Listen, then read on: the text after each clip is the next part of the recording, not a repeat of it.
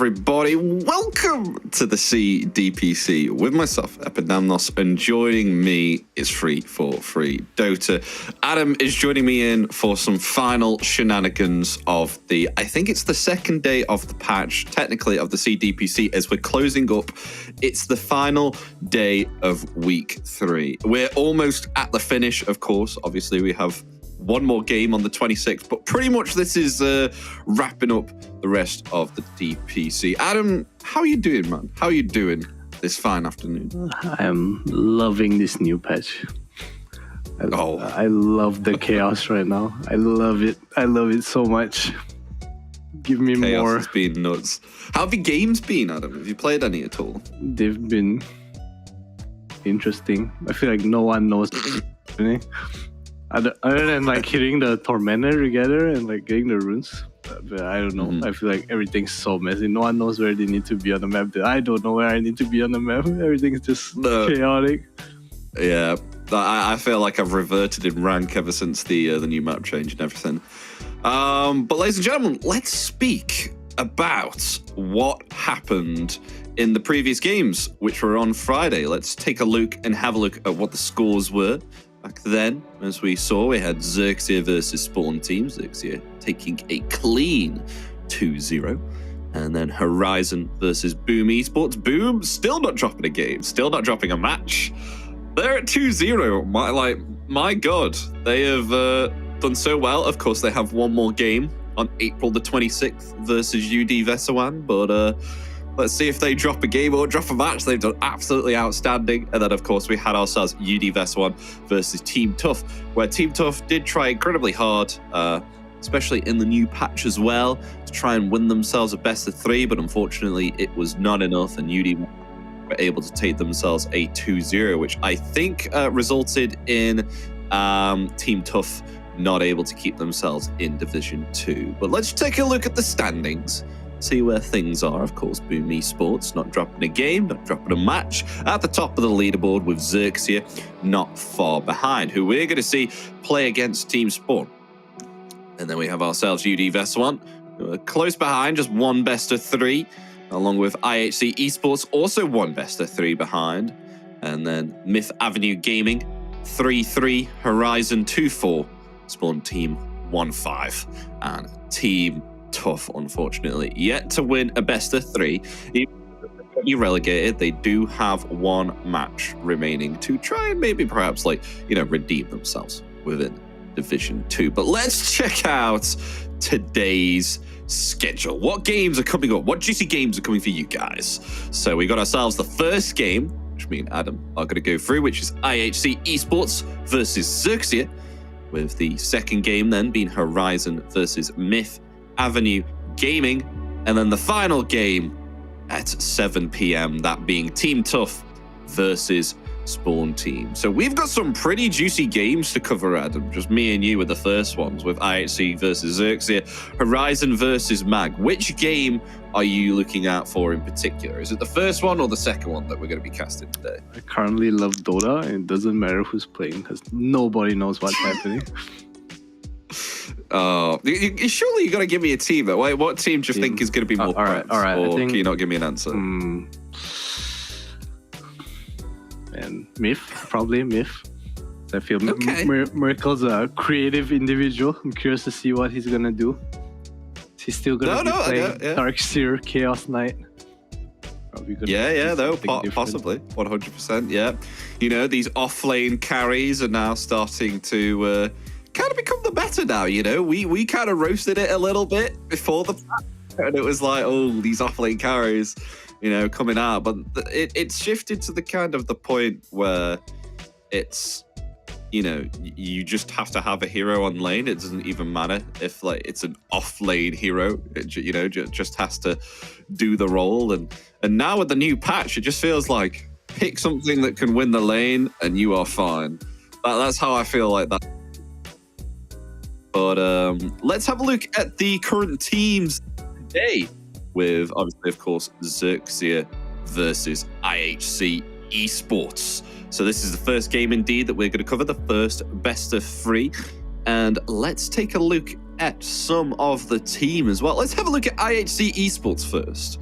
Previously known as QWE. Hopefully we'll get that up for you very soon with, obviously, of course...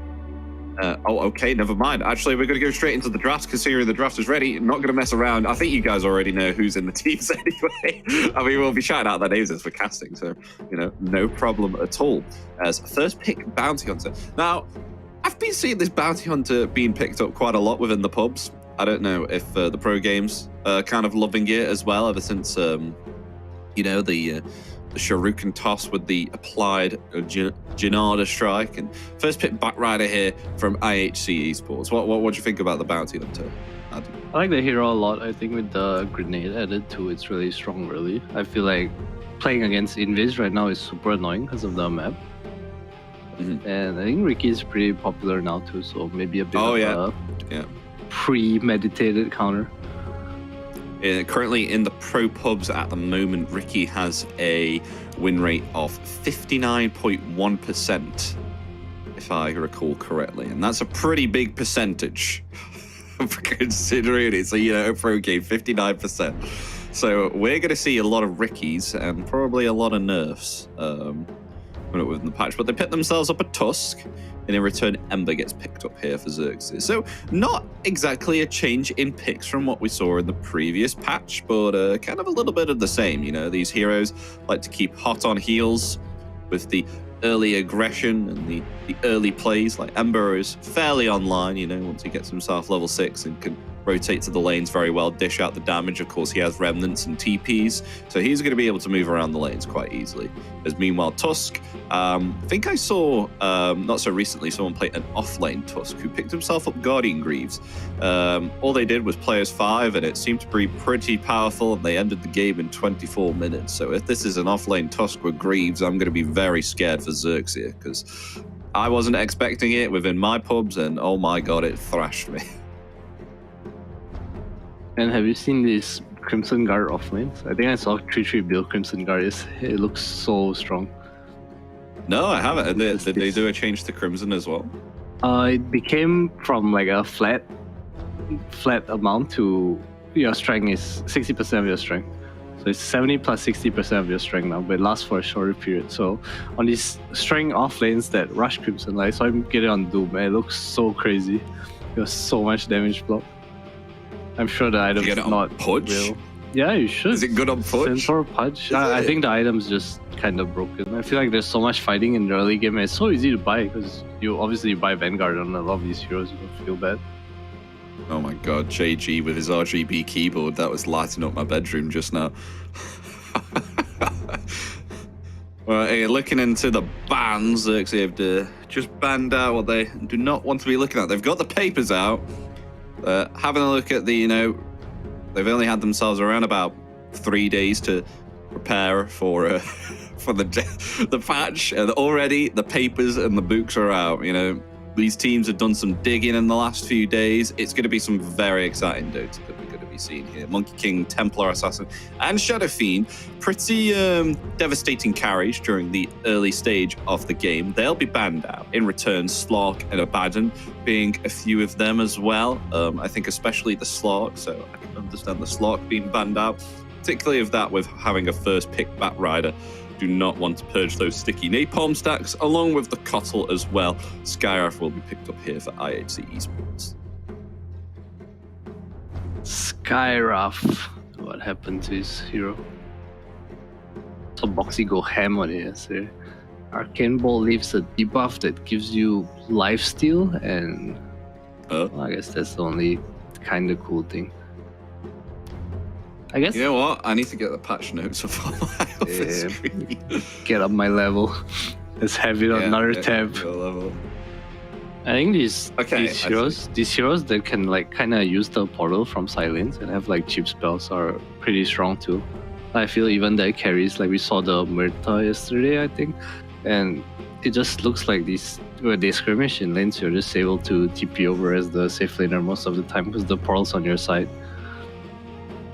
And Oracle. I have never, ever well, maybe perhaps one or a few times, but it's been a very long time since I saw Oracle in a pro game before. Yeah, it is against bad Skyroth. It's a really good pick, actually. Yeah, very, very nice. I like Xerxia's draft a lot right now.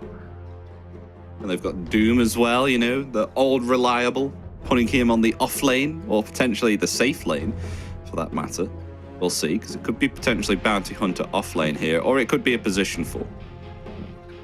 I wonder where Oracle stands right now, because Face Edict got a huge buff. It only disarms enemies, and it only gives magic resistance to allies, so you actually can't... It's not a double-edged sword like it was before, it's just a pretty damn strong spell right now. Okay, I remember when that used to be, you know, the schniz, because it was the fact that you would apply Fate's Edict onto a friendly, and they would just be taking no magical damage whatsoever. But now I don't know what the magic resist is. Unfortunately, the patch notes do not say, so we'll only find out once we actually get into the game. Oh, that's true. It used to be 100%,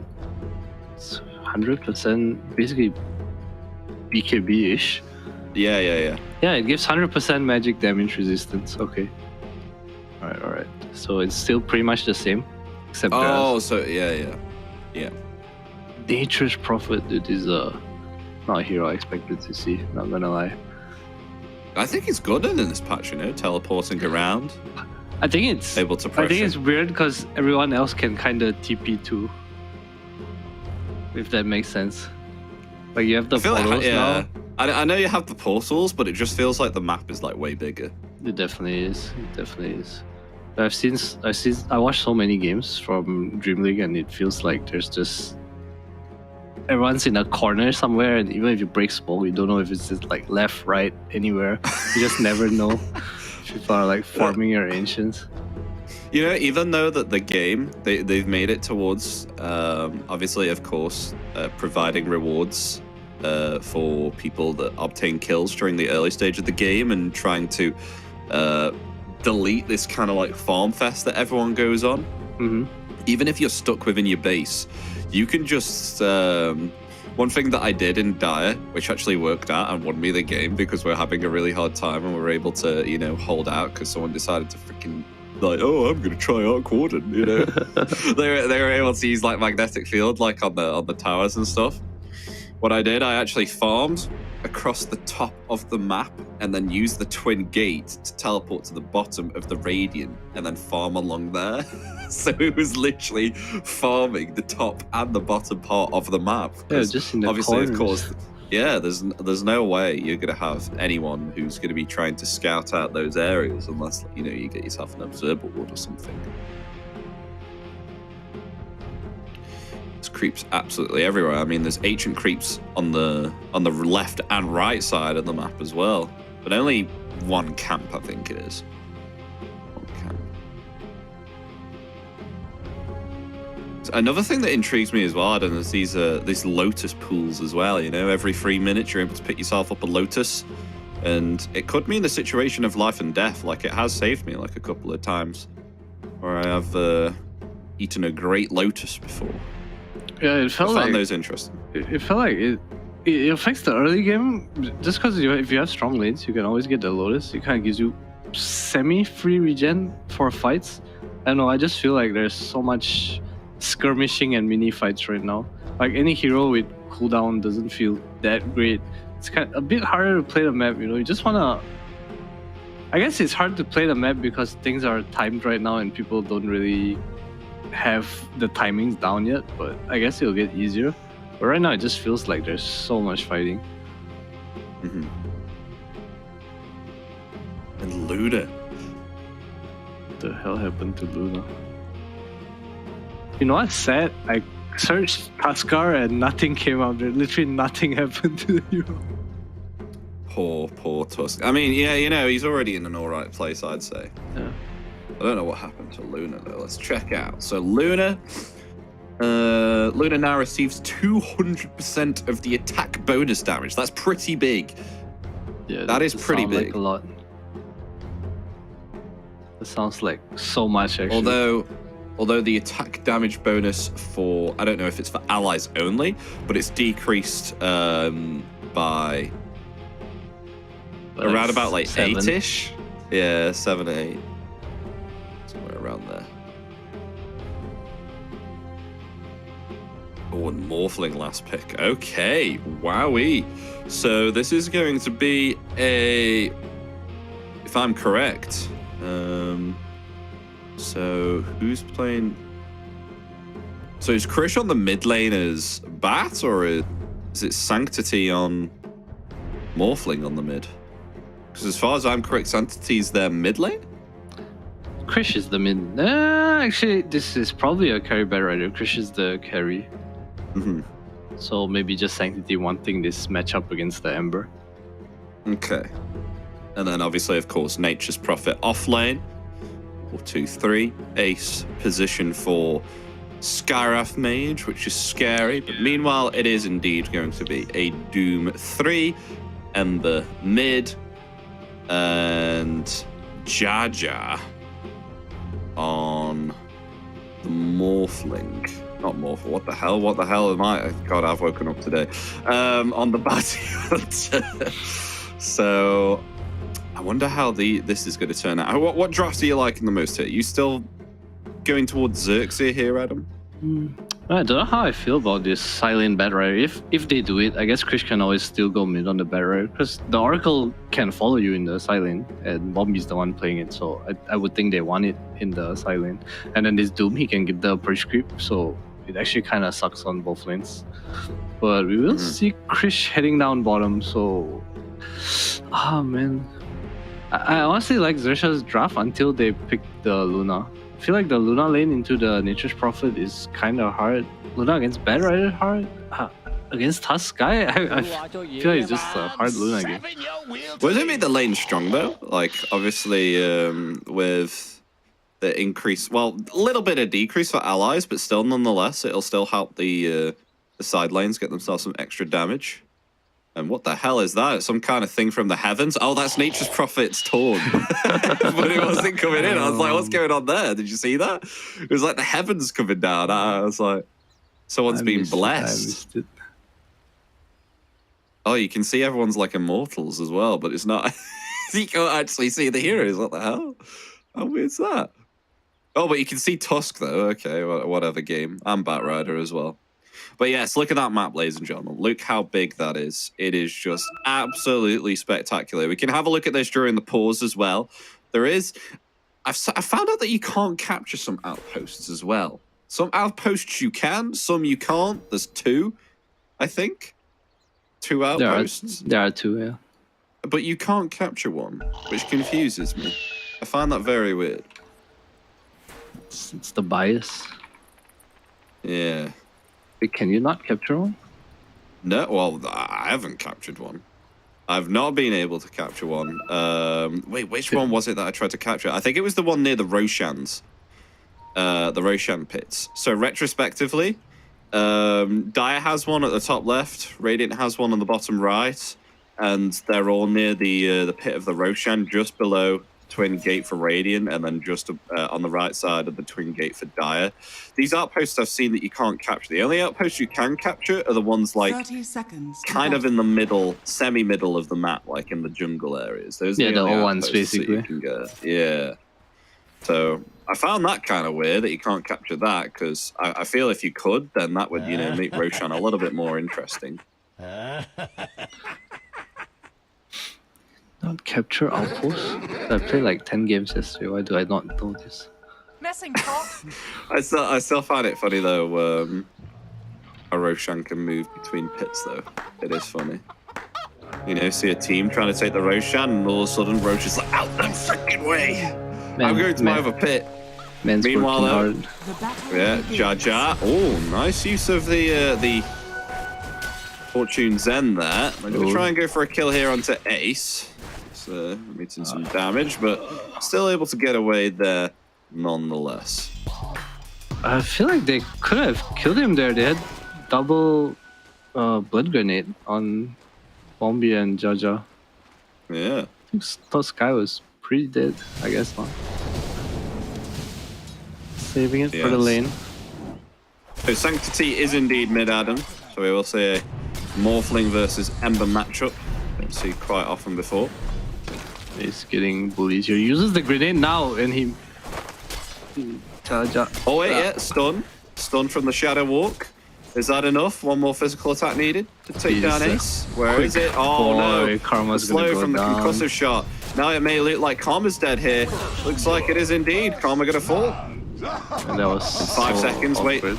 maybe perhaps they can get another kill. Ace's concussion shot. Well, this the sentry loss as well. Dude, that was so awkward. There's no Lucent Beam on Luna. And then Jaja kind of went ham chasing the Skyruff, who's really fast. This lane is gonna get real hard real quick. NP against Luna is a very favorite matchup as well. Yeah. How have your games been though, Adam? Have you been getting good games? Have you been getting bad games? Or is it a little bit in between to the point where you don't know what's going on right now? I think it's option 3. Would it be option 3? It's definitely option 3. I feel like I'm enjoying my curiosity is enjoying itself. I just want to know things, you know, like what's this? What should I do here? But I feel like at the end of the day, no one really knows if they're doing the right thing or not right now. Yeah, it seems like the case. We'll find out eventually, though. I mean, early days for the patch. It'll come out soon, and people will know how to play this. Here, perhaps IHC or Xerxia technically know how to play this now. Ball's coming out here with Jar Jar on about 73 HP. On the top, being chased. I mean, Concussion Bolt already used, but we've got an Arcane Bolt coming out in 3 seconds. So, definitely think Jar Jar is going to be dead here.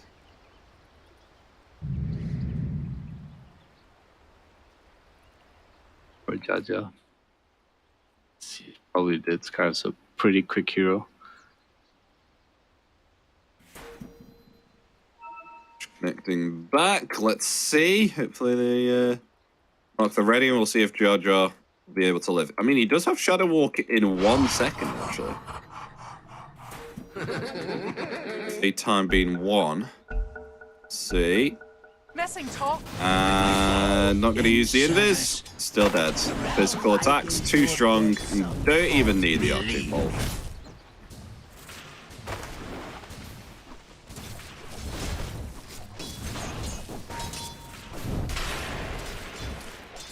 As I'm not.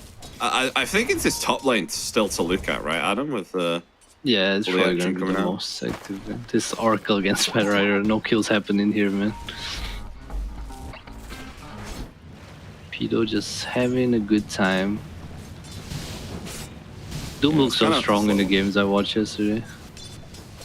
This early Greaves. I think your Devourer scales with the neutral scaling too. That's kind of nice as well. Oh yeah. There's a fair point. We'll see. We'll see. Hopefully that does work out. Nice dodge there on the bottom lane.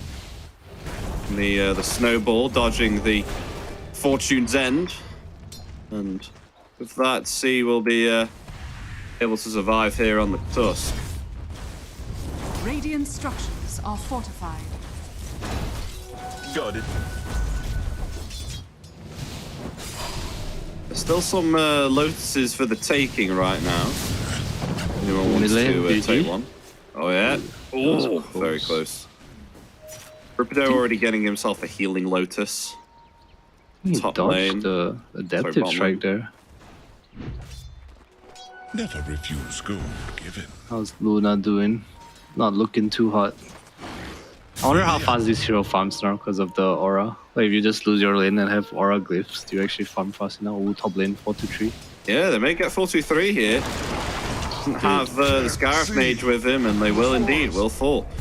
To be able to find the kill, because Ace did rotate to the mid lane to snatch the water rune there from the Amber Spirit, which is very nice, but in return, losing the Nature's Prophet. Not so good. Yeah, it's really greedy. You need to understand this lane if you're alone, you're just dead. And God, Ace might be dead here. Learn yeah, that Ace lesson. is dead too. Oh, and gonna dive the tower for it. Gonna kill him. Return 4-2-3. Gonna try and go for a kill of his own. Is Karma gonna hold the ground and try and escape using the Lucent Beam? Actually, will be able to back off. 4-2-3 actually fall here again. One more second for the Lucent Beam to land right onto 4-2-3 and teleports right to his death. Double kill here for Karma. They don't understand the strength of this thing. If they get to run at you and like kite you like that, it's actually so hard to play. Now he's pretty damn strong right now. These right clicks from Luna, no joke as well. Plus 18 now. Look how low Sanctity is. Oh, it gotta be. He's pushing it with the attribute shift. He knows, he knows. Gold tier morph. Ooh, Jaja heading bottom. You have been denied. Can they do anything here? Oh, they can. They have the grenade on Bombi too. Are they diving? Tier 1, they are. They're going for Krish. Fortune's End locks him in place. Jaja rotating bottom as well, but Krish able to still survive and walk around right on top of Rupido now with the Firefly. And that'll be enough. Jaja will be taken out in return, but Bombi will get some vengeance for his fallen comrades. They lose 2 in that process, which is not the best. The dive was so weird. Jaja wasn't even in position. Pretty forced. Doing well in the lane, didn't really need to do that. I would like to see Jaja just go back top and... I mean, they won the lane. There's no reason to leave. Continue bullying 4-2-3 up here. 1 or 2 more kills and this NP pick is just to counter Luna in lane. It's not going to be that impactful. Right. Yeah, I see here. So the Lunar Blessing that we were speaking about, the nerf to the damage is for both Luna and the allies. However, Luna gets double of that damage, so really it's a buff for her, but a little bit of a nerf for the side lanes, you know, not getting as much damage, but still really beneficial for Luna here. She's got herself 30 extra damage from putting 3 points into Lunar Blessing.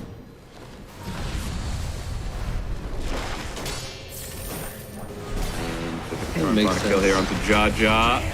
Snowball. And he did pinch the Wisdom Rune though, you know. Teams really valuing to try and get these Wisdom Runes, and Xerxia get both of them here for the supports. Yeah, it's pretty good for him. Brings his team away, some space for Karma too, but I say that, but the boys are arriving. Karma might be in a bit of trouble here. Yeah, old Snowball coming out, and Oracle trying to rotate in to help Karma. Ball coming out with Fortune's End. The lock in place both Ace and 4-2-3. Sanctity TP cancels. Handsome devil, aren't I? What, Sanctity TPing top? It's TPing bottom actually. Wanted to use the DD with meanwhile, Precious Lasso. they're all standing on the portal. Uh-oh, Jaja. Wait, oh no, he's going to be met by 3. Caught in place with the ice shards. And in they go through the portal. They will be going bottom. Radiant's courier has been killed. Now perhaps they'll look for Rupido here on the Doom. Yeah, these are crazy, these portals. I don't know if you've had it yet, Adam, but the gank attempts that someone can perform on you if you're like, I don't know, 2 steps away from your tower, it's pretty devastating because, you know, they can teleport behind the tier 1. They can also move around to the Lotus Pool as well and cut you off from the side. It's kind of crazy, the opportunities that you can have to try and gank someone now. A lot more dangerous, if you could say, for the side lanes. Yeah, I feel like it enables these roamers and like there's more room to be creative on the map with movement, like fighting for these lotuses, you know, just this more independent side lane where one of your heroes can roam. There's a lot to do. Cute Ace. It's going to be found out here, and maybe perhaps they'll find the kill. Lasso here. They will do indeed. However, Lasso and bringing, tries to bring Doom onto the cliff there.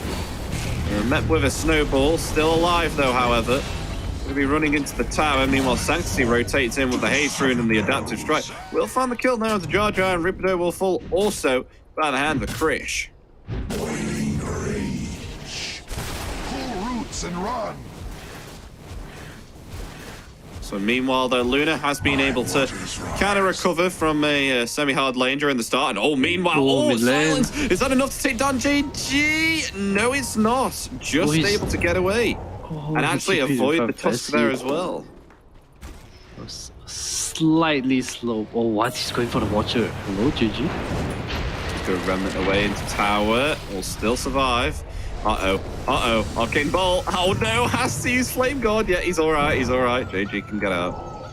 Oh, good job he has 3 points into the Flame God there. Else he would, I think that would have been too close to comfort. Radiant's top tower is under Very attack. interesting change. Flame Guard now stacking with stuff like Pipe. So if you have someone who actually buys Pipe early, you get like 800 magic resist if you play this Flame Guard build. Haven't really seen it yet, but there are definitely cool things that you can do.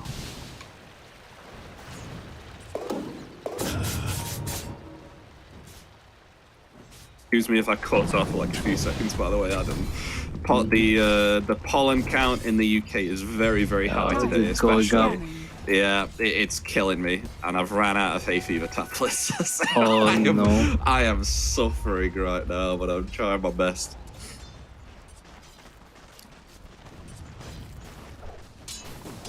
Not looking good. And I could say that possibly for Krish, though, as well.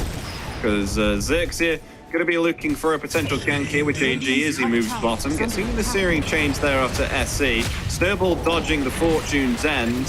And ice sharding JG within there. They'll actually survive the gank. Meanwhile, though, Sanctity, he will find himself a nice kill here on the mid lane with thanks to Ace. They did use Dust of Appearance, it seems. And look at this.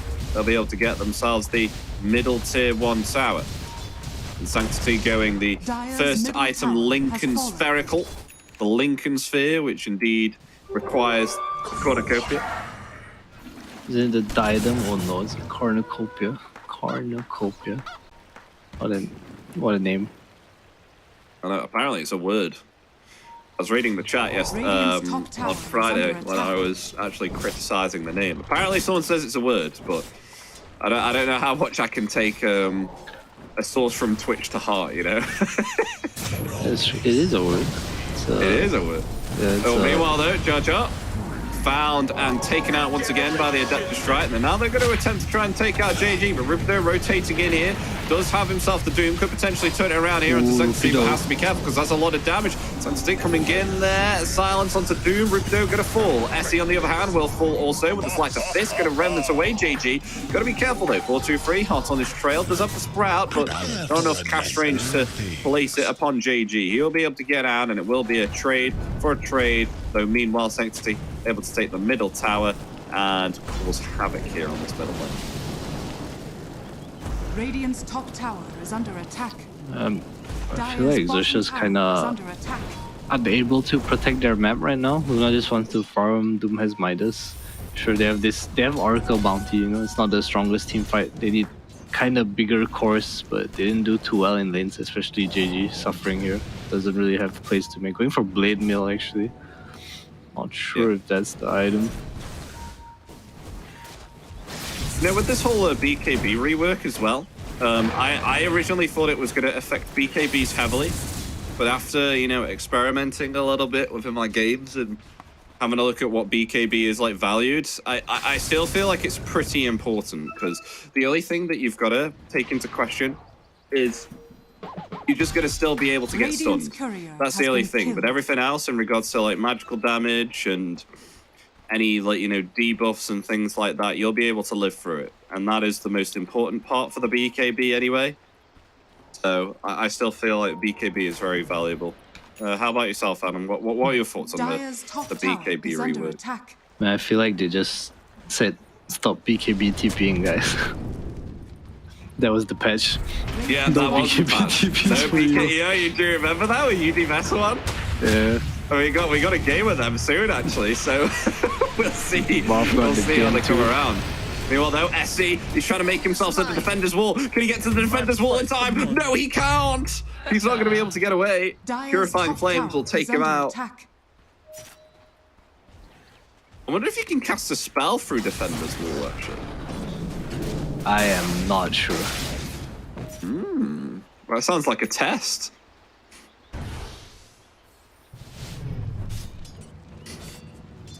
Gotta say though, it's probably very good to get the Radiant's the bottom upper tower hand, is under attack. get some high ground vision and jump from the low ground. For sure. It's so cool this map change. Yeah, some of the heroes are like kind of weird too. Like I think I watched Nine play Monkey yesterday against Shopify, and it felt like he could go to so many places. And if you actually have not played Monkey King and gone into a lobby to see where he can jump, you'll actually not know where he is. I love Monkey King right now. Roshan's moving. He is. Radiant's He's having a bottom move. tower is under attack. Free real estate. Meanwhile, SC is going to be met here by both JG and Jar Jar. Going to attempt to try and snowball away, but will not be able to get away from this one, that's for sure. And will be found. Meanwhile, also 423 being taken out here on the top lane by the hands of Rupido. And Karma laying his ground here. Always going to die though from the Firefly move. Perhaps, going to use the false promise. The Sanctity did come in there with an adaptive strike. Karma will be able to survive that onslaught there, and the rest of Xerxia will now group up and try and take down this Morphling. With Sanctity getting lower and lower. We're trying to TP away, but no BKB. Not that that would help anyway. And they'll find him, they'll take out the Morphling. Dire's middle tower is under attack. Dire's structures are fortified. Yeah, I would say a bit of a troll. Would want to be losing these fights to Bounty Hunter. Xerxia definitely coming online with Manta Dragonlance at minute 16 right now. Rupido close to Greaves too. Has the Greaves and the Cloak. Radiant's Getting top tower has fallen. a bit scarier for IHC. Morphling going to Lincoln's too. I say it's I think it's an okay Lincoln's game. I don't think it's a great Lincoln's game. It's so easy to pop with Oracle and Bounty Hunter. What are your thoughts on the Luna pick though, Adam? We have seen how Karma's been playing early, and now that the mid game's come about, it feels like he's quite strong. How do you feel about the Luna in this patch? I mean, I feel like he should have been bullied a lot more in the lane, and after the laning phase, like they could just keep running at him as 3 heroes, but instead he got to sit top and free farm. There's a blade nail. Although Lasso's there, is that enough to get the kill? No, it's not. Not if you pull him out of the Mystic Flare. Radiant's bottom Bit of tower a is under attack. miscommunication there, yeah. He missed like 200 damage, which probably would have got him the kill. Bot lane, 4-2-3 in trouble. No way they're diving. Radiant's No, bottom Karma's tower coming is forward. under attack. The Lucent Beam, yeah, they went for pressure forward. Radiant structures are fortified. Meanwhile, though, snowball forward. But it's going to be met by the rest of Xerxia. There's Toscan, the Bounty Hunter, are taken out in return, though. Oh, that's a Doom. Placed onto Sanctity, but was able to get the attribute shift off. They won't be further chasing Morphling in return. Karma with the Eclipse will find the kill there onto Krish. Rupido is going to be false promised and healed up there by Bombi, and will survive the onslaught that was placed upon him. Dire's middle tower is under attack. Game is slowly but surely going in the favor of Xerxia. The Karma is 2k away from Skadi. Once he hits this, it's so hard for Sanctity, who only has Lincolns. QW kind of missed the big timing they had to bully this Luna. Karma definitely very, very strong right now. Sure, for sure. So we'll see how the Morphling starts to adapt. I mean, 227 last hits right now on the Luna. 12k net worth, 12.5k. Doing really, really well here. Next item, going to Scat. Well on the mid lane. Ace, being focused up here heavily here, and JG going to obtain the kill. Quite interesting to see this Blade Mail come out here onto the Ember Spirit. It's actually working it quite handily. Yeah, I think he just wanted a cheap item against the Bat Rider. Skyraft probably is what it's good at, so you know, you just eat Mystic Flare. Sky doesn't really want to throw spells on you. Firefly obviously hurting yourself. Gives you armor. Nice, decent farming item. I wouldn't say it's good. It's a decent farming item. So is Krish going to be potentially looked at again? Rupido, well, he doesn't have himself a blink, but war stomp. Meanwhile, top lane, they have found themselves the bounty hunter. Caught in a sprout and a mystic flare. No way to run from that one if you don't have yourself a quelling blade. Will be found easy peasy. Yeah. Something cool I didn't mention about Blame is he has an Oracle on his team, so he can definitely go tank through a lot more damage than he probably could have. Yeah. Pipe Greaves, Karma, close to Skadi. There's such a huge timing for them. Fortunately, nighttime is ending. Everyone's gonna get a bit slower now. And Roshan's heading on out. Down to the bottom now. But he moves fast. He does, man. He does. You see this War Storm? They scaled every neutral skill except War Storm. Oh, that's how sad's that? Warstorm being the most effective one, I think, as well. Look at. Oh, there is scaling. I'm sorry. It's 25 damage you per lied to level. me. It's 25 damage per level. So, that was close, ace. Okay, sorry, 4-2-3 able to get away there on the Nature's Prophet, and IHC picked up here at 20 minutes on Karma. That is pretty scary, to say the least. Yeah, man's a monster. I would like to see them group up right now. Like, take towers, take Roche, try to take their game. I don't want them to go late against this bad NP Morphling. They're so strong right now with the Grease Pipe on Doom too. My god. I mean, I feel like if they just play as 5 now, Xerxia, they'll be able to be so much here against IHC. They're gonna go for a smoke though as 3. Maybe try and wrap around here on the stairs. To attempt to here. They have themselves. Oh, look at this cut off here. The smoke's gonna break. Here they go. Gonna try and find Bombi here, but Bombi still alive. Lasso being casted onto JG, but not gonna be effective because of the BKB and the Blade Mailer. In turn, the Eclipse just takes down the Tusk. Tusk falling instantaneously as meanwhile Ripperdope also focusing out 4-2-3 there, and the smoke gank will be unsuccessful. With that, QWE, they have to bat themselves off, and this is a pathway now for Xerxia to maybe perhaps try and find themselves a siege upon the high ground. I wonder if this is Rex. Karma looks way too strong right now, especially with Bombi behind him. That's the shard too, so Reign of Destiny. It's a cool change. That's a shard now. I think it makes the hero much more playable. Krish, he met there with a Doom, will fall instantly. Meanwhile, Morphling coming forward. They found the kill there into Jar Jar. Snowball onto 3, but SC will just be decimated. Meanwhile, Sanctity rooted in place there with Fortune's End. Do they have anything further to stun him in place? No, they do not. Sanctity will be able to back themselves off, but meanwhile, they lose 4 here on IHC, and it definitely looks like Xerxia now. They'll be able to get themselves a bottom set of racks.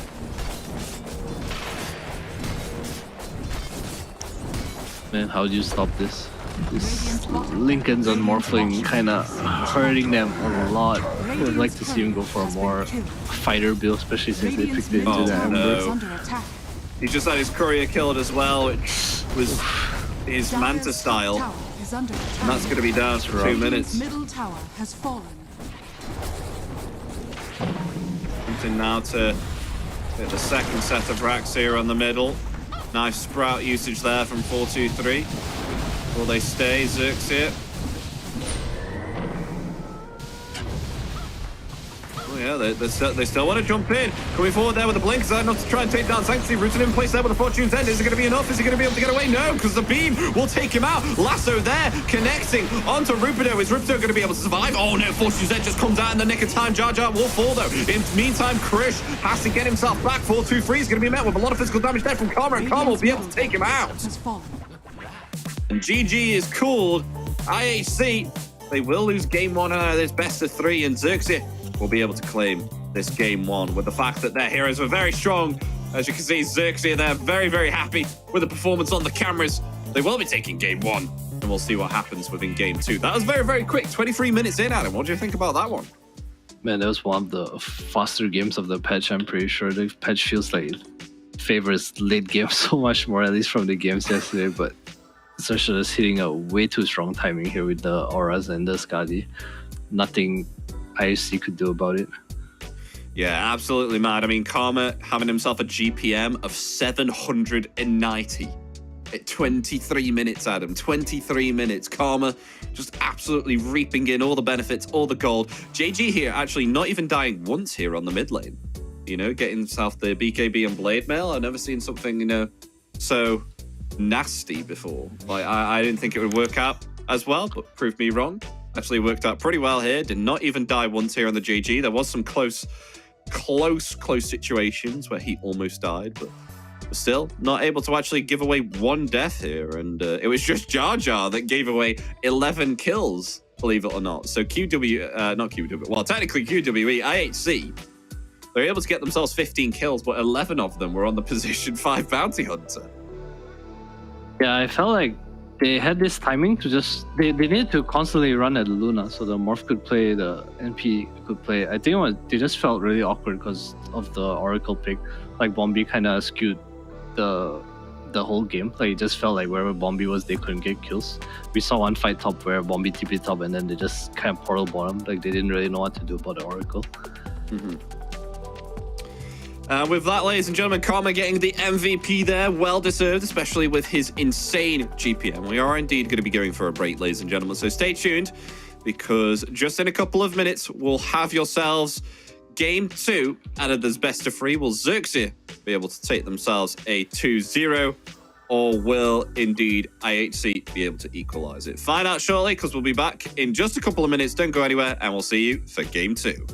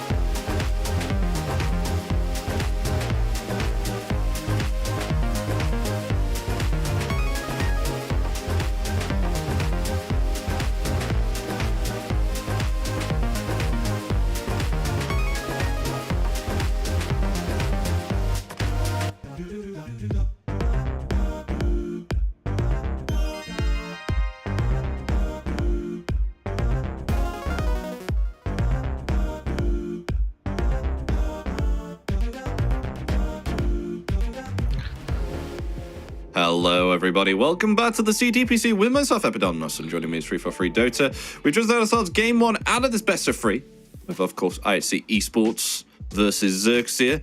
And Xerxia, they were able to take themselves I don't know whether to say clean, because it was a bit of a fiesta, if you will. But if they've taken the game within 23 minutes, I think you can say it's safe to say that it was a clean game for Xerxia. Would you say the same thing, Adam? Or I think everyone had a clean game and Jaja was having fun. Yeah. The other 4 I mean, 0, was 11. pretty clean. The other 4 were pretty clean. Yeah, he was scouting for his team. All he needed was Karma to farm, you know? He knew. Yeah, no, and that's exactly what happened, you know. Karma being able to farm up almost 800 GPM within 23 minutes, able to get himself the MVP as well, and I want to say single-handedly win the game, but it was definitely a team effort, I felt there. But will we be able to see it in game 2, and will Xerxia be able to get themselves up a very, very fast second best of 3? As hopefully we'll find out shortly, as you all will be blessed with a draft very soon on your screens. Fingers crossed. It's coming. It's coming.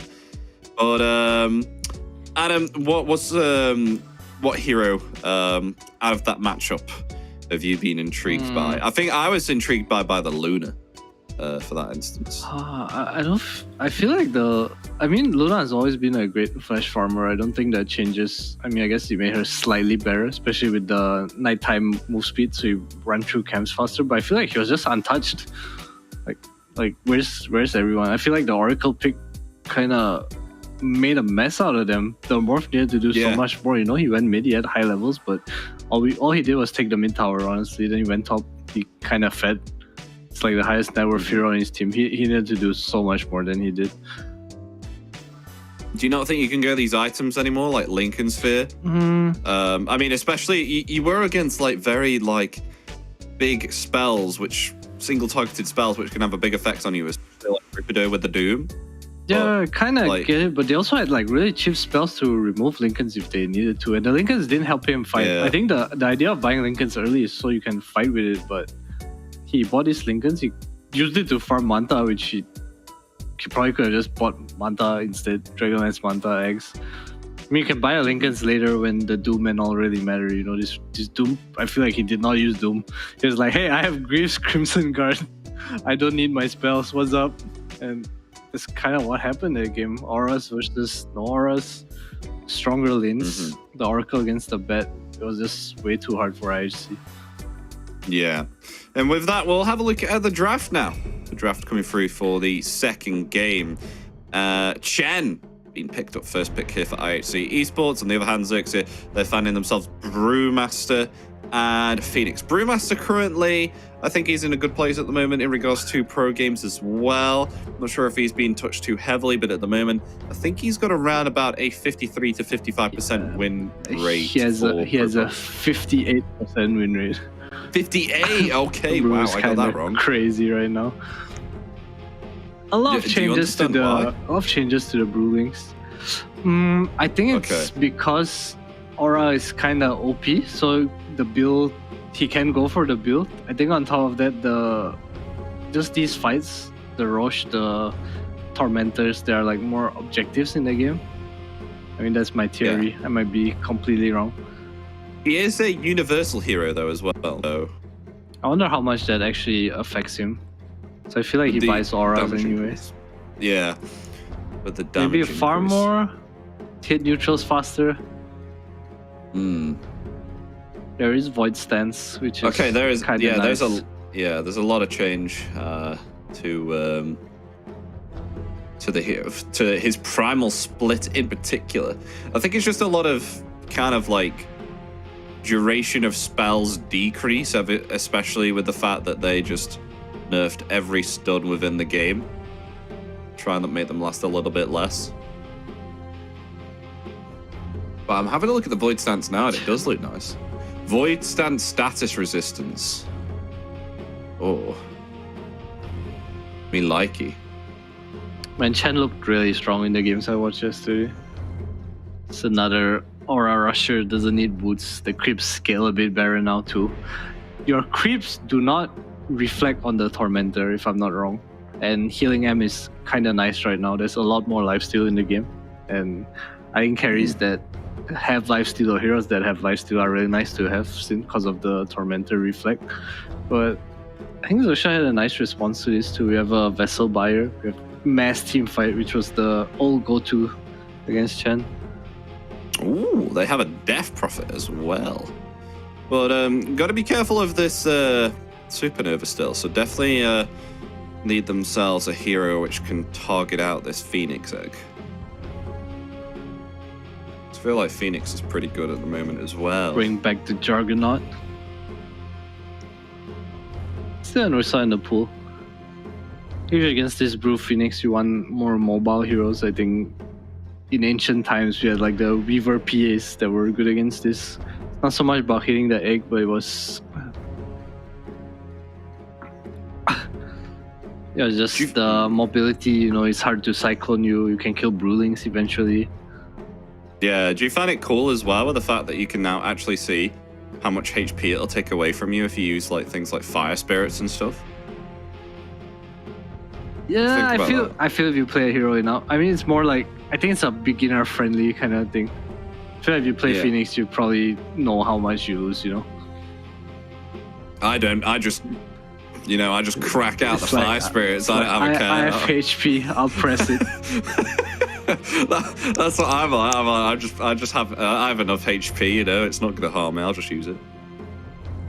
Oh, but Bloodseeker being picked up here for IHC Esports. So kind of like another kind of carry which can farm up very, very fast. And he's quite a early BKB obtainer. He's definitely viable for taking out the Supernova, that's for sure. And is a very, very good pick, particularly if that against the Pangolier. So I definitely, for one, love this Bloodseeker pick. It wasn't banned, actually. It's pretty good against Phoenix Pango. It's really good with their draft so far, too. It's kind of like a semi-forgotten carry, don't you think? Like Bloodseeker. Like, sometimes you see him, sometimes you don't. He's kind of like in out. I feel like every game you see Bloodseeker, it's either a response to Pango or Slark. That's probably the only time. Or paired with Zeus. I think those are like the only situations where people really fit in Bloodseeker into your draft. I think it's kind of cool against what they have. It's a really strong lane right now. Good against the Pango. Ooh, Luna once again. Luna once again, but in return, IHC Esports get themselves a Hoodwink. Hoodwink just trying to cover a bit of damage and lockdown that IHC need. IHC lag, sorry, but I feel like the draft has come down to team fight versus heal, right? Basically, can IHC survive through this Pango roll, this egg, this eclipse? And honestly, it looks kind of hard right now. I'm not sure if I want to be Chen in this game. I feel like you need so many auras real quick. They have to do really well in lanes, but not sure if they can.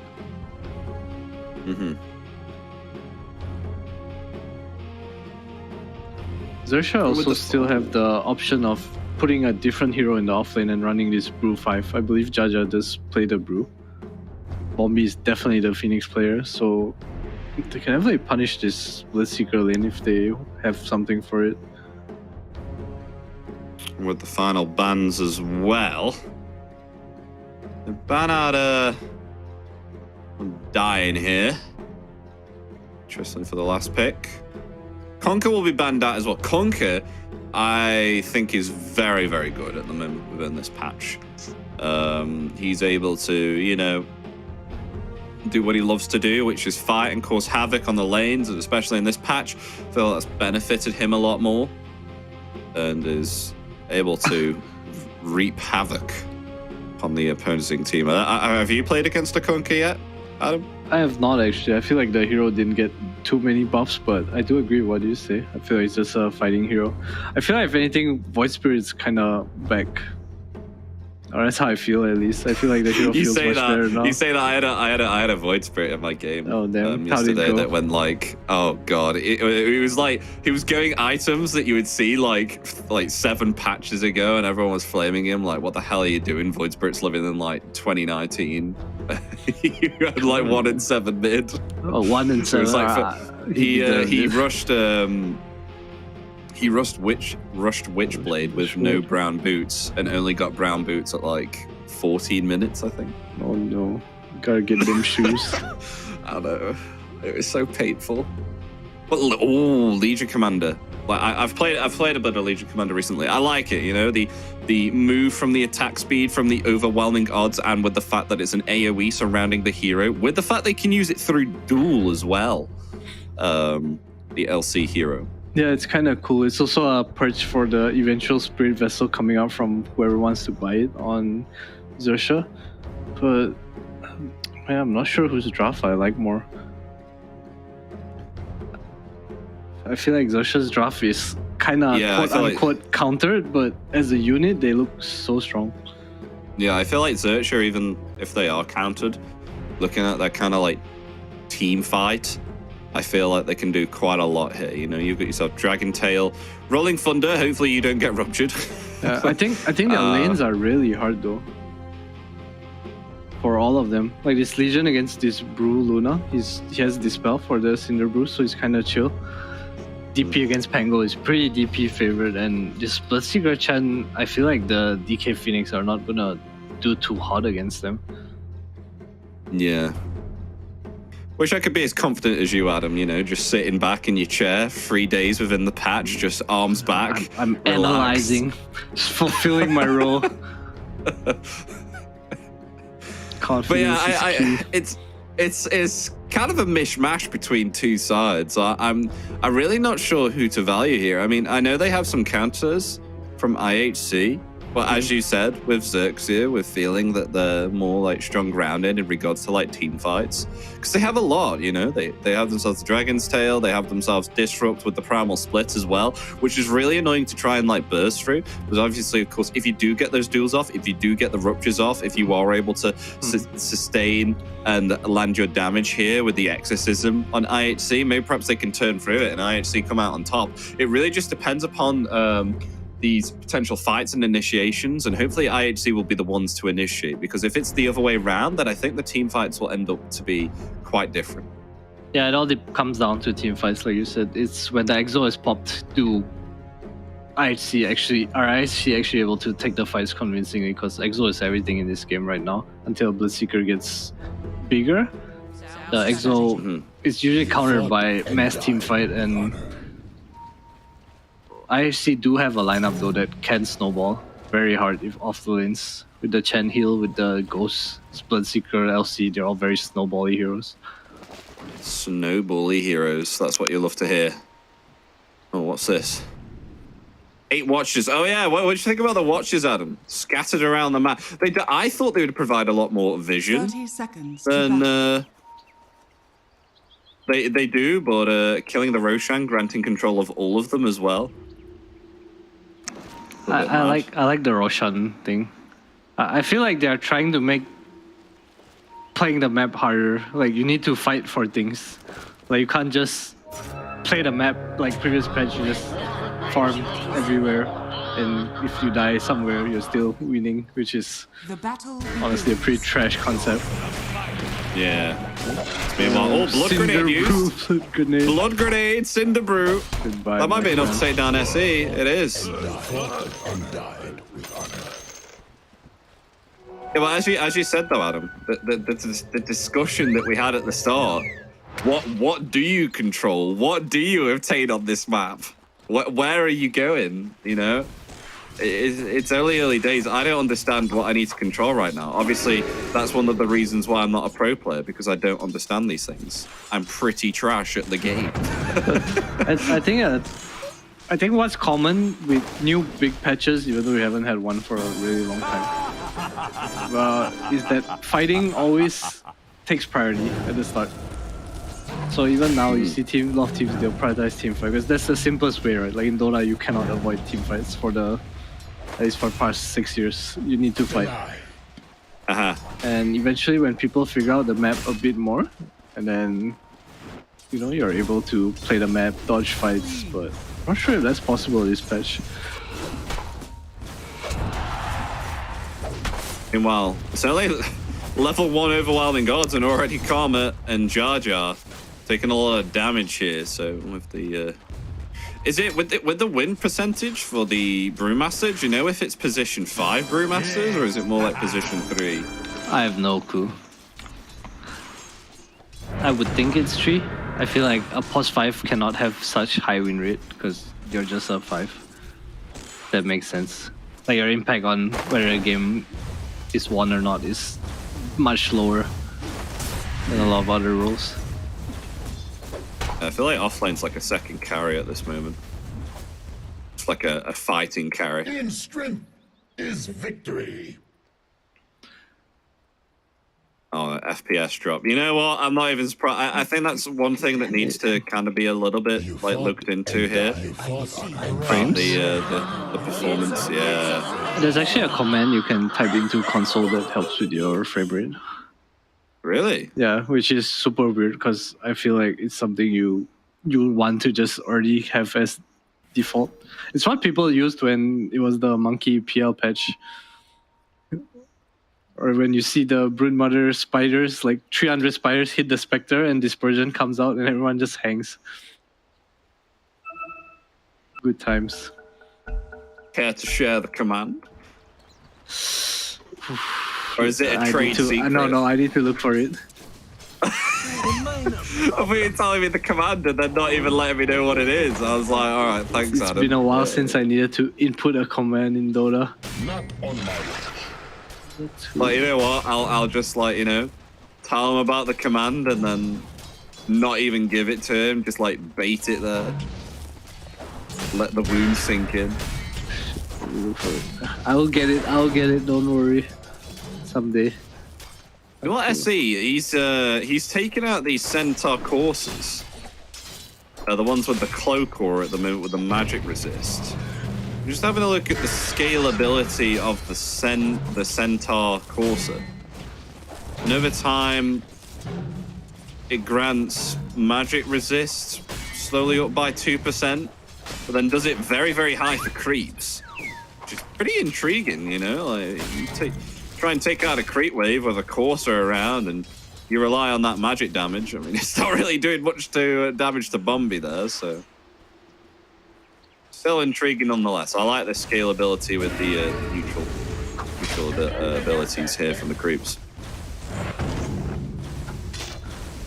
Alright, the command is rate 200,000. Rate 200,000? Yeah, that's all. All one word? 2 words.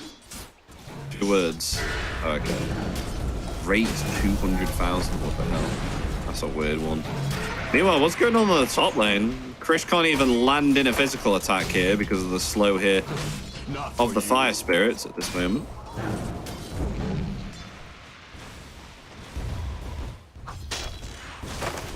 Looking okay for Rubido. I don't think he'll die here on this top lane. I think he's alright.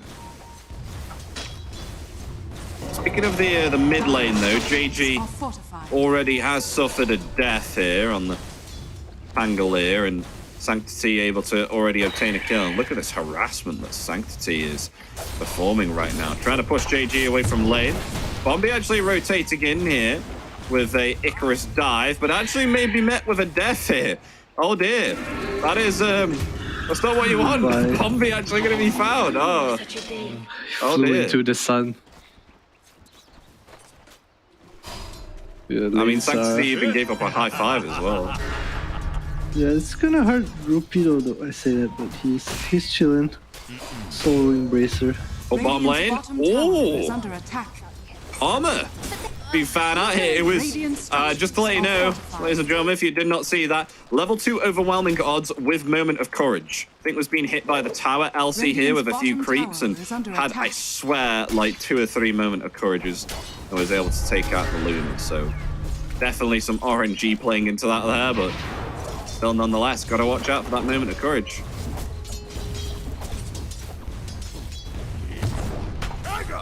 This lane's kind of hard. LC has the Vanguard coming soon too. It's gonna get even harder for the Luna. Vanguard? Yeah, it's the item now, man. Crimson's too strong. Well, especially on Luna? Oh, not Luna, sorry, LC? Because I thought usually you'd want to try and rush like Face Boots and Blade Mail, right? He's going Vanguard Blade Mail, which I don't hate. He needs the sustain too. I think it's okay. You can buy Crimson later for a team. Alright, okay. Interesting, interesting. I'm really excited now that you told me about the Crimson Guard now. This just allows me to try and play Pudge off lane all the time now. I feel like these strength cores that rush it, it's because it's affected by your strength, right? I guess Chen's kind of the only exception. I've seen strength Chen's with Crimson too, but Chen's just an aura buyer. Bounty! He is, and we'll see if SE will pick it up already. Bit of mechanism here on Chen. Bottom no, Karma. Manning up here, gotta be careful of the bushwhack. We'll be able to avoid it. And 4-2-3, surviving through it all with thanks to this Vanguard. Can they kill this Legion Commander? Still staying strong, but the burn damage slowly going into him. And they will finally find that Legion Commander. Meanwhile, Bushwhack will take down Bombi. It will be a 1-for-1. Anxiously rotating as well. And Exorcism, it will be committed, and we'll attempt now to try and find this tier 1 tower. What can Xerxia do here? No ults online. Losing bot tower minute 6. Karma forced to jungle as what, level 5 Luna. Game is gonna be hard. It's gonna be hard. It's all gonna come down to that one team fight where IHC is disciplined enough to wait for their items and take the right fights. It always feels good to be in a position where you get to choose. Meanwhile though, JG rotating top. Gonna find a kill here onto SE. We'll be able to find it. Garjar actually moving top as well. The fact that Karma has had to rotate into the jungle Radiant's now. middle tower is Actually under protected attack. here by Bombi.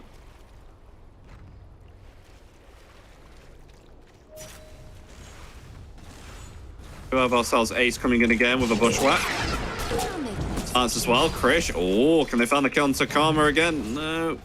Not level 6 yet on the Bloodseeker. They're chilling. Just They are. enjoying Meanwhile, time. top. 4-2-3. Just looking in with this Vanguard, actually. Have a care in the world.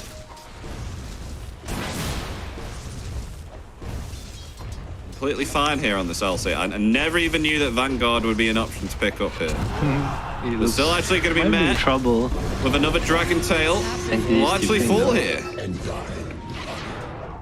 Radiant And are Xerxia scanning. will try and attempt to get themselves out. Rupido. Dire's middle tower is under They attack. not go through the Twins gates. Good to try and escape now. Bushwhack will connect. Rupido in some trouble. As the Siphon Drain will indeed find the kill. Rupido will fall. Yeah, good rotation. Protect their tower. Without TP's tower wave probably gone now. It's typical Dragon Knight things. Oh, I like to see them sweep back to bottom now though. I feel like just chasing his Luna again, same as game 1 is what matters. Luna not a great recovery hero. I'm also curious to see if JG will still... Sorry, JG. 43 will still go for the Blade Mail here. Eclipse is really the only thing that's really good against. It's also hard to get duels in, I think. Maybe I'd like to see more of a either an aura or just a dagger for his team.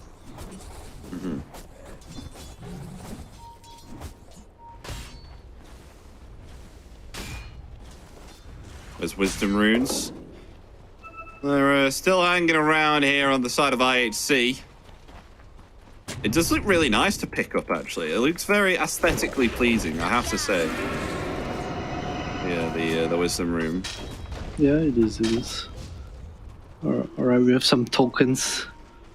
Tumblr's toy picked up. Do Faded Bush. Do I love this item? God bless. I know. Thank you for bringing it back. I was speaking about this as well on Friday. Faded Brooch. Absolute 10 out of 10. S tier item. Oh my god, I love it so much. I like how they made the map bigger and they're like, here guys, y'all can run faster now. No, I swear everyone's movement speed's faster as well. You get 20 move speed at night, I think. Or 20% move speed during nighttime. Wow. Yeah. So, You run faster at night? Did you know? I'm gonna have to search that up now. I don't believe you. Is that? Are you serious? I'm serious. Hopefully we're not gonna miss anything. You're fine. Our ops got us. Karma. Right. Okay. Let's see. Oh, that's the Roshan movement speed. No, I can't find anything here. Movement speed. Am I trolling? All units now gain 15 movement speed during nighttime. I Effect wasn't is trolling. doubled for heroes, but it can be broken for 5 seconds upon attacking or taking damage from player-controlled sources, similar to Tranquil Boots. Yeah, Wow. pretty much. Huh. Thank you, my beauties. Weird. What the heck? Yeah, they want you to farm at night, run around at night, get more action. It's Nighttime. just subliminal messaging. Oh, Chris. Oh, JG coming forward with the Rolling Thunder. Will be able to get off the Rupture, though. JG going to CP out there with the Rolling Thunder. What? JG! Oh, no! Oh, maybe I shouldn't have laughed, but... That was kind of funny. What was that? what? Adam, what happened? I think he bled out, He was man. like, I'm going to TP with Rolling Thunder on, and then he died to Rupture. What, I don't know. Miscalculated.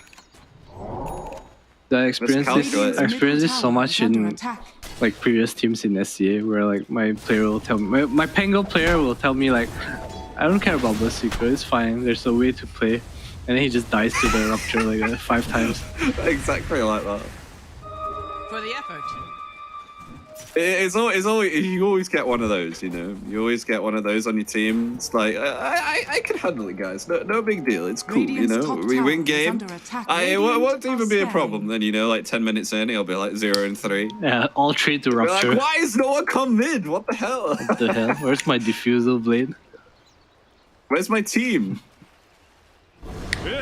Exactly like that. Mate, speaking of team, though, IHC, they've got ourselves a pretty juicy creep wave with 4-2-3 coming in with the Vanguard and the Blade Mail. And now they'll attempt to try and find themselves this tier 1 tower with Sanctity not too far behind. Looks like they'll definitely get it. Radiant's middle tower They're so has strong now. fallen. I like to see them just constantly take the map, abuse the gates, get pickoffs. Maelstrom and Krish, too. Oh, yeah, it's really good. See them invading. I like this a lot, using the Blade Mail. I feel like Xerxia's team fight, as strong as it is, it's not easy to execute. Until Rapido has Dragon Dagger. Tail. There's Dagger. Committed here onto 4-2-3, going to activate the Blade Mail there, but being stunned up heavily by the Dragon Tail. 4-2-3 really wants to try and find himself a duel here into Karma, but Karma going to be able to hide within the trees here, and they turn it around. 4-2-3 will be found and taken out. That was a fake duel. No way he's dueling into 5 heroes, you know, he just wanted to mess with Karma a little bit. Yeah, meanwhile they do. Jar Jar does go a little bit too far there. What was his real Primal hero split. there? Yeah, you're taken out with the bushwhack.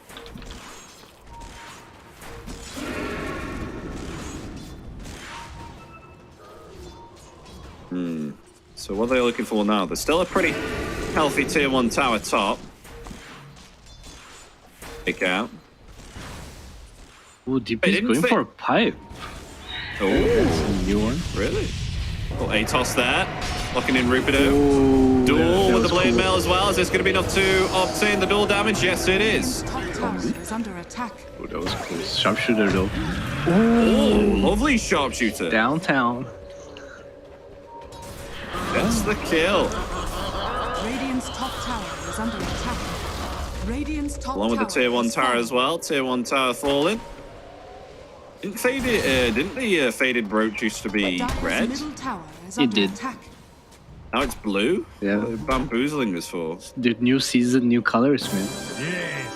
New season, new colors. Dire's middle tower be like is under that. attack. I love what IHC is doing. Like, it's group up, just letting Krish farm. They're strong enough as 4, using the Chen, using the LC, using their advantage. It's still so hard for Xerxia to take fights against them. And it's only gonna get harder if they keep this up. Meanwhile, Krish is just keeping this bottom wave pushed out and farming like right on the side lanes at the bottom. See how Inception is that one? Meanwhile, Sanctity, he may. Oh no, he's actually healing through it all. He's actually all right. Oh my gosh, God's hand! God's hand! God's hand saves Sanctity! actually God's hand? Oh, is he going to be able to survive? No. The corrosive breath will find him from the DK. Sanctity will actually fall there. Krish is going to try and attempt to get out here, but not going to further pursue with the chase. Pretty close. I really like to see something else from other than this pipe from him. His Legion's buying Crimson. I mean, I guess they have a really nice timing. They have like triple aura coming up, but I feel like this is such a good DP game. It's highest net worth. Like, get some Kaya Sage, you know, scale into the game. Oh, I just thought of something weird. I see here that the Wisdom Rune, I think it granted more XP than it would do at 7 minutes with Ace picking it up. What if you played as Punch and you hooked the Arcane Runes away near to where the Defender's Gate is, but save them for the late game, so then you'd be able to get yourself a really, really fast level 25. Ooh, that sounds kind of cool. I had a theory like that too. It was with the shard. You know how shard gives the item to like the lowest net worth hero? Yeah. So what if you just drop your items when you kill a Tormentor? Oh, wait, oh my god, what the frick? I have not Holy tested crap, it Adam. because you can't spawn Tormentors, but it probably works, right? I think so, because in one of my games, they took Tormentor for the first time. Oh, meanwhile, Bombi is found there with a sharpshooter. Will be taken out. But yeah, in one of my games, I saw in the enemy team killed the Tormentor, and then it was like Agnim Shard granted to Slark, and I'm like, what? How is he the lowest net worth? So I think you may be right there, Adam. Damn. Does he like drop his items or something? Meanwhile, dual top. Haven't been able to take down Jar Jar. Just able to use the primal split. Too. Space We'll be good created. out. I'll have to check that game and let you know. I will. I mean, it has to be right. There's literally no other reason. So I guess they have to code how net worth is red Radiant are scanning.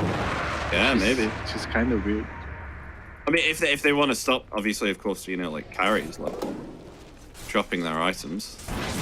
Dude, you gotta play a And make pub, sure that- and as you kill a Tormentor, all 5 players are gonna drop their items.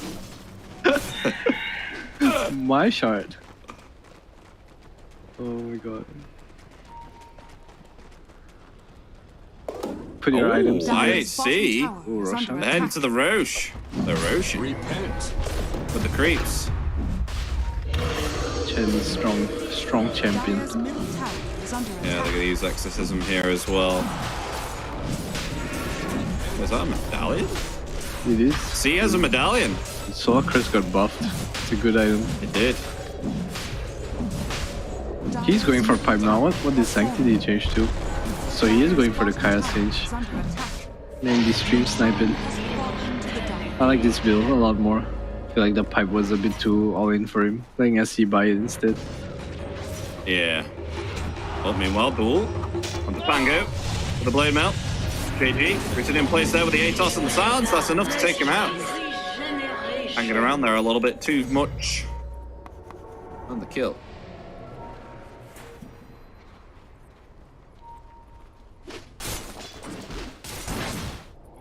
But yeah, I still find that pretty funny if that's the case. They all have to drop their items. I'm sure they'll fix it. I think this is where Ricky's like invis right underneath, like scouting out. It's like, oh, BKB, I'll take that. Meanwhile, Ace can be met with a sun ray to the face, and will be melted down to ash and dust. They're coming though. Radiant IHC, goodbye Bombi. Let's see ATOS on the silence. Can you get the duel? The duel comes out. Bombi dead.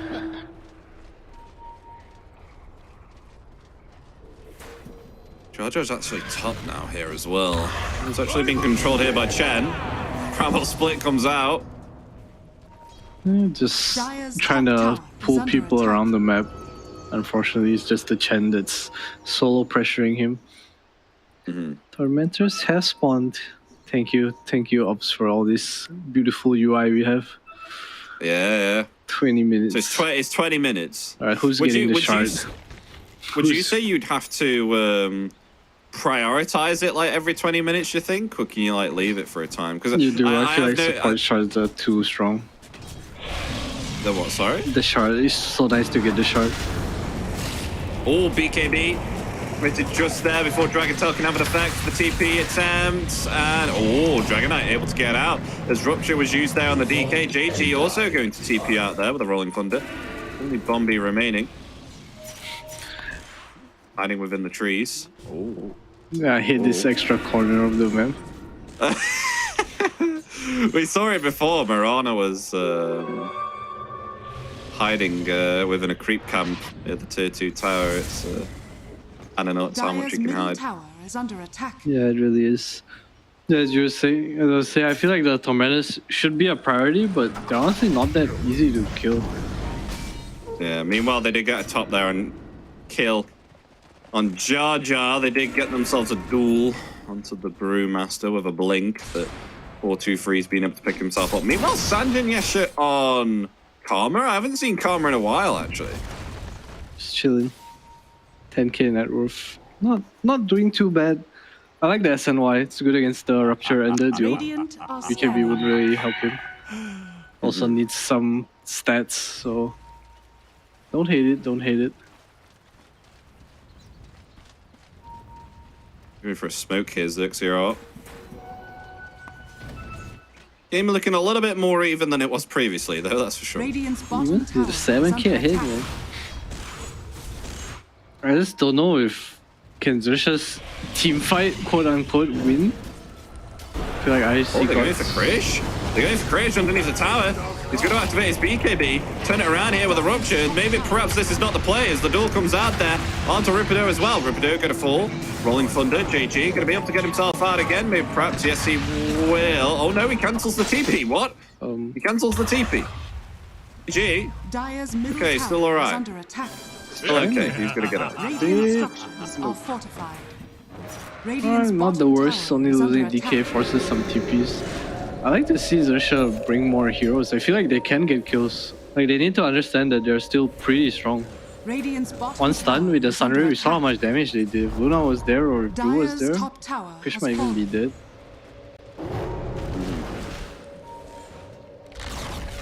Radiant's bottom tower has There fallen. we go, tier 2 tower taken out by Sanctity on the bottom. He's just going to be expiring in around about 40 seconds.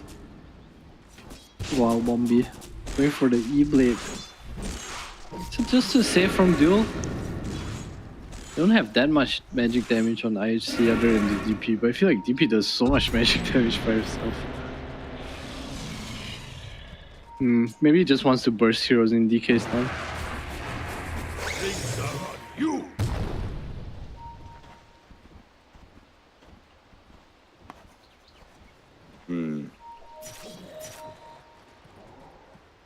So 4-2-3, opting to go for a BKB next tier. What would you say that, what's it looking like right now for either sides? Is it still looking pretty uneven as to who could turn it around here and win themselves this second game, Adam? I feel like if the game continues this way, it definitely favors Xerxia. I see they... Am I trolling? Maybe I am trolling. Are you trolling? I don't know actually. Kind of confused. How's the game going? Oh, they're going to take the Tormentor out.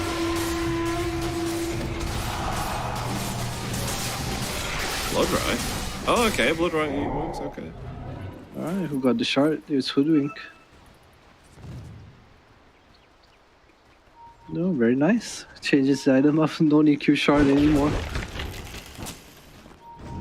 I like IHC's lineup with net worth a bit more than Xerxia's. I feel like it's hard for this Pango and DK to find farm. If they were a bit more farm than they are now, I would be pretty okay with where they were. Bombi struggling to find levels as well, so they're not super high value. Has the E-Blade complete though. Actually Dire's pressuring him, top Xerxia, tower this is under tier 2 tower. Still alive though. Thinking about that. TPing mid. I've just seen someone maybe. Ace. Hanging around in the trees as a bling dagger, so definitely going to be difficult to Try and find the hoodwink. See, Rupido farming up on the mid lane, but no reactions right now. It just seems like even when we speak about this patch with it being fight, seems like it's kind of gone to a little bit of farm. I mean, they are 10k behind, and I guess IHC are just being a bit careful since they have a very heavy teamfight lineup on Xerxia. They're getting more out of the map. Probably waiting for objectives to fight for. Already taken the tier 2, just chilling till Roche.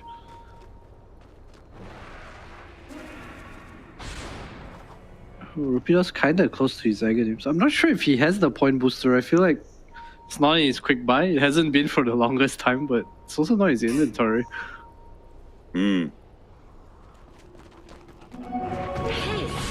Oh wait, JG, in trouble, bottom. They break the Lincolns, Atos there, where's the bushwhack? There it is, Sharpshooter going to be coming out very soon. Is this enough damage? Oh, with the heal. They're going to try and use the Rolling Thunder now. The Rupture was committed there. Good vibe angle here. They don't have themselves a creep wave though to pressure the high ground. Yeah, look at 43. Let's try to catch the sneaky split pushers. He's alone though, has a gate. What's the BKB though? If only his duel lasted longer, I think he could take out Karma with a blade. Oh, I have Scaddy now though on Karma. Yeah, starting to recover here now on this Luna. Meanwhile, they found themselves Rupido now with the Atos and the Sharpshooter. Okay, I see they're just cleaning up. It's so hard for Xerxia to take fights. Level 11 still on Bombi to really use this XP. Should have saved the Wisdom Rune. They're trying to defend this tier 2? I don't know if that's the case. They're pressuring in.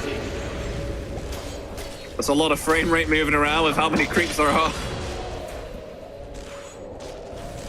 They still want to pressure it with the exorcism, but it's just come off now. No exorcism for 2 minutes. What do Karma is Scotty. Xerxia want to do? Dude, he's so farmed, what the hell? He's saving over for his DP right now. Just not sure if he can solo carry this game. I want to see some like Solar Crest, some offering, you know, make this Luna really strong.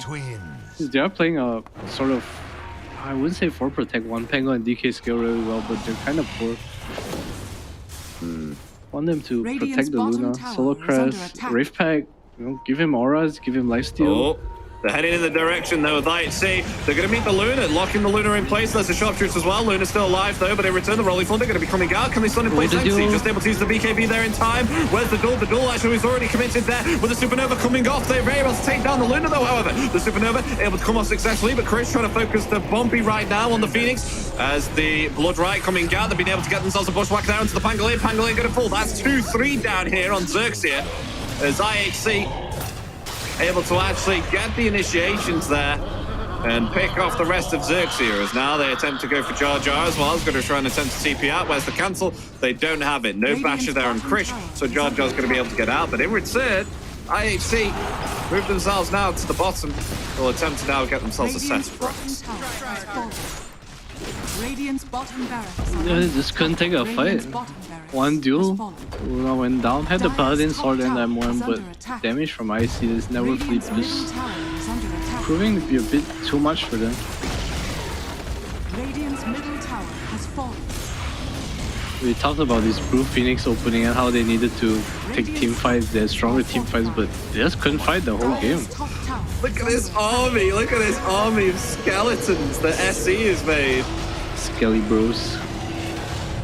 So they're going to try and attempt to go for Jar Jar. Jar Jar's still alive, however, but the rest of Xerxia trying to rotate back. They're alive again. The Eclipse coming out. Rupture, though, committed onto Karma. KG wants to go forward there with the Rolling Thunder. Uh-oh, Karma's got to be careful there. They're going to try and attempt to kill here onto Sanity, but will stun him up. But meanwhile, Krish and 4-2-3 folks in the hell out of the Luna. The duel comes out onto Rupido as well. They've actually lost themselves free Xerxia. They have to get themselves by. They may be losing Bombi here as well from the Blood Right. Going to try and attempt to TP out. The Blood Right will just be avoided there, but nonetheless, they lose themselves 4 here on Xerxia. GG is called. and look at this. It's going to be a 1-1 with IHC taking themselves game 2. We're going to be for a game 3 here, Adam.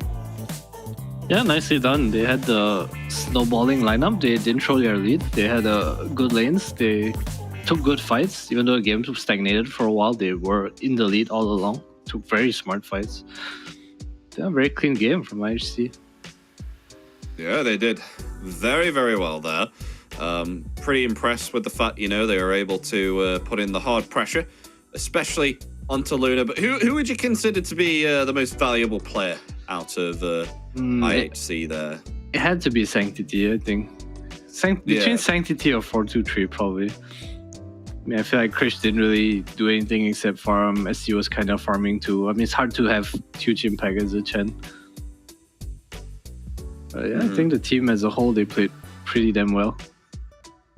No trolling. They did. I mean, especially Ace with the sharpshooters as well. I was very impressed the one by, top lane. The few that that was he super got. cool. Yeah. The one top lane on Phoenix. Yeah. That was like literal, like, you know, bringing back the good old days of, you know, 2012 Call of Duty trick shots. You know?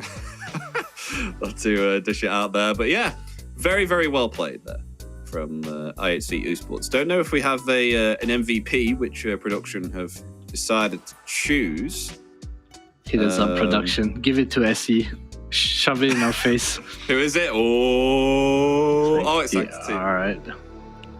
Yeah. Bang on there with the predictions there, Adam. Well, I wouldn't really call it a prediction, actually. It's, you know, it's just the facts. Full-on facts. There it is. Sanctity, your MVP on the Death Prophet. But ladies and gentlemen, we are going to go for a short break. We are going to relax, chill ourselves, because we do have one final game upcoming out of this best of 3, which I'm sure many of you are pondering and wondering who's going to be taking it. So, of course, we will be taking a 5-minute break for the final best of 3. Will Xerxia be able to actually redeem themselves and get themselves game 3, or will IHC be able to win themselves the second game in a row, thus taking the best of 3? Find out shortly, because we'll be back in just a couple of minutes. Don't go anywhere, and we'll see you for game 3.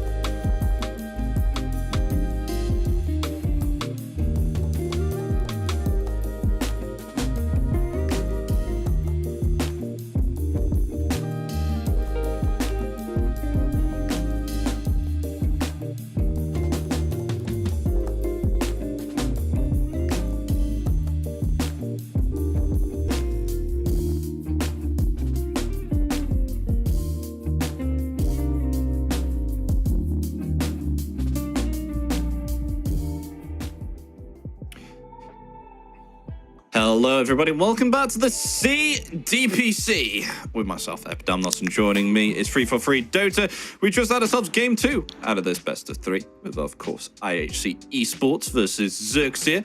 And indeed, IHC Esports, they were able to take themselves game 2. You know, it wasn't as fast as Xerxia, but nonetheless was able to keep up the pressure and apply themselves and able to win themselves game 2. But now we are indeed going to be going for a game 3. Out of those 2 games, which would you say here could potentially be the team here that could pit themselves up? Is it hard to say, especially with the new patch, or do you think you have some sort of an idea? I do favor IHC just a bit. I feel like they're a bit more willing to make moves on the map than Xerxia. I feel like Xerxia was kind of passive in their win. I feel like they won because it was a big outdraft.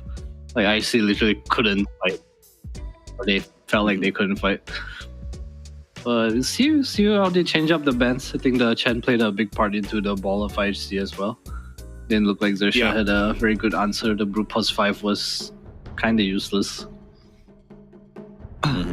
As now we are blessed with a draft for the final game of this best of 3, with Xerxia picking themselves up some strong picks here. Got themselves a Dawnbreaker with a Rubik. And then on the other side of IHC Esports, they've got themselves, Death Prophet and Enchantress. So very strong picks here. I played against an Enchantress offlane before, and I have to assure you, it's not very nice. Enchantress offlane?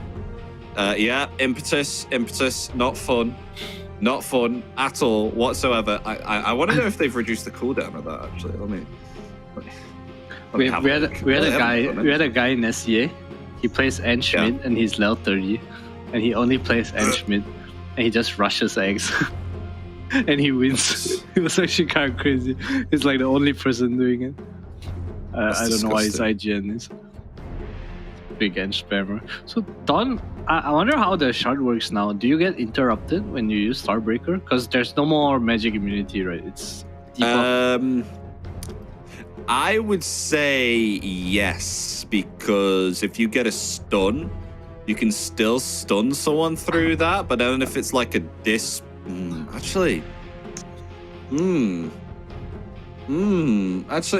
wait. Yeah, right. I can't. I don't know. I think you still get disrupted, but you don't get stunned, because obviously a stun counts as a debuff. Like, because we saw a BKB in there and the Dragon Tail, even though that it was committed, like, you know, it can disrupt someone if they use BKB, but it doesn't stun them because the stun counts as a debuff. Yeah. Wonder if you actually cancel it. Let's try to understand why they picked this Dawn. I guess it's flex for them, like post 5 and post 3. Kind of similar to the Brew earlier, but I feel like picking heroes like these early, you're just post 5, you know? Like from a drafting standpoint, like I'm gonna counter pick your Dawn with like 1 pick. Your second pick, sure, you're gonna counter me, but then you have a Dawn post 5. I've seen a lot of PL starting to get banned out now. Is PL quite a nasty hero to play in the patch at the moment? It's pretty damn strong. It's one of the more broken heroes. PL, probably MK. Is that because PL does like to fight around with Diffusal Blade quite early on? Is that the case, or is there something else that I'm missing as to why PL's quite strong at the moment? He has Invis on his shard now, which is super annoying. Invis on shard? Yeah. Another one search up. Invis on shard.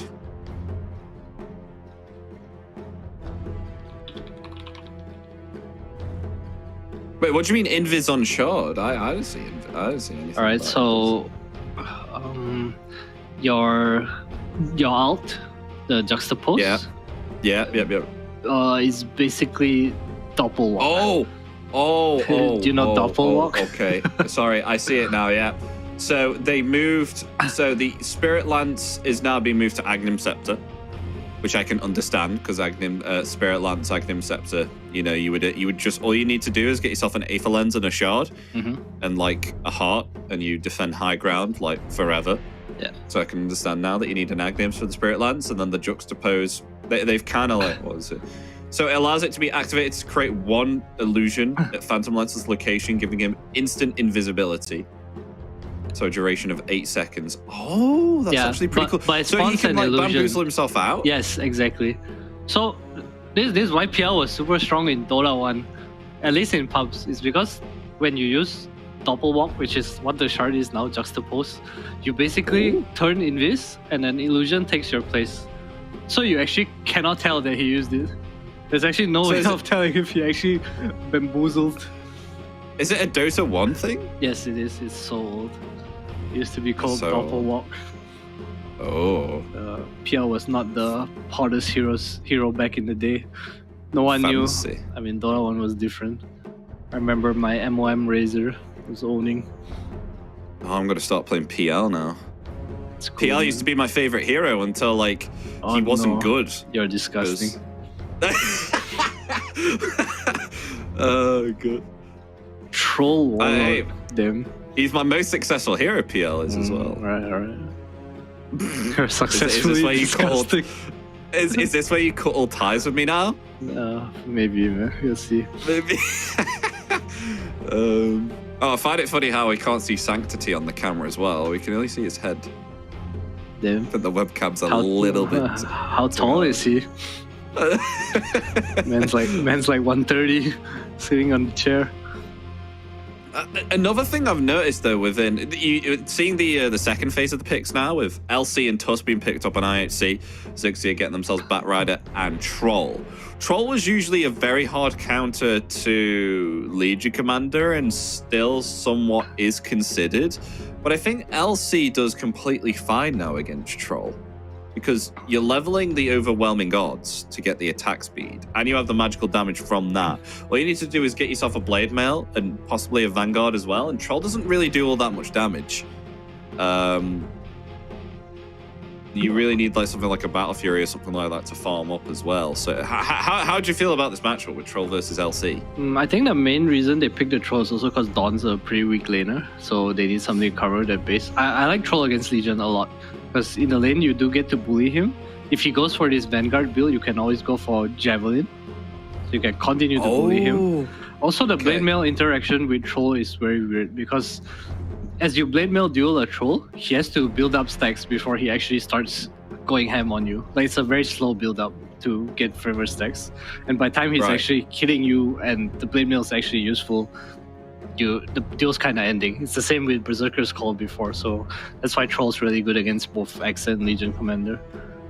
I think another thing as well about Troll, he can now use items as well during Battle Trance. So if you want to use BKB and you forgot to actually preemptively use it before you use Battle Trance, well, that is the thing of the past now, ladies and gentlemen. You can actually use your items during Battle Trance. What's there? What active is there to use? Maybe Diffusal if you ever go that, but that sounds so lame. It's just Abyssal, I guess. Like BKB as well. Like BKB? if they're Nah. controlling you. No one buys BKB. What yes, they do. I thought it was going to be phased out. Clearly not. You know, BKB is still viable. Like, they put it on the front of the page. It's like, oh, BKB, it's been reworked. It's no longer like a viable item. Yes, it is. I actually genuinely still feel. I thought genuinely myself that BKB. I read it and I was like, okay, so it only gives you what, like magical resist and like dispel like over the time of the duration. That doesn't sound all that good. And then now I actually see like the need for it in Dota 2. I actually like underestimated like how beneficial like spells are with like debuffs and stuff like that. And now I'm like, oh my god, I still want BKB, you know? Oh, let's go! Oh, Moeta! IHC Esports! Oh, okay, Moeta. I have yet to see this. I mean, I don't know if you saw the game. Oh, what was it? Was it Liquid versus Gaming Gladiators? It was also Rampage Moeta. It was also disgusting. Shopify also played it. They picked it against Terrorblade. It looks so good. Like, I'm sure TV has a timing, but no, it is. It's great. It's great against Morphling. Like if you don't have a BKB, then consider yourself dead, because it just converts all of the physical damage into magical damage, and it just pierces right through you here on the ultimate here for Moeta. So really, really good against these strong agility armor-based heroes like Morphling and Terrorblade, because you just switch your physical damage to magical. You have yourself a Daedalus. Oh my god, you're going to be doing absolute insane damage. I wonder what's good against this hero. It's just magic damage. It's time for the lion offlane. A silence. A lion. Lion offlane. His finger. Lol.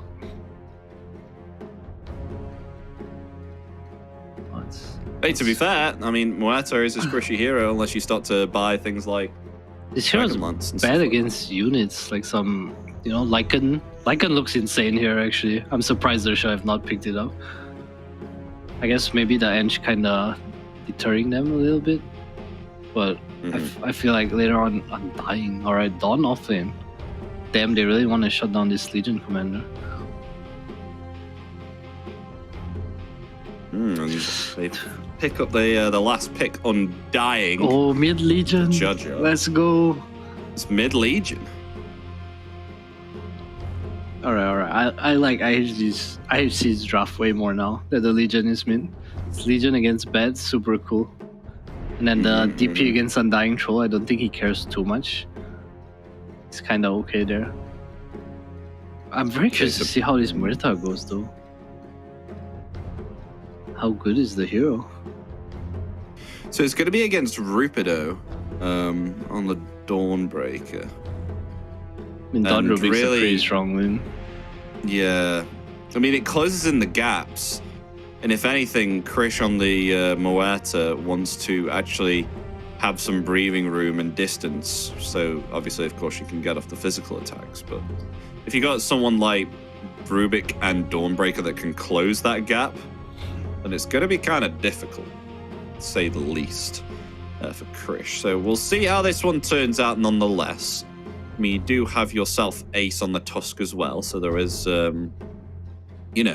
some potential save if they do decide they want to kind of try lane it up, because I think Dawnbreaker can do, not Dawnbreaker, sorry, I think Death Prophet can do perfectly fine on her own, should she have, a few levels of breathing room and a free time. So we'll see how that one turns out, and maybe perhaps they can start to do a tri-lane if Moeta is having some difficulty, and then we'll see from where it goes from there on out. But Troll being picked up as well. Obviously, of course, Moeta being, I think, kind of like a strong counter to Troll, with the fact that she can just use the ultimate and then Troll cannot focus her anymore. Yeah, I feel like you are, but there is a bad rider as the Rubik Lift. There are quite a lot of heroes that are decent against the Murta in the game. Just heroes that reach. I think it's all going to come down to mid lane. I feel like if Sagnity gets off to a good start, they can pressure with this ENG. Like, so much of the game tempo is on him right now. No one else really able to set up for his team. His DP is not going to make moves, neither is the Murta, but Sanctity will probably have a very free lane here. Yeah. You see that, guys, though? You see that? Twin gates. If you're a carry, you need to farm. Just move between them and the top and the bottom, and you are fine. You're having yourself a hard time. It's those twin gates, boys. Should be good. Are you a twin gate enjoyer, Adam? Yeah. When I play Pos 4, I feel like on no other role to enjoy it. It's kind of hard to use though. It feels like 30 seconds to battle. It feels like you want a strong, safe lane core, and then your post 5 is like some sort of roaming-ish hero, and then you can use it because it's on your side. But it's also not easy to leave your carry. Come back. Watch your time. Come back. Yeah. Die again. I'm intrigued to see how this mid lane will turn out with JG versus Sanctity here. Not sure if Elsie on the mid lane. Bounty Rune's going to be spawning up. Rupido Battle begins. Showing dominance here on the Bounty Rune, and looks like they'll get 3 here on Xerxia. 3 Bounty Runes for them.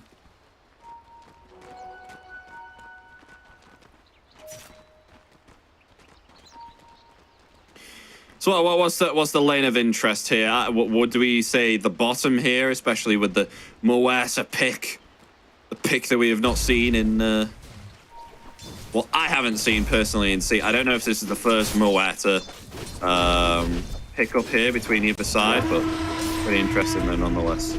See how this one will play out.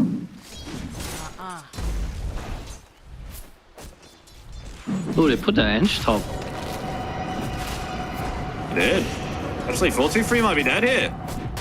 The Whirling Axes on cooldown. Not on cooldown. They find the kill.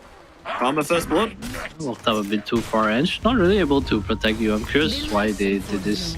I don't think ENG is what the DP needs. He definitely wants the Tuskar here. You have Shard Block, you have a stun. You're able to pull the wave. You know what, bot lane, I feel like ENG can kind of bully down here. Tuskar, it's very hard to body up on this Dawnbreaker Rubik one lift, and you kind of did. Also had to snowball save through Starbreaker.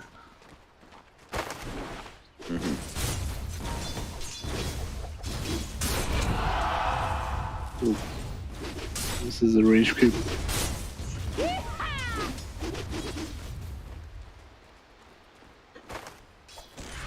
Got to. I think the problem with LC though is no mana, but that should be fine because obviously, of course, JG spamming the sticky napalm. Just use all the magic stick charges, and instantly you've got yourself pressed the attack. So Sanctity not having a problem there.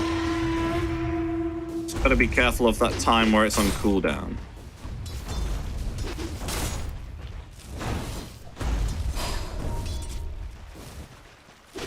Still all right here. Get doing a bit better in lane, Xerxia. I wonder how these matchups actually supposed to go. So I feel like there is a situation where bet is fine. You know, you farm nuclear stacks. Dire's Ooh, turret has been nice killed. job on the bottom lane here. Ult snowball dodge. Dodging the Starbreaker there, Ace. May fall here though. Will fall indeed. Chris trying to obtain the kill into Rupido. Oh, and the dead shot will not be enough. And maybe perhaps Chris will fall here. Maybe perhaps they're going to use a Celestial Hammer or a Starbreaker. They are going to try and attempt for a Starbreaker, but nonetheless Chris will turn around, obtain the kill. In return, Chris will fall though. It'll be a 2-for-1. Wounded to my heart. And just to buy his items, the top lane is not going well. This DP, it's kind of okay for now, but this lane's only going to get harder. They need to be careful about the deaths they feed to this troll undying. This troll has like a phase boots or power shreds lane. It's just going to snowball off full speed in the lane.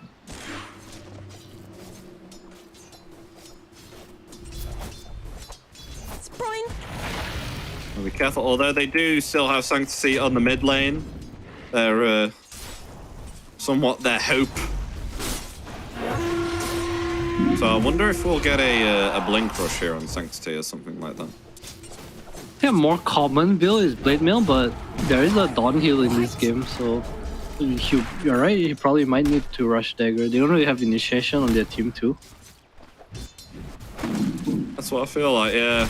The budget version is the Phase Boot Windlace, which is also not too uncommon, you know, just run in. Come back and die again.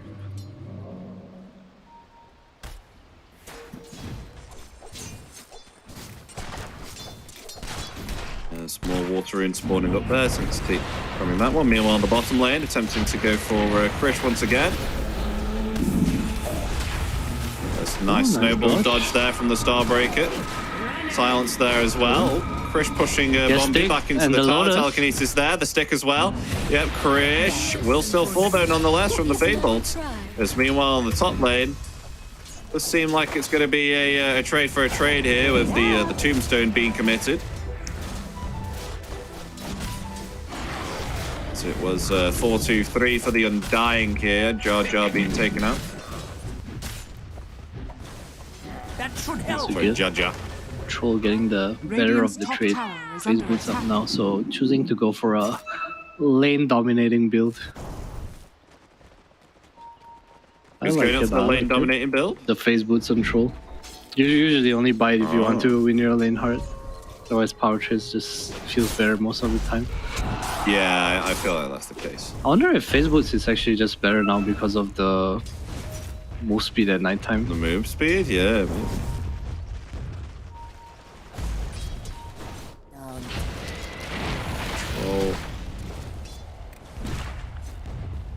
325 move speed at the moment.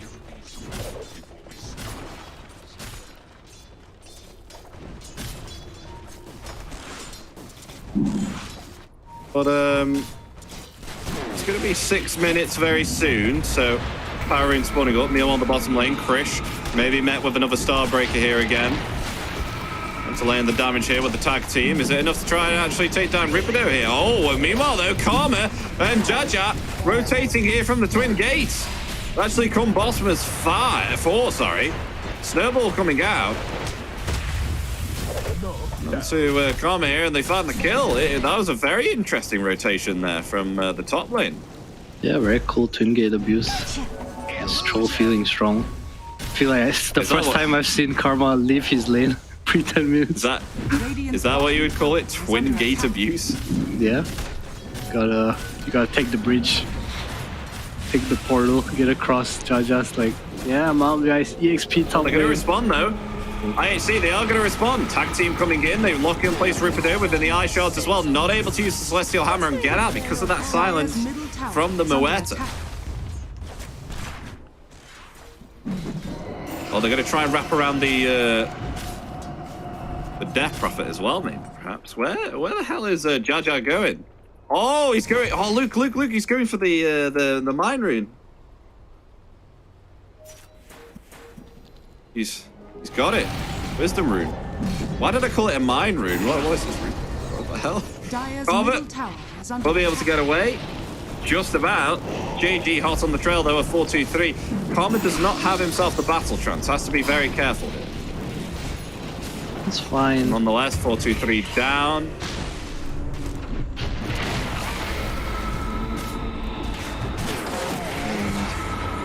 Not in the net with him. Jaja actually taken out there. He got taken out bottom now this time. Just the gate. Well, I wonder what Karma's going to go now. He's top of the net worth. Oh, he's going to go Maelstrom. I like it. I like it. Karma going to be going Maelstrom here on the Troll Warlord. Yeah, it helps him fight as well as farm. Maybe feeling the Belfry is a bit too greedy. Wants to fight with his team. He's a pretty good frontline in this team as the Dawn heal. Yeah, it's going to use his battle trance here as well.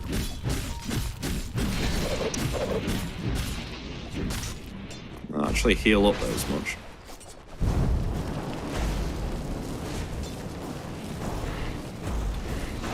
Well, though, how's things looking for Krish on the other hand? Not as good as Troll, but not doing terrible either. Taking power treads here, has the Falcon Blade as well. Meanwhile, Ace beating Bombi there with the tag team. Dire's top tower is under attack. 4-2-3 with phase boots here also, trying to show this tier 1 tower. I think you do see phase boots all that often here on I really wonder if Dawnbreaker. something to do with the nighttime. Not Dawnbreaker, sorry, the Death Prophet? Death Prophet. I think he just bought it to match the troll, because if he went for any other item and the troll has phase boost, he just gets run off. Yeah, I guess that's true.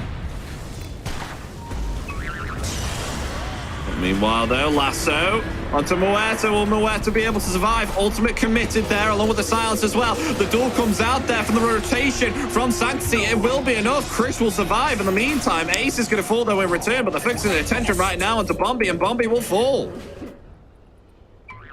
With Batrider escaping through the Twin Gate, JG will get out. This will do nicely. Oh my gosh, and 4-2-3, he can just rotate himself with the Exorcism top straight away. That's true, that's kind of sick actually. You have this like meta or exo popped in a side lane, you just twin gate and go to the other side. High value.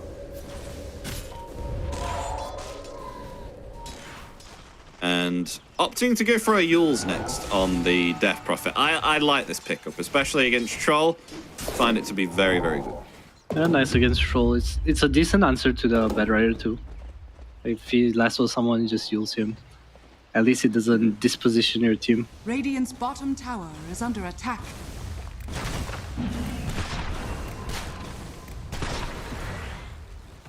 So Sanctity is attempting to rush a Blink Dagger on the Legion Commander. Rupido's Wait, is it rushing just Death. me, or is... Wait, what's going on with Sanctity? Why is he... Why It's the is he shield rune, silver? man. It's the shield rune. What the Shielded. hell? Look at that. It looks like he's been dipped in... It looks like Legion Commander's been dipped in mercury or something. That is actually what it looks like. He fell. It does, doesn't it? It does. I'm sorry, step bro. Shield runes. Just some information there, so... It's based on their max HP.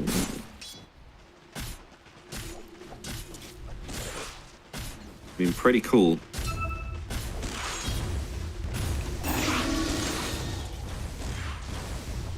What do you think about the shield rune, Adam? Are you a fan? Cool, Are you a it's shield cool. rune enjoyer? I don't know if I call it enjoyer, but I feel like there is purpose. Like you can tank the tower for your siege creep. You know, it's kind of cool. Oh, attempt on Karma maybe perhaps, or just a little bit of harass here from SE. Just the movement speed from Troll. As soon as he activates his Berserker's Rage and the phase boots, he's like out of here. Uh-oh. Rotation from bot. Sanctity, they think Rupido may be alone. They're going to blink in with a duel there. Is this going to be enough to try and take down Rupido here? They're going to try and commit, pierce the veil They're tipping from in, though. Krish there. Oh, but a Stolen Doom. Not Stolen Doom, sorry, a Stolen Duel from Bombi. They will find Sanctity, and Krish is in some trouble. Going to be met there with a Starbreaker. Will be able to stun up the Moeta. They lose 3 here on the side of IHC. The buyback there from Xerxia. With Rupido coming back to the fight with the Solar Guardian was so worth it, as now they find Ace here as well. Look at that, it's a team wipe as they only lose their Rubik. The buyback from Rupido, so beneficial here for Xerxia.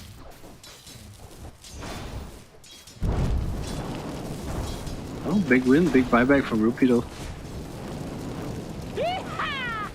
Not sure how much it actually impacted the fight, but 4 kills, spiking Karma to 7k net worth now. Radiant's bottom tower is This under game's attack. looking slightly grim for IHC. That was terrible. Can you dispel Muerta alt?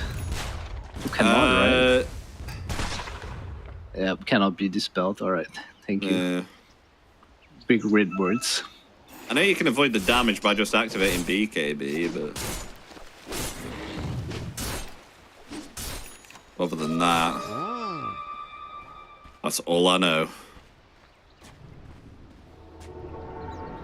Net worth wise, look at the Troll. And die again. Troll, 7.5k net worth. He's balling.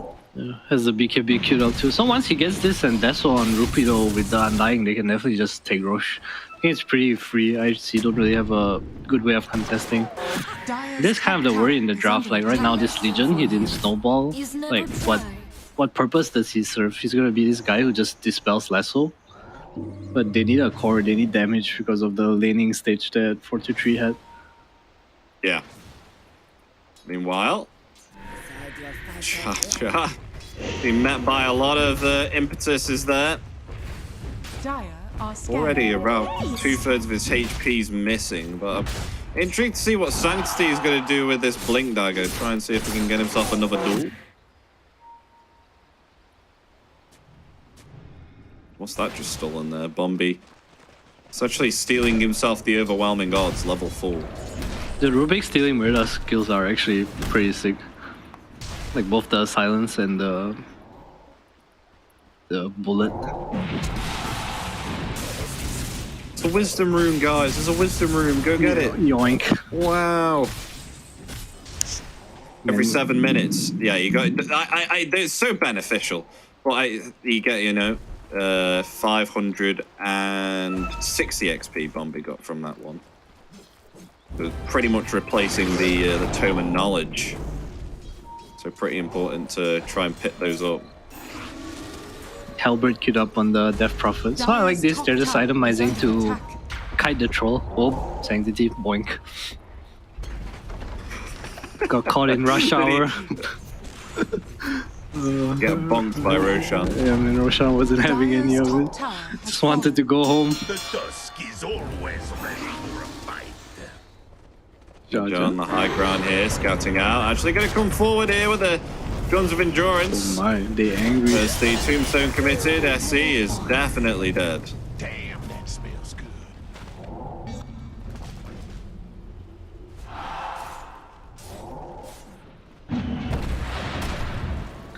Alright, that's almost complete. BKB on Troll too. 200 gold. Is it Roshan time? Where's the neutral items? Give me the Vampire Fangs. What do you think of Vampire Fangs? I can't believe those have come back. Oh, Sanctity. Going to be met with a Starbreaker there, stunned up in place, but now Solar Guardian coming out from Rupido will be able to find Sanctity. That's him down. In return, Exorcism and the Siphon Drain as well. Onto Jar Jar, but they're able to use the Yule Scepter there just before the Starbreaker came down and stunned 4-2-3. Will still survive. Actually healing up here from this Siphon Drain is just too strong. Coming forward, wants to try and find JG, but no more Siphon Drains remaining. They're all on cooldown. So they want to go for more. Karma rotating in. Ready with the Battle Trance. No BKB though. It is coming on the way on the Courier. That's Exo down. They just get rushed now. They have hit their timings. Regen up. Lasso's gonna be up soon. It's a pretty free Roshan. Drums on Undying as well, speeding things up. I like to see him transition into a Solar Crest here for the Troll. I think Troll benefits so much from the item. Shine on him. Shine on your carry.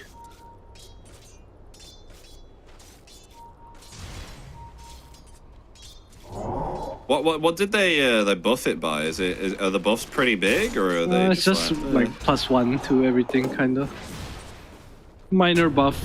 I just feel like these items that buff people right now are so strong, especially if you play single core. Like your Troll has 10k net worth, you know, like make him stronger.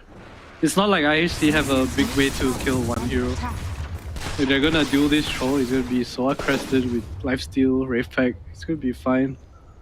Yeah. Meanwhile, Moetta's net worth just increased by around about 600 gold after taking out a 4 or 5 stack ancient camp there with her gunslinger ability. Nice hero. Such a fun hero to watch, actually. No cap. I like the hero. I think it's such a unique concept. It's magical shooting carry. And somehow or other, it just finds its place in the game.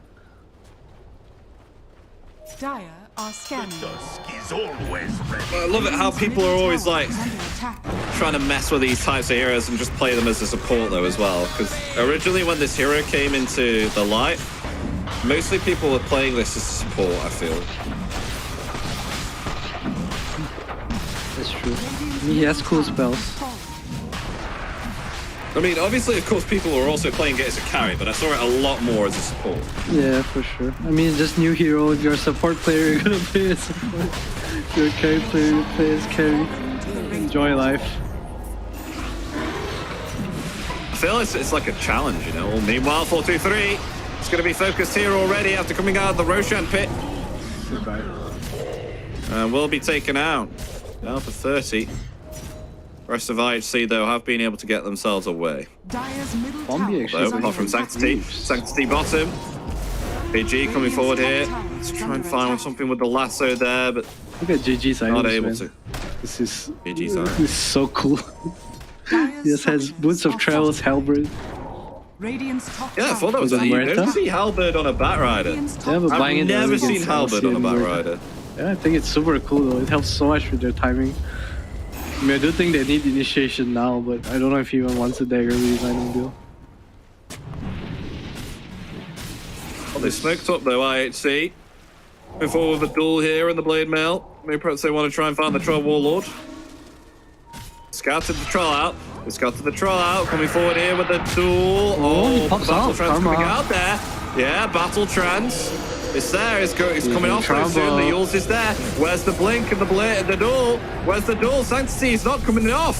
The BKB is being committed. They're actually turning around here on Xerxia. They do find themselves a kill here onto Ace. Jar has to get himself away. He's going to be found by the Impetus. It's going to be a 1-for-1. Sanctity coming forward there with the blink of the door. We'll be able to find the kill there onto Karma, and that's going to be a 2-for-1. As they further pursue for more, 4-2-3. Right on the trail of Rupido, not laying down the pressure, keeping it up with the pursuit, but doesn't have himself the Siphon Crate. Has to be careful, getting very low there. Meanwhile, Sanctity still chasing here with the Blade Veil. Wants to try and find the kill with the Overwhelming Gods. Nonetheless, the Impetus will be enough to take down the Dawnbreaker as they find themselves 3 here onto IHC. Very happy with that there indeed, able to turn it around. Even with the Solar User's exorcism from Bombi, it was not enough. Oh man, where's the lockdown for Xerxia? Rubik used lift and they just kind of no net on Troll. Just ran away. I wonder if he's going to change things up and just queue up a Basher right now. After that fight, it feels like he really needs it. I feel like with this SNY, he's just going to get kited super hard. So many Yules, so many helpers coming out. Yeah. You're really dependent on the Bad Rider's lasso right now, but it's not. We're going to Sanjin Yasha here now onto Troll as well. I guess it's just for the duel, the silences. It's a nice item to have. I just don't know if you can afford this luxury right now. Felt so hard. The fight looks so awkward for him. Maybe just need a Bad Rider blink. Mm-hmm. Dire's top tower is under attack. Meanwhile, we do have ourselves Krish opting to go the Hurricane Pike and the BKB here on Moeta. Would you think maybe perhaps a, you know, like a... This would be... Oh, Lasso! Link Lasso here onto the LC. Sanctity. Blade Mail activated. It's not going to be enough. Snowball save was not there. Ace looks like he may fall here as well. Will do indeed, though. The rest of IHC going to try and get some vengeance there. They will do indeed. They'll take down Jaja with them. I thought he would try to steal the press the attack there. I feel like it's such a strong spell to have this game. Dispel for a silence, buff your troll again. Bombi. So Pilo does have the shard now, has the dagger queued up. Once he has the bling and with the bad bling that just came out as well, so you're gonna have less issues with lock now. Krish's BKB is expiring too. No BKB, so it's definitely a not too hard of a target. Yeah. We've seen a lot of, and I know this is a bit off topic, but I'm seeing a lot of graphical bugs lately with Dawnbreaker. I don't know if it's a Starbreaker or something, but she just walks around like no movement at all. But when we get off the pause, you'll see for yourself. Just sliding. I don't know if, yeah. I don't know if Observer can see it as well, but it looks really goofy. I see it. It does look mega goofy. And the worst, there's nothing as bad as the rolls, you know, the perma of spirit roll. I think OD can get stuck in his taunt too, the dung beetle taunt.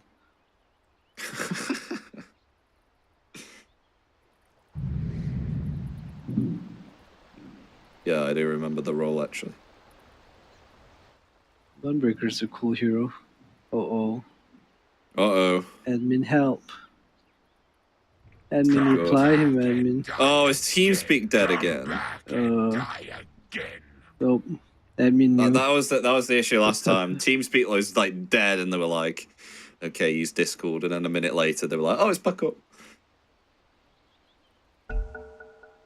Okay, they initiated a go. Right, so you'll see, look. Nope. Oh, for crying out! No, you won't. No, I won't. Oh, for crying out, Calm's paused now. They lagging. All okay, right, go. Toilet this break. is another pause. Oh yeah, so Observer sees it as well. Look how goofy that is. He's just a samurai ready to draw his sword. Psych, here's my huge ass hammer. I don't know. It looks so good. I mean, even, okay, Starbreaker said, oh, did that fix it? No, that did not fix it. You have to die. You actually have to die. So weird. Dota 2. Okay. Meanwhile, though, IHC smoking up as 4 here, apart from 4-2-3, is going to try and pressure top. Maybe perhaps they look for tier 2. Aegis is about to expire as well onto Krish, so not able to utilize that Aegis of Immortality there. We're going to try and attempt to find this tier 2 tower. Radiant's middle tower is under attack. Dire's top tower is under attack. So there we go. They'll pressure it now. Rotations from Xerxia. Want to try and defend it. Blink forward with the lasso, but the press of the attack. The strong dispel. Was it enough to save themselves? The Death Prophet. Death Prophet's still alive right now. Karma trying to lay in the damage, but still able to get away. Meanwhile, blinking right on top. The Yule Scepter is there. Is this enough to try and save 4-2-3? No, it's not, but the duel coming down. Meanwhile, though, onto the Troll. They will find a killer return there. It's going to be a 2 for 2. Maybe perhaps they can try and find themselves ripping out here as well. Yes, they can. Double kill for Sanctity. As Jaja met with so much physical damage here. He's going to try and get himself out. Going to commit the Fesh Column here to try and get himself some extra HP, but it's not going to save him for hell. It's a triple kill for Sanctity as they lose themselves 4 on Xerxia. They head themselves now for the tier 2. IHC looking strong, looking fresh, you know, getting themselves the duel there onto the Troll before he can even utilize the Battle Trance here. Very well played from IHC. This is a really nice 4-star, or should I say Hurricane Pike from Krish, actually, just pushing the DP. And Karma's whole BKB just got wasted trying to run someone down. There's no way you initiate like that on Bed Riders. I think he's just waiting for you. Wasted lasso right there. I think Xerxia feels... Just a teamfight execution, they need to wrap around, maybe try to find the Legion, but there's this Legion save, the Snowball save, there's the Yules, there's the Hellbirds. It's kind of complicated right now. Fights are not straightforward. Yeah, they really need to try and pit themselves off Sanctity. If Xerxia are able to come out on top of these team fights, because the strong dispel from the press of the attack is just so helpful, especially against this lasso.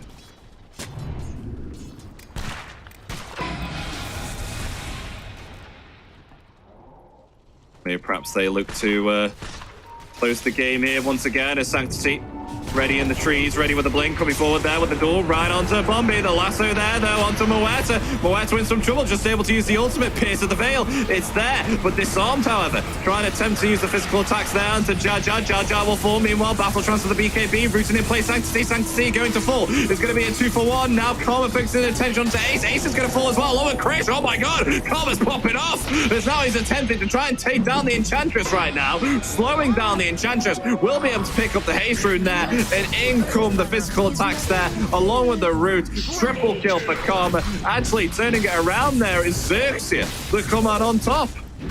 Well, we finally get a fight where Troll actually got to hit someone properly. Yeah. Saw a difference, Karma. Showing off his net Radiant's worth. middle tower is under attack.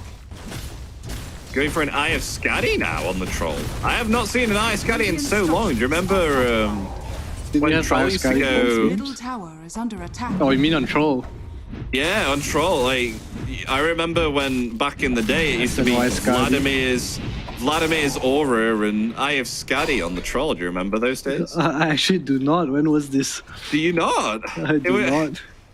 It was like really long ago. I think it was like when Vlad's wasn't like a kind of like...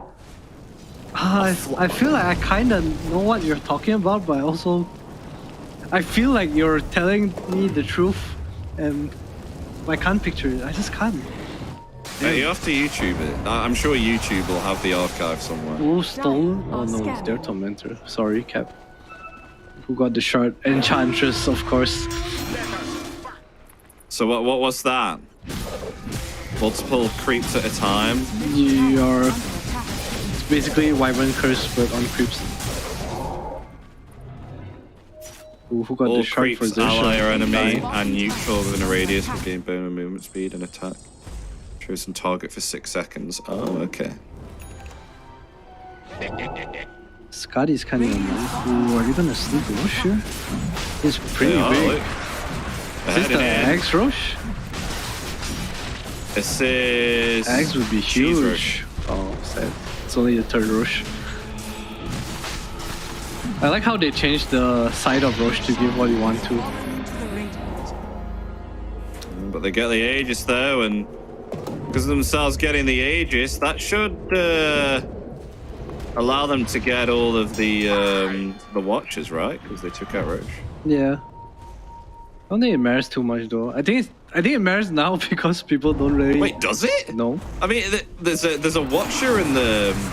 Maybe perhaps it's not worked correctly because there's a watcher in the bottom part of the jungle which is still in control of the Dire, unless they captured that. I'm not sure. Dire's bottom tower is under attack. I'm honestly not too sure how it works. I feel like you don't get. I feel like you don't get watchers. Dire's bottom tower has Yeah. fallen. Thinking about it, that's kind of OP because Radiant's watchers middle last tower for so is long, under like attack. 7 minutes. You get Dire's Roshan, you bottom just tower see the is whole under map for attack. 7 minutes, pretty much. Radiant's middle tower has fallen. Alright, I'm here actually taking them out. how's the game going? Some item updates. Iascadi about to be achieved on Karma now. Octarine on There it deck. is. Skadi on Troll. Greaves on the Radiant's Rubik. middle Lock it tower on is under Undying. attack. What else we got? Silver Edge for Muerta. Anything else big? Not I mean, really, but Silver Edge on West is pretty big because it's going to be the crit now from Pierce of the Veil.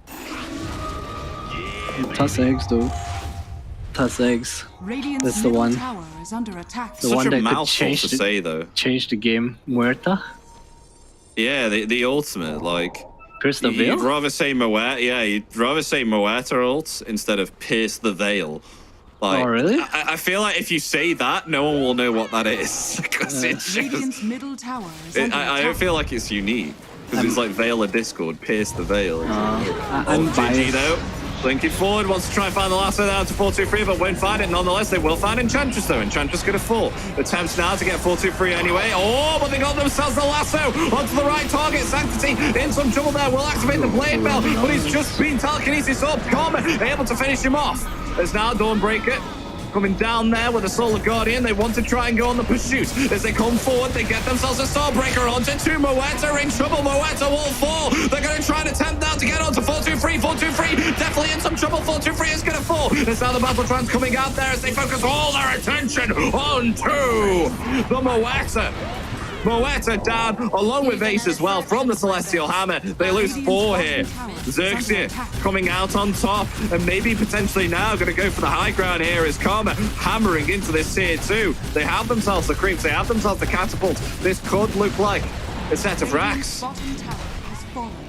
Yeah, just not ready for the initiation. IHC. Sanctity kind of forced himself to go in there to save his Death Prophet, and the whole team was just out of place. Troll just hitting in now. Radiant's middle tower has Got fallen. themselves a middle set of racks, easy peasy. Well, actually not yet though. Have to hammer through the glyph. Coming back alive. Oh, nice disarm there from Sanctity. Won't be enough to save the middle set of racks. It's so much. Game's not over, but so much net worth for Xerxia. Close to Satanic on Karma now. Does he even need Satanic? I feel like he can't die. Oh, I feel like he can't die either. Basher it up, bro. You know, I would go Bastion. Personally, I would go Bastion. I feel like he has this Undying with Locket. Oh, they call themselves on lasso again onto Sanctity. That is definite trouble. Sanctity down for a minute. This could be GG. This could definitely be GG now. As Karma coming forward. Want to try and find SC. Disarmed up nonetheless. Starbreaker will be enough. Actually, the kill goes to Karma nonetheless. As they've lost themselves too. Not good for IHC. Radiant's bottom barracks are under attack. Got the Pierce of the Veil, but no Exorcism. It's down for 20 seconds. Radiant's bottom. At least they have themselves the tier 2 tower Radiant's bottom barracks on are here for Radiant's bottom IHC. barracks has Well, fallen. Xerxia gonna go for the end. Oh, GG blinking forward there. Wanted to try and find a lasso, but was used up. Yep, Karma's going for the end. Karma's going for the end. One Hammering shot. in. Tier 4s. He wants to end this now.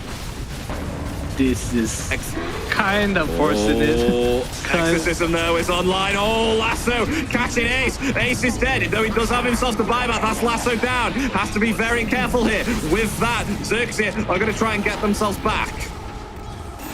Nice That hit, is a huh? really interesting steal. Look at that. I've never seen that steal before. Yeah, it looks cool as Look at hell. that. That's cool as frig. What the hell? It suits the team so much too. It's green. Green cubes. It looks so cool. Whoa. Regeneration! You just have to think back then. Like think about 20 I'm gonna say 2015 Dota, because I remember that was like December 2015 I started playing. There weren't that many cosmetics. 7-8 years down the line, look how many cosmetics there are now, Adam. I can't tell what hero's what anymore. Dude, I There's just so remember. much. Are I scanning. remember like a few years. I would say a few years. Like at the start of Dota 2, it was supposed to be a serious game, and there's this Ursa set called the Alpine. I think it's called the Alpine Radiant Stalker. are scanning. Wait, was that the cowboy one? Yes, and it was deemed too clowny and was removed from the game. It became one of the most Oh. expensive items in the game. Oh, Ace. Ace might be caught here. He's going to be caught indeed. Ace down. That's a dieback onto the Tusk. 4-2-3. Oh, can they get through the defender's gate? The Oh, yeah. No, they're not going to chase. They're not going to chase. I was excited then. I was excited for them to actually use the defender's gate. They perhaps would have seen it. Never mind. Exorcism down, though. That's not good. Oh, it's just teasing. Radiant's top tower. Is that a shield? Do he has the shield rune too? Used off. They want to Unlucky. go for the end here. Karma coming forward now with the Satanic. Can they kill this troll? That's the question. Oh, it's just too tanky. The Starbreaker comes out. 4-2-3 is dead in an instant. They got themselves a lasso as well. The Sanctity is the battle trance coming out there along with the BKB as well. Ripping in place the Lynch Commander down, and that's a double kill. That's 3 down on the side of IHC. Make it 4 as they call GG, and game 3 is going to be going to none other than Xerxia. Look at the happiness in their faces, getting themselves game 3 here against IHC. They'll be the ones to pick themselves up this game 3 and will be the victors of this best of 3. Yeah, they should be proud. It was a really nice game from them. I think they took fights really well. They itemized well too. Maybe the Halberd on bat was a bit questionable. Felt like they needed lockdown. Maybe a blink into Halberd would be a bit better, but at the end of the day, just after that one team fight mid, it felt like it was smooth sailing for Xerxia. Every lasso was a kill. Karma just snowballed out of control. It was too much to handle. Yeah, I feel like they were able to get the lassos quite a lot on Sanctity as well. With the fact that Sanctity wasn't able to scale as well during the middle and the late stage of the game, because he felt like he dropped off a little bit. You know, he had himself this Blink Dagger, the Blade Mail, and the Halberd, but that was all around about it and didn't scale that much. Whereas Troll, even though he was picked off quite a few times, was still able to turn into this massive raid boss with the Skadi and the Satanic and just became unkillable. I mean, what could you do in that situation? It was kind of weird for Sanctity because the DP wasn't strong enough and neither was the Muerta, so he had to wait for Lasso, but it kind of didn't favor them because he's also a big damage source for the team. So if he goes in first, the Lasso comes on top of him and it's shitty for him. But if he waits for the Lasso, well, there's no one really going in for his team. I think the only saving grace they had was the Tuskar getting X, but Ace with the buyback in mid never really got to that point. 4-0. Oh my god, and JG actually didn't die once on the Batrider. It was the Halberd, Again? man. It was the Halberd. This man he just doesn't die. He didn't die on the I swear, was it game 1 where he didn't die on the Ember, and then now he doesn't die on the Batrider? I'm gonna have to look at that. I'm gonna have to try and find that. I'm sure he didn't die once on the Ember. Let me have a look. Was it the Ember? Yeah, you know, he for game 1, no deaths on Ember. This guy just does not like dying. Stays alive for the entirety of you know, almost the best of 3 series. Yeah, GG. Well, they're looking like a Div 1 team. Almost securing their Div 1 spot. Pretty close. Yeah. Pretty close. What do you think that IHC could have done differently in that situation? It felt like they could have potentially had game 2, but it kind of fell out of their hands. I didn't like their lane setup. I think putting the ENG bottom would have been so much better for them, for both the Murta and the top lane. I think the DP lane was hard to begin with. Because they had to win the DP lane so Legion could play. If DP wasn't strong that game, Legion couldn't really fulfill his role. Because he's playing against bad riders. Sure, you get a free lane, you can snowball a bit, but when it comes to the mid-game team fights, you are the only counter to Lasso, so it's hard for you to jump first. You need your team to be strong enough to play where you can kind of play behind. We're actually told here, Adam, that they're actually already guaranteed Division 1 Xerxia are. Oh, damn. Congrats to Xerxia. No wonder they were cheering. Yeah, no, I bet. Yeah, they're pretty happy with that. I mean, you know, can't outshift their performance there. I mean, especially only 3 days in with the patch and already providing us with some snazzy Dota 2. Pretty cool stuff. But we're still waiting for a potential interview from Xerxia to obviously hear how happy they are with getting themselves into possibly Division 1 now. And with the fact that they were able to win that game 3 there against IHC. I'm excited for the patch questions. Who we get in for Oh an yeah, interview. no. That's what I love. That's what I love, the patch questions. Find out what they hate the most, what they like the most. What's your bane out of this patch at the moment, Adam? Everyone spoke about what they love, but what do you hate? What do you hate out of everything? Damn, that's a tough one. That's why I asked. Everyone's like, "Oh, I love this patch. Oh, I love that." So there's a few people who are like, "Oh, I don't like this patch," but you know, it's changed, guys. It's changed. I feel like I want to say Harpoon, but I feel like I haven't seen it that much in my pubs. I have. I'll tell you exactly what happened to me. I absolutely found it disgusting. I was so annoyed. Right, listen to this. What hero did I play? I can't remember. Oh, that was it. I played Outworld Devourer. I had a Hurricane Pike. Listen to this. Absolute trash. I had a Slark against me who had Harpoon, and he casted Harpoon as I blinked away. And then what happened was because I had blinked away, Harpoon was still cast. The Harpoon didn't cancel its trajectory like it usually does with other projectiles. So it latched onto me all the way from 2,000 range and pulled me back. I was so annoyed. I was like, I actually screamed at my life. I was like, what? How did that happen? How is that fair? But, you know. It sounds like I answered a question for you. Man, as a support player, you gotta hit Harpoon. Harpoon's annoying. Just like, I'm a good player, I'm kiting. Someone sees me for 1 second and whoop, I'm pudged now. Yeah, but it's, item choice, God. There's so many different item choices that you can get now, especially within the patch. Well, we do have an interview, indeed. And that is indeed with Chloe, the manager for Xerxia. Hello, Chloe. Can you hear us? Hello. Yes, I can hear you guys. Hello, brother. Hello, It's been a Adam. very long time. Yeah. It's been a while. Man, tell me, man, how's the patch? How's your team? How was the pubs yesterday? Have you guys figured out some secret strategies, or are you just going into the game and be like, we're gonna win anyway? No, I mean, they just keep playing pubs. Sometimes they are irritated with the matchmaking because it's really inconsistent, the matchmaking, because sometimes they get two MMR only. Rupido got 2 MMR in one match. Shit, Yeah. bro. Then when they lose, minus 40 something. Yeah. Oh no, that means his MMR is too high, man. It's too strong. 2 MMR. So the that's a rough patch, I one. mean, when the patch came out, I think they just woke up really early just to play pubs. Nothing special with the draft. It's just they just go stick with what we practice. That's cool. You guys look very clean, I think, compared to week 1, week 2. I think it was a bit more shaky. What changed in these 3 weeks? How come the I team think improved so much? Patch. I think I just tell them that don't get exhausted. We don't win most of the scrims.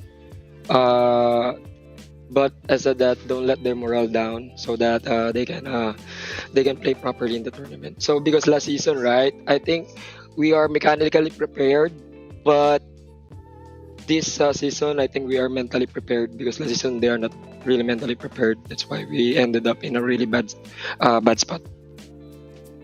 So changes, nothing much. They just prepared mentally. Are you coaching the team as well? No, I'm just helping. I mean, Seri is the one who's coaching the team. Okay. But it's not yet officially announced. But he Okay. helped us this season. Because you don't want That's to good. coach us, Adam. I'll see you next season, bro. Nah, just kidding. Got anything, FP? Especially with the planning of the draft, with some of the heroes that you guys chose, was the drafting that you guys picked up more towards the previous patch, or was there some kind of incorporated with the new patch in mind? I think in terms of draft, we just stick with their identity. Seri is always reminding them not to caught off guard and don't. I mean, for the captain as well, like he keeps saying that don't contribute. I mean, don't talk too much. Don't give lots of ideas. So we just need to stick in one page, so that they are playing in the same page during the draft. So the coach really helps them a lot during the draft. And how's the happiness level of the team now that Xerxia are indeed guaranteed a place in Div 1? How ecstatic are you? I mean, I think you can see in the cam, right? Josh is jumping because of pure happiness. Because I mean, we're chasing Division 1 for a very long time already. I think it's 2 years already with our journey with T, Rupido, and JG. So I think they're really happy. So we're going to eat outside for sure. That's great to hear. Thank you ever so much, Chloe, for hopping by and giving us some of your time to ask us upon some questions and answers. So thank you ever so much for joining us. Yeah, thanks so much. Huge shout out of luck within. Huge shout out to Seri for helping us, and to Xerxia for providing the coach, because we badly needed it. Thank you, guys. Thank you, man. Congrats again. Thank you, man. Take care. Bye. A wholesome interview there, along with Adam, like reaping out all the questions. It feels like you just know everyone, Adam. Like, yeah, it's a you're like sign Mr. of Worldwide. age. Sign of age.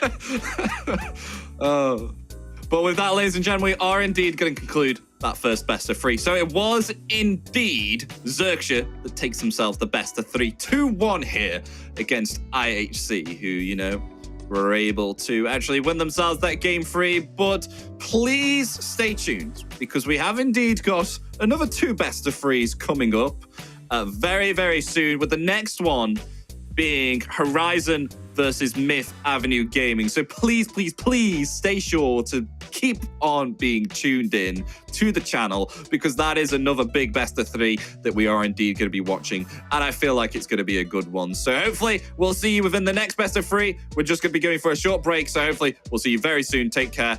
I'll see you in a couple of minutes.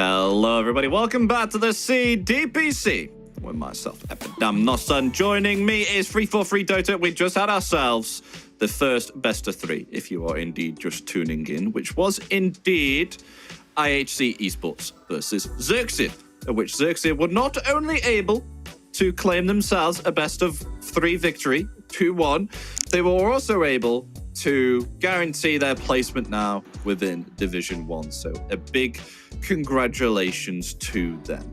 But the next game we have ongoing, which is the final best of 3 that me and Adam are indeed going to cast. Don't worry, guys, you do indeed have 2 more best of 3s. It's just the fact that we are human and we do indeed need a break. And it only can cast 2 best of 3s. Sometimes we actually have casted 3 best of 3s before, Adam, haven't we? That was fun. That was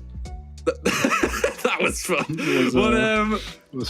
That was a long day. But we do indeed have Horizon versus Myth Avenue Gaming. That is indeed our second best of 3, which we're going to be looking at. But Adam, what are your thoughts on this matchup here with Horizon versus Mac? Denver, new patch, who knows? God King. Is that just your answer for everything? That can't be your answer for everything. It's the truth for everything. The God King is an innovator, and he's a player that I will keep my eye on every new patch. Okay, all right, innovator. Fair enough. I'm curious to see what's he gonna bust out, you know? Oh, you can't just rely on the patch every time. It's just like, Adam, what do you think about these teams? It's like I feel like Myth are good, but they are not consistent. They're definitely better with their previous iteration. I think Accelerant has been a bit more unstable than the rest of the team. It's losing some lanes pretty hard recently, even to I would say, I think at some point he would keep up with the Div 1 players, but right now he's kind of losing to some of the Div 2 players. So that's something. On top of that, I think Young God has improved as a carry. I think Miracle has also shown that he can play sort of a carry role from the offlane, which is something they like to run. So I think they just have consistency issues. Other than that, they're a pretty good team when they're winning. And then the other team that we have, I think we've only had a look at this team once, and that is indeed Horizon. Horizon coming. So what are your thoughts on Horizon here? Sorry, give me a second. I'm stunned. He looks too good in this picture. That's not fair. That's kind of... Does he not? He looks like some Chinese idol, man. It's sort of like K-pop kind of stuff. That's true.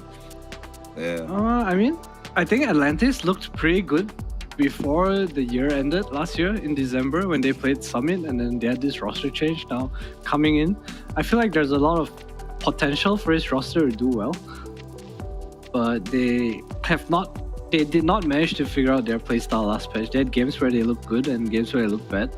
I think God King to me is obviously the quote-unquote superstar of this roster, and he just needs to... They need to figure out as a team how they want to work around that. Like, who do you play around, you know? Because I look at their drafts and I feel like they're playing more to a China style of Dota right now, you know? We see like all these shaman and stuff coming out, which is kind of a throwback, honestly, back to when China Dota was at its peak. And I think they just need to work on it and enable it even more. Who did they play around the most, though, in Horizon? Was it Young God? Like, did they work around, like... You mean Myth? Horizon. Horizon is God King. Sorry, not Young God. God King. Sorry, there's too many gods in this game. One's younger, there's too many gods. Why are both the carry players called God? Like, come on. Like, I mean, oh dear. Every carry, man, they just feel like God. They're there, you know? Yeah. Sorry, I meant God King, on Horizon. Do they play around him a lot? They do. I think he also tries to be active and join the fights a lot more. It's just that their execution's not always on point, so it ends up hurting his game a lot of the time. I also think he likes to play kind of a more niche hero pool, like we saw the Alchemist and stuff last patch, last week cover. Yep. But yeah, they definitely do play around him. Very carry-oriented team. Okay. We'll see how both these teams come out because we're going to be blessed with a draft already down below. First pick, Ricky. Myth Avenue Gaming. This Ricky is top of the win rate right now. 59.1%, if I am correct, within pro pubs as of this moment in time. Why is that, Adam? Why is Ricky coming out to be this omnipotent hero? What's going on?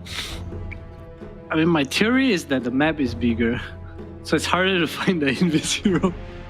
You say it's better for invisibility heroes. I think you said. I feel that pack, way. Right? I feel that way. I feel like because the dust is harder to press, like the dust is now targeted in an area. Other than that, I think it's easier to move around the map. It's harder to cover areas with sentries. There's like and a lot he can of blink padding. away as well. Yeah, I love padding. Man, I expected a Spirit Breaker from Horizon, but they go for the Earth Spirit instead. Yeah, they go for the Earth Spirit and Snapfire. Both very strong picks here. So I'm intrigued to see how these two will do. But still, yeah, they ban out the Bounty Hunter and pick themselves up the Ricky. Usually I have seen Meteor Hammer first item being built on the Ricky, then meanwhile afterwards a Diffusal Blade. Yeah. So we'll see how Myth Avenue Gaming will build this Ricky. I'm not too sure how they'll do it. Maybe perhaps they're going to put the Ricky mid or pos 3 or even a position 4. I don't know. We'll see for ourselves as Myth Avenue Gaming. They actually picked themselves up a Terrorblade second pick. Yeah, the Ricky is probably still a flex, but the Hammer Ricky is definitely still very strong. Stab against Ricky is pretty good. Obviously, it's pseudo for stuff with the cookie, getting you out of smoke screen. Or Spirit good at catching Ricky, you can always reach when he blinks away. You can precast your silence on Tricks of the Trade, stop his blinking away. This TB pick though is kind of interesting to me. Maybe just confident in the Young God hero, or they have some concept of how they want to play the map. With the illusions. I still find it mad how both carries are called have God in their name. Are there any more speaking God of Young carries? God, Young God's getting some sustenance right now for the match. Yeah, see it, bro. You gotta save your appetite, man. You gotta devour your opponents. Do you ever have that problem where like you're in a Dota game? So, sorry, not in a Dota game. You've matched to search a Dota game. Exilers eating too. Exilers eating as well. It's the whole. They just be like dished out food before the game began. No, you don't understand, bro. 4 p.m. is gamer lunchtime. Gamer lunch. You wake up at 12. You wake up at 1. You're like, shit, I have 2 hours. Is Miracle eating? Oh, Miracle's not eating. Then you order food. Miracle's having a he's drinking though. Miracle's having. Wait, that might be a food drink. That might be a food drink. Miracle's a white coffee boy. Oh, is it? It's a white coffee. How do you know that? I was in a team with him. Oh. I'm gonna. How many players? Wait. How many players have I played? I played with NWP, Miracle. Alright, only 2. We're good. Okay. I thought we were gonna go on a list. Then I was sitting back ready. I'm pretty hear sure I this played with like list. half of the Div 2 players. Okay. Probably the coaches included too. Oh, Undying. Wait, is the Mizu Undying? No, it's a Mizu Earth Spirit. Oh wait, what? No, it's Horizon. Alright, it's Undying offlane then. Undying offlane. Undying Earth Spirit? Alright, ignore everything I said in the past 10 seconds. Thank you. What does Myth want to go for here? Something is good against Snap and Undying. Timber looks... Oh, they banned the Timber. Darkseer's banned. Verda's banned. I feel like Horizon's setting up for a draw Arc Warden here. It's because of the Undying pick. So it's probably plus 5 Undying then. Okay. Good against the Terrorblade. I'm not sure what's in the minds of Myth Avenue Gaming though right now, with the Ricky and Terrorblade picks. I think it's just a map pusher and then a hero that can catch you on the map. So I wouldn't be surprised if they pick like some Hoodwink kind of hero here. Just damage, kill squad, something to secure a TB. So strong plus 5 plus Hoodwink, or there's still a Rubik in the pool too. Clockwork, okay. That's a strong position 5. Got the Clockwork there. Presuming that's a position 5 here. With Playhard going to be playing the clock. I think I've seen Playhard play the clock before. And Cottle. Is that Xerxia going to play that mid, or is this going to be NWP on the Cottle? I feel like the last time we hit them with the interview, Excellence said that he was just more comfortable on the Cottle. That's why they let him play it. So I do think it's a mid Cottle, actually. So is this a Mizu Ricky? Was for Ricky? Kind of curious to see what route they choose. I'm interested as well. Batrider picked up for 4th pick for Horizon. So now we see the final bans. Alchemist banned out. What do you think of Alchemist's new ability? I find it pretty nasty, to say the least. It slows you down heavily if you do not have a BKB. I feel it's good, but Elk is still Elk. Like, if he wins a game, it's because he's ahead in net worth. I think it doesn't help you. Does it help? I guess it helps. It adds more scaling to the hero, which is kind of nice. His issue was he always had to be so far ahead of the game, and even then it was not easy to close out. Yeah.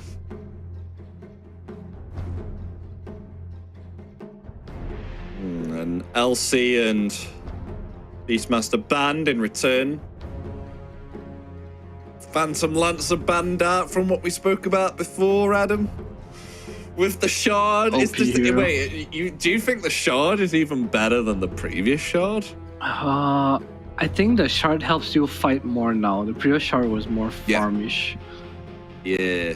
I'm so... you're going to hate me so much when I say this, but...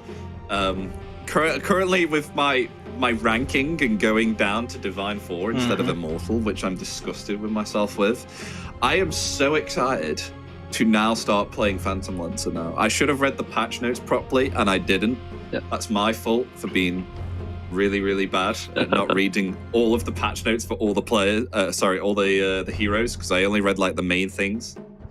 But I'm really, really excited to play Phantom Lancer. Phantom Lancer looks cool, especially with that Ags. You can play him now instead of just farming.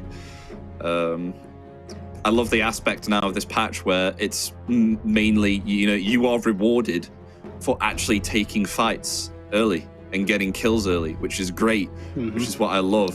Funny, you're going to love this, Adam. You're going to love this. I had a Nyx Assassin 21, 25 minutes in, I think. Or was it less? Actually, I'm going to say 21 minutes. I think 25 minutes is unpredictable. 25 minutes in, because the tomes were removed, Nyx Assassin, level 5. What? Level 5 Nyx Assassin. That's some AFK EXP, man. Bro, he died like 14 times. Man, even then, it's hard to be under-leveled. He was running so bad. down. It was so bad. He level 5 doesn't even get like the wisdom rune either. The effect that not having tome can have on a support is staggering. And I met it during that game. I was like, where's my vendetta? Who took my wisdom rune? What if he was just trying to get the shard? It was his plan all along. It's like, I'm going to stay at the bottom so I get the shard. Yeah, maybe. Unless the carry drops his items, as we discussed. That's true. And then jokes Not on you. everyone knows about this dark technology. And you still have to try that out as well. We're going to have to communicate with this after we finish this. But yes, ladies and gentlemen, enough of the shenanigans. Actually, speaking of shenanigans, we may be met with more shenanigans as this game begins within the, only 3 days within the patch. Game 1 out of this best of 3. Myth Avenue Gaming versus Horizon. Who's going to be coming out on top within this Miracle game? Ricky Maru. The stealth assassin. Hell no. Tricky Vic. It's the tricks of the That's what I trade. like to call him. Tricky Vic Rick. Tricky Vic Rick. Where's Morty? I love Myth's draft so much more than I was gonna say Fnatic, Horizon. I feel like they did not expect offlane Ricky coming out. Probably thought it was an offlane Coddle with a mid Ricky. So this Arc Warden is gonna struggle here, I believe. Ricky is really good against Undying. He has really high armor, really high regen, so does not care too much about decay. It's also really good at getting on top of Arc Warden. Rushes Ring of Health pretty easily. Kind of worried for Horizon here. I feel like all their lanes can go really bad.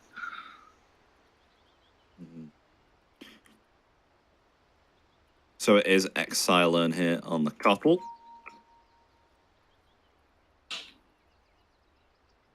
And I think it'll be. Do you think there's a lot of pressure here on Miracle to do well here on the Ricky? Because that's what I feel like. I think he'll do well naturally. It's not like he's gonna struggle and he has to get the most out of it. I feel like that's a lot of his lanes sometimes. I feel like Miracle and WP most of the time they find a way to get kills in their lane to enable each other too. And WP is good at being sneaky, which is what makes a great Clockwork player, especially in the early game. Yeah, I see that. Something cool about TB now is with the gate, every meta you have your pause 4 can actually kind of rotate down. Which is actually really nice. So meta pop, you know, you rotate your pause 4 in, you get a kill, they just go back to your lane. Yeah.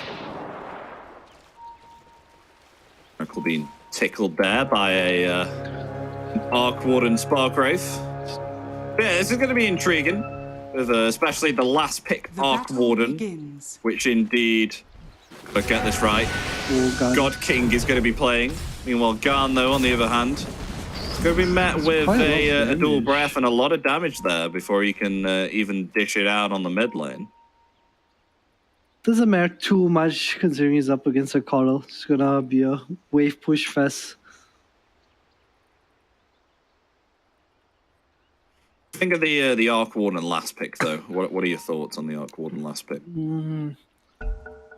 I feel like Myth had their bases covered with the Ricky early, because Ricky is good against both Draw and Arc Warden, and it was very clear that Horizon wanted either one of the heroes against the Terrorblade. So I think he's not gonna have the best of games on the Arc Warden, but it's something that they needed to force to get the TV matchup.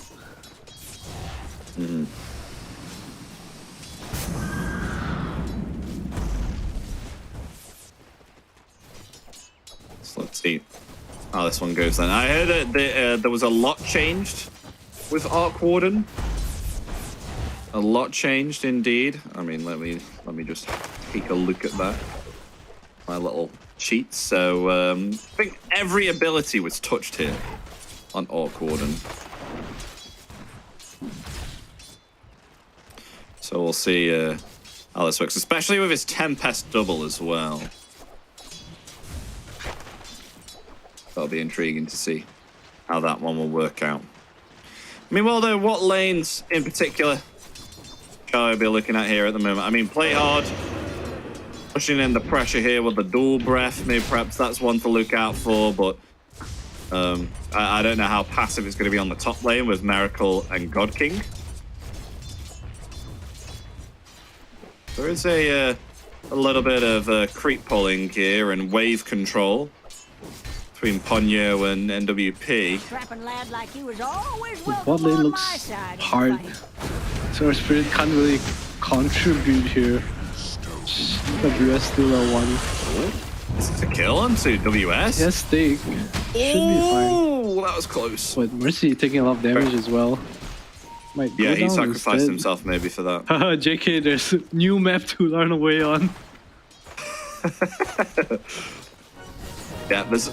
Like, you'd be stuck in the trees there, but you can run even further to the right. It's insane. Oh, rolling boulder. Oh, it may be a kill. It is indeed first blood. That's a feat. Goes to Mercy. It's a feat. The one lane is now not so bad.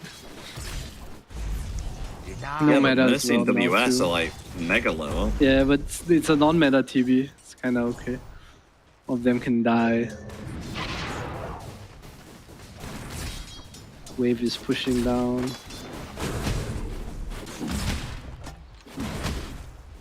Okay, so we're about to get to 3 minutes. You know what that means, Adam? What does 3 minutes mean? It means Lotus. Lotus, Mercy, The Lotus pool. Mercy Yeah, knows. Mercy's going for it. He wants it. Come he on, wants a Maeve. Lotus. Read the patch. There it is. Come on, play hard. You can give it to someone, right? It's probably gonna. Yeah, there you go. Used it on WS. Yeah. Kinda cool. Ponyo also got the Lotus up as well. Horizon getting both Lotuses. Dire structures are fortified.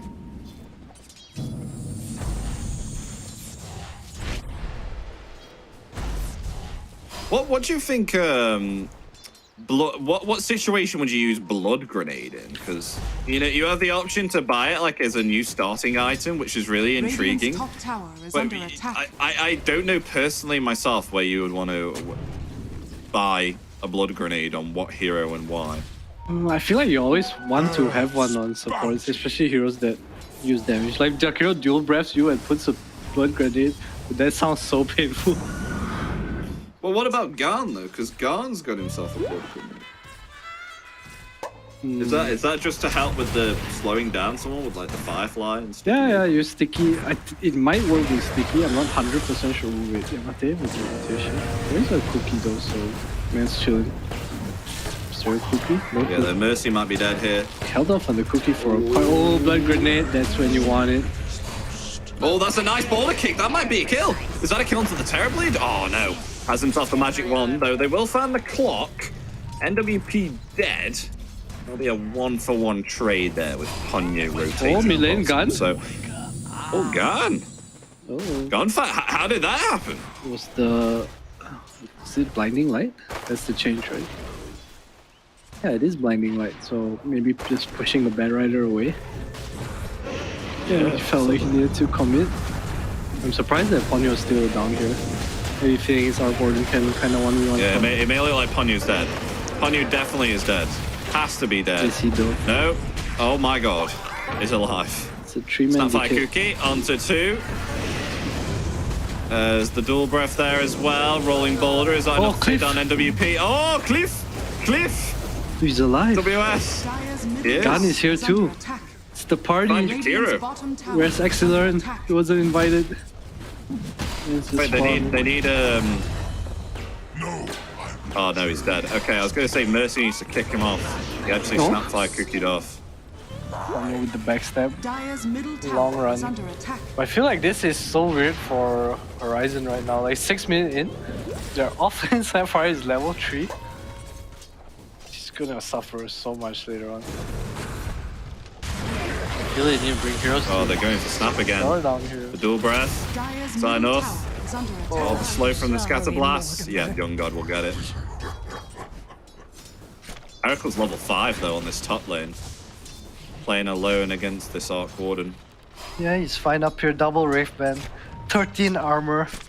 Very cool. Not rushing the ring like you see from most people. I wonder if he'll just skip hammer and go for Diffusal here. Because Diffusal has super value as well against the Arc Warden if you get it early. And Oh the Bad yeah, Rider. well, yeah, 100% value. I wouldn't be surprised. Oh, they're actually going to jump on the Arc Warden now. Got him in the cogs. Play With hard. level 6 on Miracle here, so they have themselves the backstab. And they will find it. Miracle will retreat. Meanwhile, Garn rotating in, has himself the lasso, laying in the damage here with the Firefly. Doesn't really want to commit the lasso. Dude, look at 'cause he where has play himself hard enough is. damage. He's trying to yoink the bounty rune. Can he get it? Oh, the kick. Mercy. Oh, he denied it. Oh, your God, he denied it with an illusion. That's kind of Cheeky cool. man. That was cool. Oh, Alright, so now yeah, that was actually a sick play, actually. no wisdom rune. Miracle will get a wisdom Take rune. it, take it, take it. He's laughing. Look, look at his camera. He's smiling. Oh, he's like, come here. What was he doing? What? He wants to leave it. Oh yeah, you can see him on the camera. Yeah, Oh, he's easily smiling. Is he gonna take it? Is he gonna leave it? No, he's leaving they're it. leaving it. He's like, I need to take it, guys. Better eyes coming. It's the new tome. Oh. They're gonna go for Gan though. That's why he was smiling. He knew. He knew. He's like, better eyes gonna come here, man. Ah, the tip. I'll find the kill. Oh, come on, give Oh, us that's the a miracle great camera. punish. You see the smile, bro. He knew. He's like, it's bad right. Come here, it's bad right. It's coming. But I feel like everyone dies for wisdom runes. It's actually so much value. So instead of just getting XP, you get a kill too on the mid Bad Rider. And how's Excellent Arc doing? suffering though. It's been kind of quiet. We do have Arc suffering though. Level 5 still. Midas on the way though. Dire's top So tower. I guess not all that Mercy, there's blinding light. Oh. It's fine. Travels on the call too, so he can join anywhere. I don't know how they help this snap recover. I feel like when you pick this Earth Spirit, you need to have a independent offlaner so the Earth Spirit can play a game. This Earth Spirit could have killed a Coddle so many times, but instead he had to play bottom in this They're going for Young God. situation. Young God in trouble here. They're going to commit the Multimus Kisses, or they're going to commit Lasso as well. Yes, they are. They will find the Terrible. Almost got this under off. Oh, Miracle. Miracle's underneath. And that's a kill onto the Air Spirit. Good punish. Balance the scale. Oh yeah, look at that. He's gone 3 Wraith Bands on Miracle, and now he's going for the Diffusal Blade. I think that's kind of nice. Oh, red. Is there a Red Watcher? They know. Nope. Oh, it's no longer a Red Watcher. It's a Gun Watcher. They found it. They found it.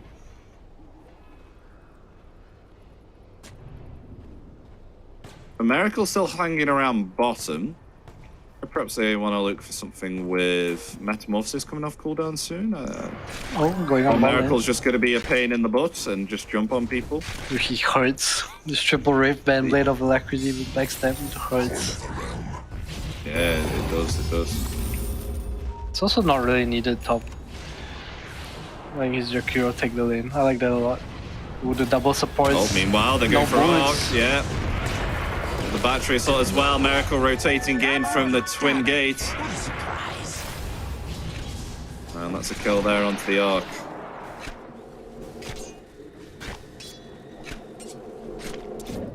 Best situation right now for Horizon. I mean, they've been able to rotate around and get a few kills, which is nice, but their Arc Warden is currently suffering right now.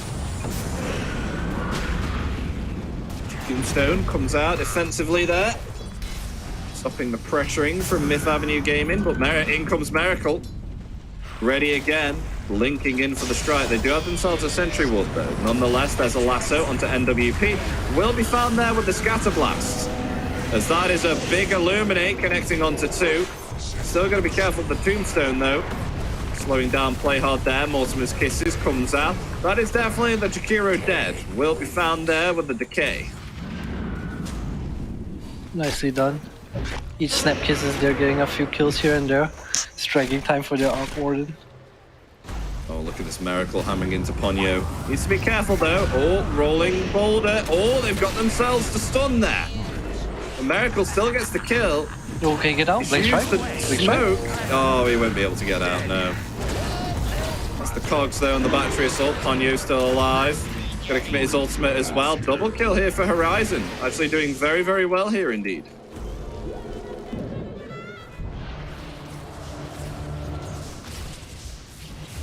Now Ponyo rotating top through the Twin Gate. We perhaps attempt to try and help out the Arc Warden though.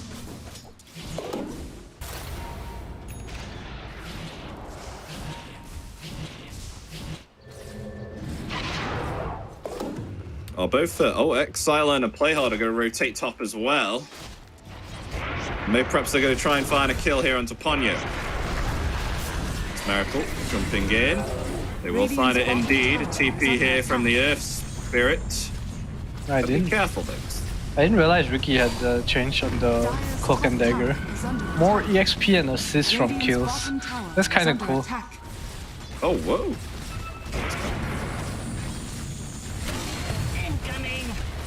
Radiant structures are Get fortified. EXP from assist too. That's kind of sick actually. That's basically track Dire's top tower for is yourself. under attack. Yeah, it's a little bit Dire's like top tower has It's so much goal. Radiant's Alright, so I feel like Myth are dominant in this game, but Horizon's doing a real good job of keeping up in Oh, that. they're going for Young God. Young God in trouble. Missed the silence. Trying to root through the illusions. Will be able to. There's the lasso. Stops the Sunder. They will find the kill. Meanwhile, though, Garn will be focused heavily here by Miracle. The Batrider will fall. Mercy will attempt to rolling boulder away and Radiant's bottom will be able to tower get out is under successfully attack. there. Radiant's bottom tower has fallen. Dire's top tower is under Maelstrom attack. done for God King too, so they're doing a real good job of just running at Young God. He also kind of stayed bottom for too long, I think, trying to protect the tower. One of those games where after his laning phase, you really want to snowball, but behind the snap in network right now. Radiant's bottom tower is under attack. Yeah. Interestingly, Yule's Scepter picked up here for Garn. Well, coming in, Ponyo being taken out there by the Miracle Diffusal Blade. He's going to be Nice stunned up roll. though, however, and may be found. Yes, he will. Miracle down. And now attempting to pursue NWP here. The Firefly, Snapfire cookie forward. No lasso though, however. Nonetheless, rolling boulder. It will connect along with the Scatter Blast as well. Is this enough to take down NWP? Will be able to hook shot himself away and maybe Oh, the snatch himself a Wisdom Rune. Can get it. Oh, the Flame Break kicks him out. Oh, That was close. that'd have been cool if he took that.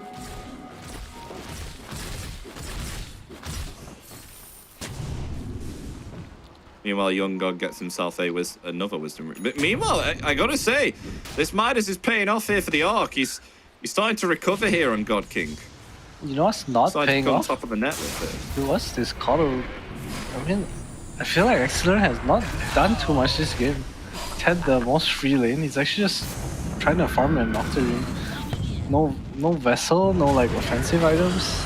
Ooh, that was a close ice puff. I feel like this Coddle has not been establishing dominance on the map. This is pretty establishing dominance though right now as you speak about it. Ponyo's dead. Miracle's out. They need to find a way to be keeping this Batrider and Arc Warden down. These support kills are not the most meaningful for them. Death's bounty. I just think this Coddle should have impacted the early game a lot more, especially with the fights that Horizon took. Like, he had travels all the time, but he never really had interest of joining any fights.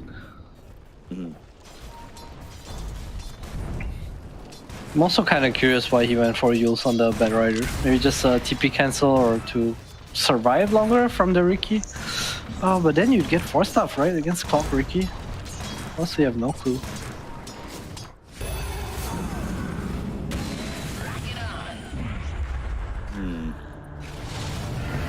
It's kind of a weird one. The Miracle still keeping up the pressure here on the Riki. Dire's top As they want to tower have a is look under here for a attack. tier 2 tower, already committing the Metamorphosis here top on a level 10 Terrorblade. It Done. looks like they'll actually try and find this tier 2. They will, maybe perhaps. Meanwhile, though, Mortimer's Kiss is coming down. A lot of damage being taken here, but it's actually being cancelled with thanks to Miracle on the backlines with the smoke. Dire's middle tower As they will lose Young God here. Young God down. Lasso there onto the Riki as well. Miracle will fall. Horizon actually able to hold. Turn this around. They find 3 here. Potentially 4 as Mercy tries to find more, but with that, Exilin gets himself away far beyond their reach. And they will find 3 here on the Horizon. Yeah, the Greaves on Snap proving a bit too much with the team fight from the Undying. God King joining too. TB once again dying with his hands up to try to get the Sunder off. I feel like Mif's lineup is very designed to scale and just pick off on the map, not really team fight. They have this Clockwork hookshot, they have the Diffusal Riki. Not really big on team fighting. Horizon on the other hand with the cookies. He only got like 2 more Immerse Kisses off too and they won the fight so convincingly. Kinda worried Yeah, for I Mif. thought that was going to turn around with the cancel there with the smoke screen. But Miracle bought Turned out the to be very shard different. too. Do you really need the shard if you have Diffusal? Guess it's always just nice utility. I feel like they need him to scale into the game because he is good against the Arc Warden and the supports Well, it's not later the- on. it's not the dagger anymore. Oh, that's true.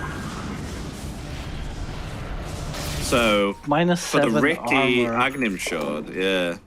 Their armor is reduced by 7 within the smoke screen and cannot be targeted by their allies. So is that mean in regards to like save abilities or? Cannot be targeted by their ally. Dire's top I think tower so. is under attack. Like you can't click Glimmer or something on them. Oh, that's gonna so be you can't cookie? that's so horrible that you can't force staff, right? I think you that's can't what that save someone means. with force staff. Can't cookie, can't force stuff. That's so nasty, actually. It's a diffusal combo. Dude, that sounds OP as hell. That's like nullifier with minus 7 armor. What the hell? It actually How did I is. What miss the that? hell? Alright, now you know why Ricky has a high win rate. We found it. I mean, play hard will be found, and they still get a double kill though, nonetheless, here on Horizon. Taking out the 2 supports, they look for more. Maybe perhaps they're going for Miracle here.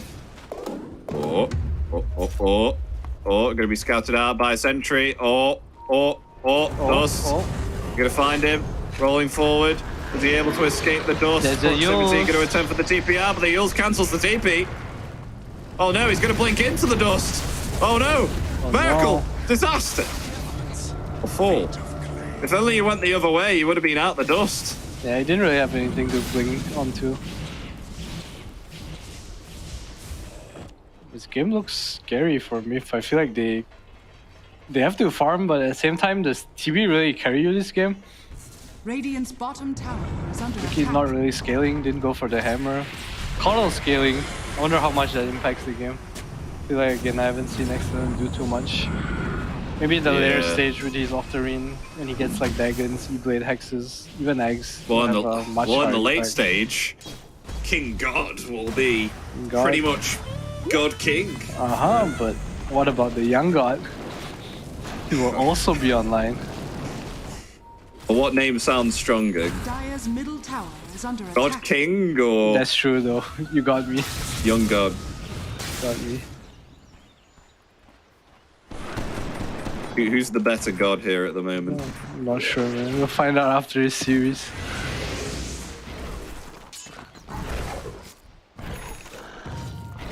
Myth, just chilling. DD rune for Miracle. He stopped scaling. I like to see him farm much more. Like they're running around the map and constantly getting punished by this travel Bat Rider because the TB can't really participate right now. But his Arc Warden and Bat Rider will always be there.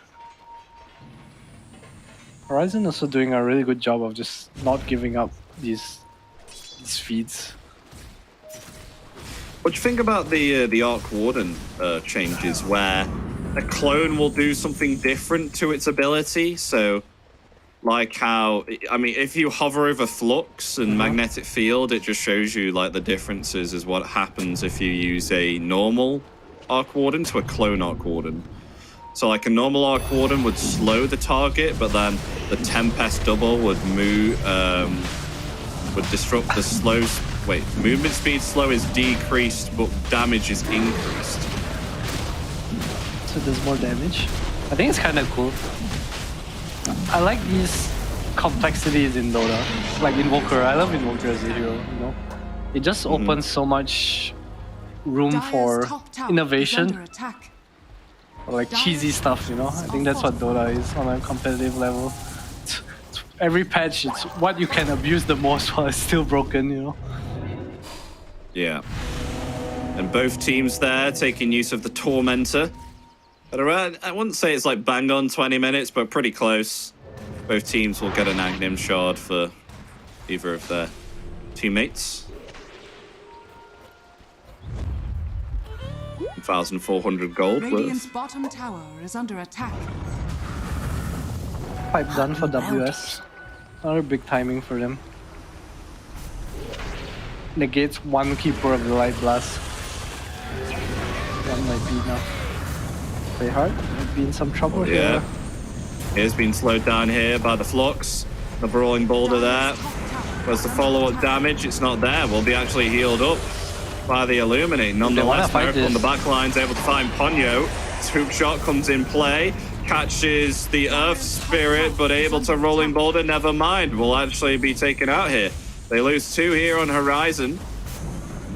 Myth Avenue Gaming might even proceed to try and maybe siege the tier 2. Yeah, unlucky for them, Roche has already been taken. But good fight on their terms. Horizon kind of over chasing there. Good that they reacted to it, but they're definitely in farming mode right now. Terrorblade's not ready.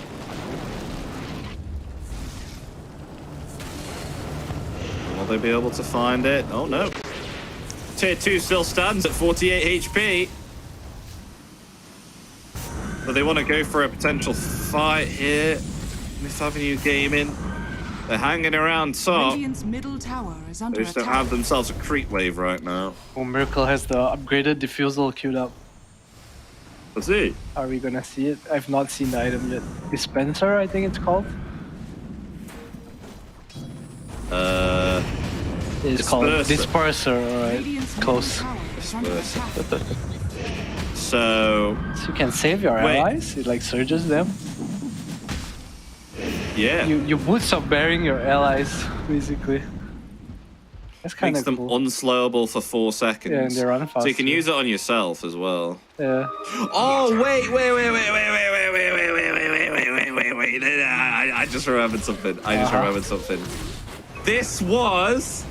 This was old Diffusal Blade. No, Do you Diffusal remember? Blade did not give you move speed.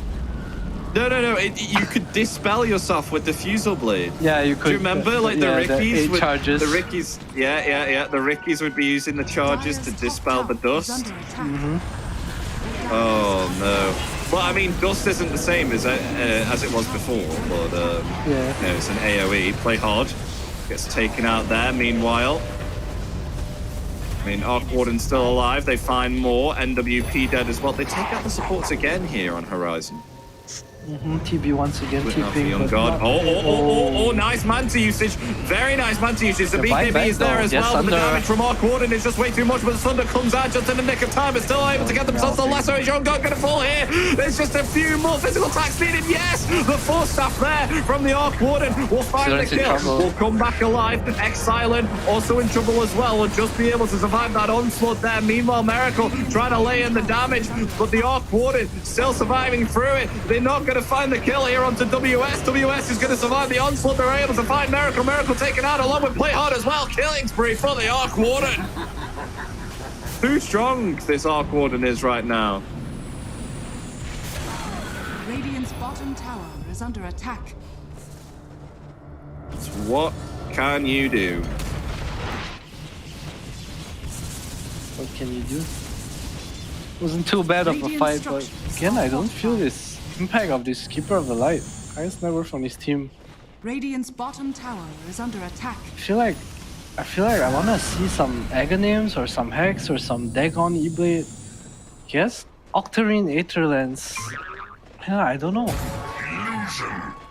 This is... I don't know, I just don't like this item build, man. It's so... I don't want to use the word useless, but there are definitely better items that you could have bought.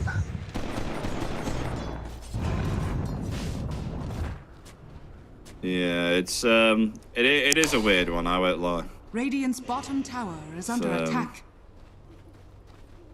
That they're not able to dish out as much damage on Exilent. So what's the Octarine for here? Just cool down. Just cool down, is that it? Cool down. Oh, and What an else could it be? MKB now. Is under attack. Oh dear. MKB on Arc Warden. Arc Warden seeming to be quite powerful right now. I mean, what can they do? They don't have anything to catch this Arc Warden, really. He can just lay in the damage at the backlines. That's what I feel like it can just happen. Like, Miracle is finding it really difficult to take him out now. You know, he has himself a Hurricane Pike of his own. Yeah, it's kind of poor on the Ricky, but I think that's the nature of the hero if you don't go hammer. Just poking. And I feel like it's all on the column. Like he needs items. He needs useful items. So Myth are gonna have to drag out the game even more. Play for his hexes, play for more items on the Terrorblade. Radiant are scanning.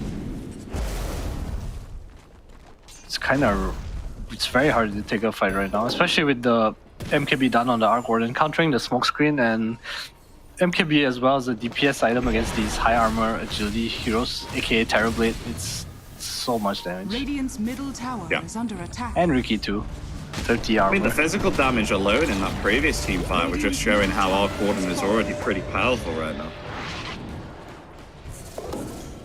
Yep, Horizon. 12k up. They're crazy strong right now. Probably just gonna wait for Roche and try to end the game from there. But meanwhile, they're going to attempt to go with the Ponyo here. We'll be able to get off the Tombstone off though. You want before this he gets fight? hook shot and cogged. We'll be able to get out, play hard. Maybe in some trouble now as the Multimus Kisses come out.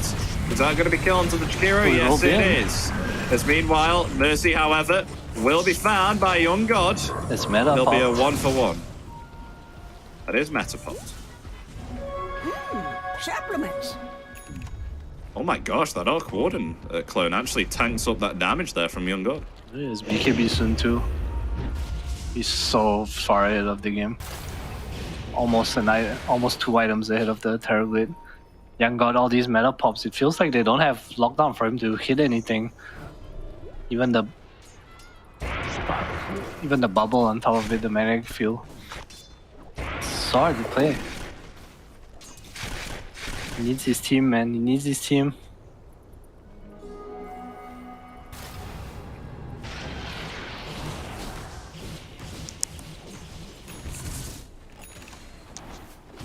What can you do now? I mean, Roshan, he's back up in an average time of 1 minute and 20. He'll be back pretty soon.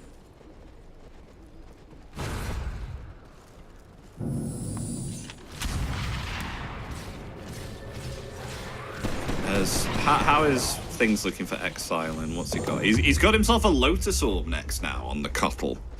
Opting to go a Cypher Vice.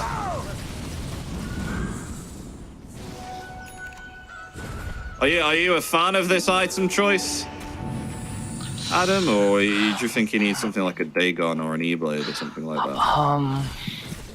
Yeah, he needs both. But the Hex is a good place to start. Definitely a very good place to start. They need lockdown, and then TB's gonna get enough damage at some point, and they'll start killing heroes. This Bad Rider is not tanky. Look at his items. It's all about the one lasso, about playing the long fights, no BKB. Yeah, it seems like it, yeah. Meanwhile, though, they will be able to take down an Arc Warden illusion there, showing that they still got some strength in here. They're actually going to smoke up now. They'll try and maybe perhaps find something here. They're wrapping around. If only they knew. If only they knew they right below. Roshan's up now as well. Scout that out with the hooch. Oh, the rocket flare. They may meet each other here. If Horizon may not be aware that they've just scouted out the Roshan. They may be meeting each other here. They may be indeed. They come forward. Scary position to be in for they Horizon. see an illusion. They know. They know. Something's up. They're ready. Gun? They're going to find themselves Gan in definite trouble here. As now will be full-staffed back. They have themselves the high ground if that new gaming do.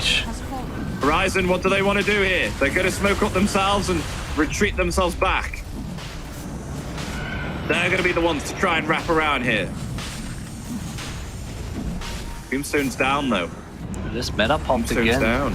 Oh, they're going in. Rolling boulder, coming forward, kicking back, play hard. The Multimus Kiss is coming out right now. Jakiro instantaneously dead. Arc Warden going to activate his clone and hammer in the damage here. Okay, on the high Young God going to be able to ground. survive. The Thunder just comes out in time there. It's a miracle. Young God still trying to hammer in the damage, but the damage is too much here from Arc Warden. He will just survive on 150 HP. Triple kill here for God King. What happened to the keeper that fight? Did you have to TP out? I'm not sure. I'm not sure what happened to Exile. Yeah, I don't know what happened to him. 16k net worth. He's done absolutely nothing this game. It's kind of sad. It has the Lotus down for his Terrorblade, but they need a scaling core. You can't be a support with highest net worth on your team. You just can't. It doesn't work. Unless you're a Bad Rider, apparently. Gone with his 4-star Fuels Blink Dagger. God King pumping out so much damage. And there it is. Ages of Immortality, but it'll go into the hands of Garn here. For that rider. God King feeling confident. Has the Quickening Charm and the Magnetic Field cooldown too, super annoying. Boots of Travel too, can always join his team. Got themselves the second Tormentor there. As well as Myth Avenue Gaming though as well. They'll take out their Tormentor. Oh wait, no, wait. They didn't take out the Tormentor now, did they? Oh yeah, no, they did. They did. I thought it was every 20 minutes, the Tormentor. Is that not the case? 20, 10, 10?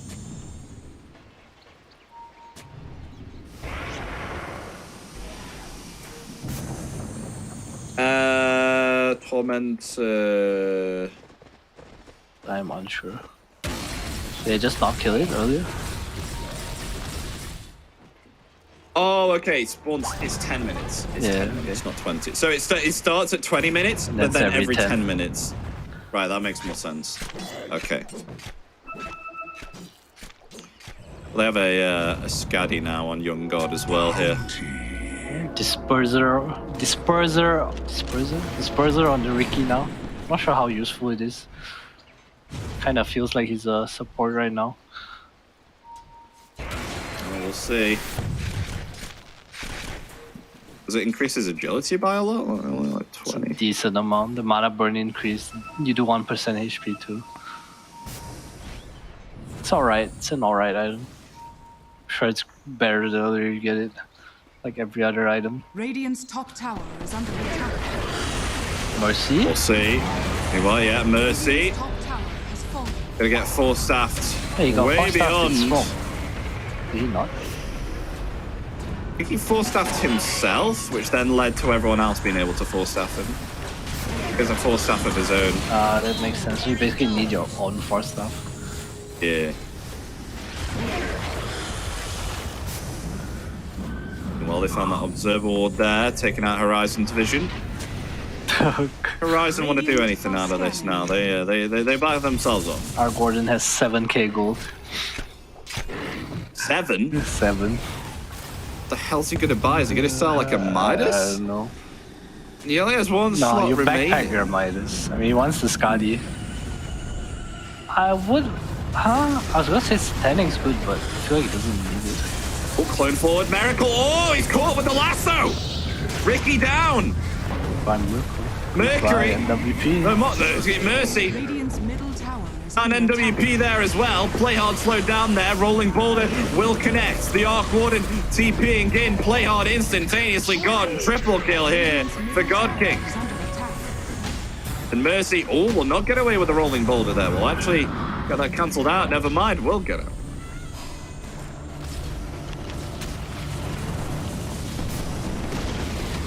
Radiant's Doesn't look to middle be so tower good has anymore fallen. with God King around about, what was that, 6 levels ahead of the Terrorblade right now. Still laying in the pressure here though with the clone, Xylon, trying to push Horizon away here with the Illuminates. Looking out to be quite well. They won't get any tier 3s with thanks to the defense from Xylon, but still Horizon, they're in a pretty good place at the moment.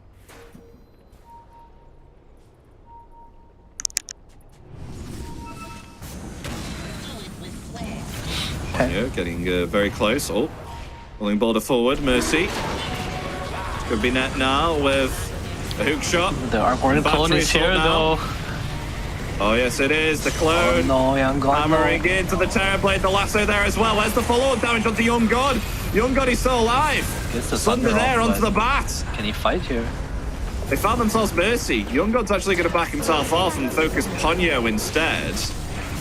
As Ponyo will fall. They lose 2 on Horizon, and Horizon will bat themselves off. It's 2 kills, pretty nice. The Aegis on Horizon as well. Kind of awkward, the lasso came out just as the clone was dying, otherwise Young God might have went down there. Attack. Scotty now on the Arc Warden. I wonder if he should have just built damage. I feel like damage would have been a better option. Just kill a TB during a stun. Oh, he's backpacking Daedalus. it and making sure that he gets. Gotta be efficient with your Midas cooldown. He wants Moonshot now.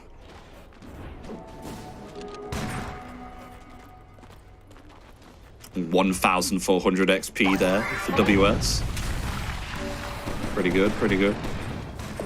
Close to level 20. Tier 4 tokens coming out too. Let's see, what's he opening? My man, what's he getting?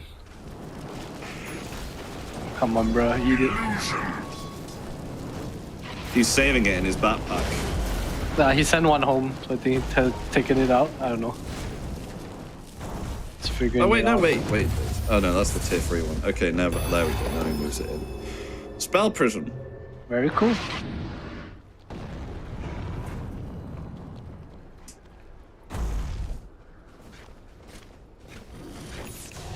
So Roshan may be respawning in 2 minutes, so it's a possibility that we may see another Roshan play come out between either side. But I gotta say, this is quite a long game. 40 minutes in. This is the longest one we've had so far since the patch. You're gonna caster curse this. Carl's is gonna die here. No buyback. You're good, you're good. Alright, MKB done on Young God. His game's getting more and more even as it goes on. Oh, gone. Linking forward there with the lasso. They found themselves the Jakiro down. And the real caster curse. AB though picked up on Terrorblade. It's now Horizon proceeds to siege the high ground. I did not mean for that to rhyme so well, but it does kind of go off the tip, doesn't it? Proceed to siege. Right now, they have themselves the backdoor protection. Very troublesome here. We'll finally be taking it out. Here comes another close. Do here? They need to engage into this. They do. Look It's for Mercy. the Forward boulder into the trees, ready for a jump. Can he get it? He's going for the clock, and WP is dead. No buyback on the clock. They can't. They're clone. 1v5.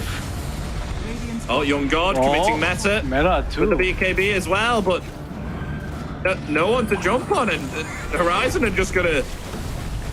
The Horizon's gonna turn. Multiple Play hard, cases. yeah. Okay, never mind. Play hard, yeah. Play hard's dead. Long range artillery. It's 2 heroes dead. They can finish the Rex here if they want. I mean, go mid. especially with meta about to be down soon. Only about 20 seconds remaining on meta. Meanwhile, the lasso there, bringing back the Terrorblade. Terrorblade may be gone. Terrorblade's dead. Down for 70. Fifth Avenue Gaming definitely in some trouble now, as Horizon proceed to finish off the rest of the base. Although hook shot onto the Arc Warden. Will be Snapfire cooking away along with the Force Staff as well. Got to be careful. Another Force Staff there. They want to try and find this Arc Warden, but he's able to survive, play hard, and find 3 kills here. Made that a triple kill. They're going to focus their attention now onto Xilent, who's slowed down heavily by the Eye of Skadi here. And they get themselves a team-wide Horizon do. It definitely looks to be GG. And there it is, ladies and gentlemen. GG is called with game 1 going to Horizon. They'll be able to get themselves this first game out of the best of 3 against Fifth Avenue Gaming. And we'll be seeing whether they will be able to take this 2-0 or will Fifth Avenue Gaming be able to equalize this one. It's a really nice game from them. I feel like Myth, I didn't understand their strategy. I thought Coral would enable the silence and they would go like run around, kill heroes, TP a farm. You know, he won his lane, but he ended up being so poor because of what Horizon did. The constant fighting in the bot lane hurt the TB so much. Whereas Arc Warden was just top farming, and then eventually Miracle left the lane. Instead of going after Arc Warden, they wanted to protect their Terrorblade so much, but they didn't accomplish that at all. Ended up hurting him. Yeah, and without question here, God King getting himself the MVP here with a GPM of 1,040 here on the Arc Warden. Absolutely insane with the GPM and the XPM that this man was able to obtain on the Arc Warden. insane performance by him. I felt like the game was. I'm not sure. Myth, they showed signs of life sometimes, but the fights were so hard for them. TB would always get less, so the damage was never be able to come out. But I think it came down to the Coddle in the end. I've been harping on it, but he had close to very minimal impact on the game. Yeah. But with that, ladies and gentlemen, we are indeed going to be throwing to a break, so make sure to stay tuned because in around about 5 or 10 minutes, we'll be having Game 2 with, of course, the Myth Avenue Gaming versus Horizon. So who will be able to equalize it? Possibly Myth Avenue Gaming. They may have a chance of equalizing this, or will Horizon be able to take this 2-0? Find out shortly because we'll be back in just a couple of minutes. Don't go anywhere, and we'll see you for Game 2.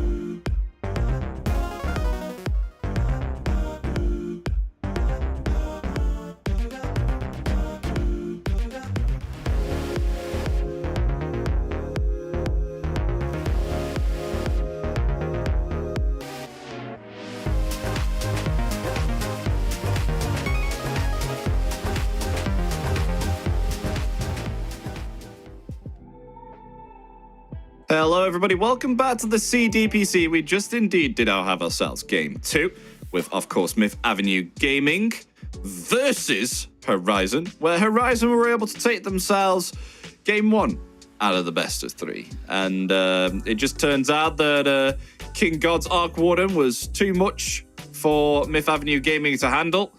And I don't think Adam was particularly a fan of the Cottle. Can you? I'm a hater. I was a hater. I admit He it. was a hater. But man, he had so much net worth, but he did not give back to his team.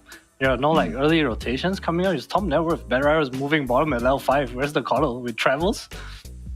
Where's my blast?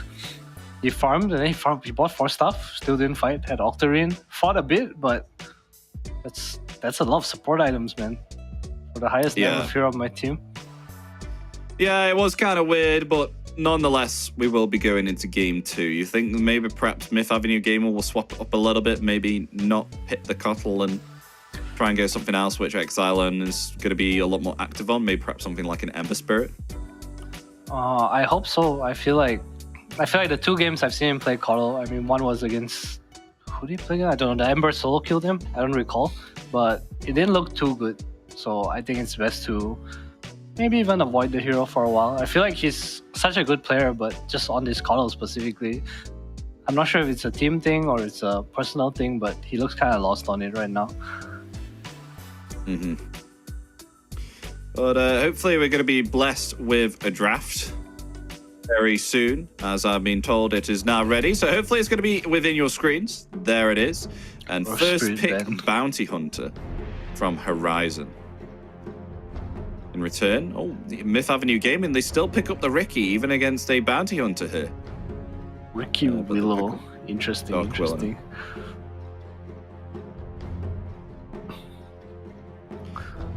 you think they can still pull off a Ricky even with Bounty Hunter on here? Because obviously, of course, everyone should know the fact that Bounty Hunter is very annoying, especially against Ricky, with the fact that you're able to stop his reconnaissance by just placing track upon him if you do have yourself a sentry. That's where the disperser comes into play. Just purge the track. Honestly, I think it's nice to have track on Ricky, obviously, but I wouldn't say it's unplayable, especially as a core, because you need the... What you're scared of as a core is you're scared of getting caught before you go in, but once you blink strike in and actually cast your spells, in a team fight, in a realistic situation, there'll be sentries down or dusted, so you're technically tracked anyway. Yeah. But it's getting to the fight and like farming and picking you off that track can be really annoying. And Snapfire picked up second. I mean, they did pretty well with the Snapfire on Horizon, so they'll pick it up again. Feel comfortable with it. And now we'll see what they decide to ban out.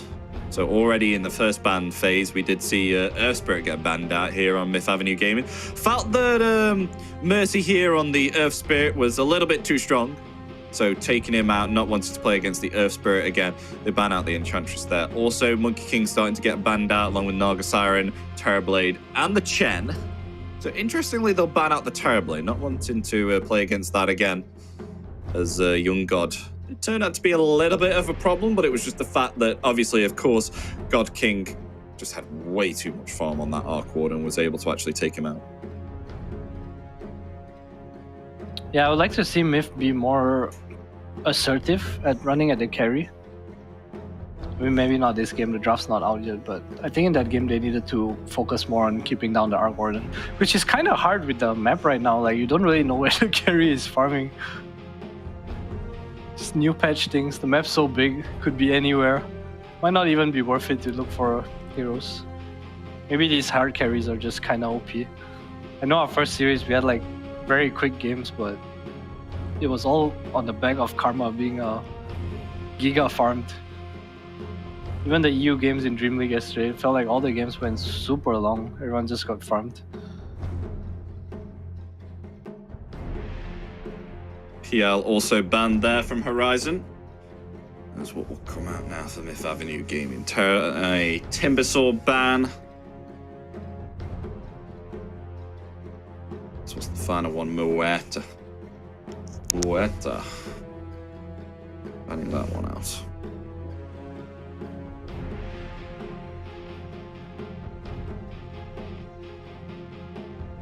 So I wonder what they'll pick here for Myth Avenue Gaming. Not sure if they want to go familiar picks. They've picked themselves up before. Or indeed having to think about it, so they'll see what they will pick up. Muerta Ben. Agility hero incoming. Agility, yeah. I figured that would be the case. Maybe a morph? I don't know. I mean, Clockwork picked up. So now we'll see the first, the third and the fourth pick coming out here for Horizon. And then Myth Avenue Gaming, they do have a chance to get like a cheeky last pick here before they go into the ban phase. So Batrider will be picked up, more than comfortable than playing that one again. And what else will they match with the Batrider? They did play Undying last time, but that is banned. So won't be able to pick that up on Ponyo. So what is Ponyo going to be getting if they are indeed going WS Snapfire again?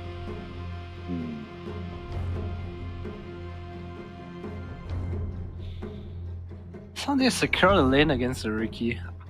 Wonder what that is. Usually just range or like high damage heroes, because Riki has high base regen. You don't really want this low damage right clickers. What is it? As a support or like a okay? They go. There you go. That's a good pick. Really good against the Riki. Ice Path also one of the bear spells. You're able to catch him in the tricks of the trade when he comes out. Yeah, I think that's good as well. What carry do you think that it would be nice for Horizon? At the moment, I'm liking Drow. I'm not a huge fan of Drow against Riki just because the early diffusal or whatever build the Riki goes, he has 2 blink strikes to keep up with you. Oh yeah, but, true. Maybe. But I think against Riki specifically, you want a natural 4-staff buyer or a natural MKB buyer. Just because of how the shard works right now. So they don't really have saves on Horizon. Just because of the Riki shard later on. So for 4-staff buyer is definitely a priority. Puck. It's an excellent hero. Not much catch on Horizon as well. Yeah, only the lasso and the ice path right now.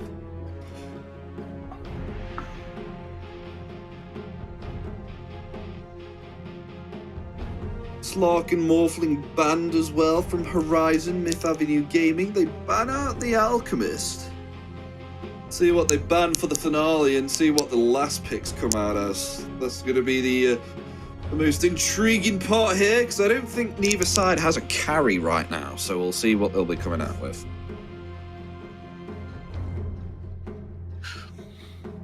Against Bat Bounty. Can only really think of illusion heroes, but PL Nagar banned, Slark another Dispeller banned. Morph probably a hard to kick out hero that is banned. Morphling Slark. What would I ban for that? Sniper, Drow. They're playing to Puck Riki. You need like a man fight-ish hero. They also need wave clear, arc ban, elf ban. I need a hero list, man. Is it Abaddon? I think Abaddon's pretty decent. They need something that's range or like a range carry? Or? I think melee is fine as well. Just need a hero to like kind of stand in front. They have no way of like frontlining right now until whatever carry they pick gets really strong. I like the Abaddon pick. I think the bans are suited for it too. There are not many carries left in the pool. Yeah, I see that.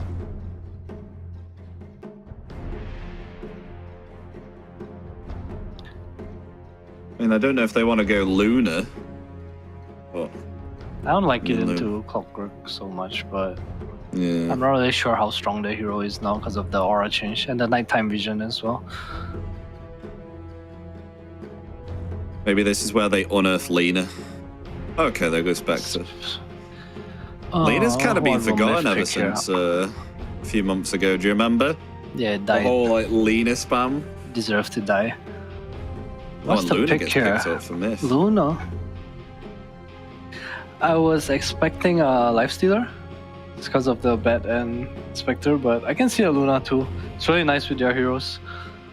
Luna outpaces the Spectre as well, but my one problem with this Luna pick is they once again don't have auras. I feel like Luna benefits so much from this group up kind of playstyle where you have that's how you want to play against Spectre, right? You want to be farmed and then you want to take these strong team fights. But I say that, but the Bounty Hunter is the offlane in this series, so maybe he will not have team items too. It'll be one of those games.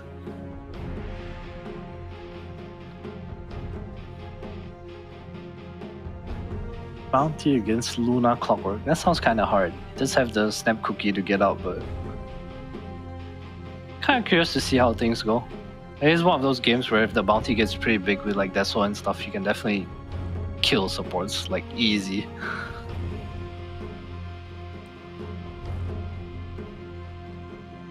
As I wonder what we'll see in regards to how it'll work for the Spectre though.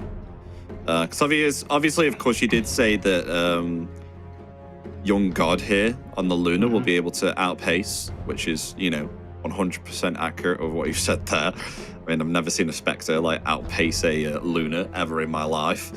But will they be able to close it early? That is the question. I mean, they do have themselves. They have to contend against a Bat Rider, a Bounty Hunter, and a Snapfire. I think they do have some early presence here with the Jakiro as well, but I think it's doable for them to end it early should the chance arise here for Myth Avenue Gaming. They just need to make sure that their lanes go well. I like how Gun tipped Young God and then said good luck. What does that even mean? My problem with this Luna pick is I don't see them having like team items. Like what if they do well, like they're buying catch, like Puck buys catch and scale, Ricky buys catch and scale. Willow and Clockwork don't buy team items as well, so can you really ball without team items into this Spectre Bat Rider? I'm not really maybe sure. Maybe not in the middle stage of the game. I feel like that's where it starts to go downhill. I mean, against this Bounty Bat Rider, you wanna kind of play as tight as possible, as quickly as you can. Just take early Roche, take early towers. So the Hon is not going to be able to fight into you if you have team items. Curious to see how they'll adapt. The battle begins. Yeah. It's Bounty Rune Exile. I'm going to try and snatch up the Bounty Rune. And I don't think he got it. No, Mercy got it. So Exile this time deciding to play the puck here instead. Are you a better fan of this? I hope so. You hope so? I hope so. I mean, I like the Exilern puck. I think he's really good at it. But I don't know. I think he's been on the downhill. Hopefully this game he pops off, regains some confidence. So I think he's a really good player. He's just not been feeling it recently.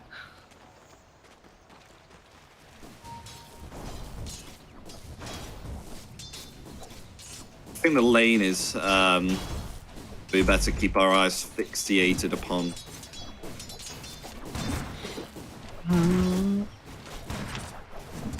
Probably bot lane.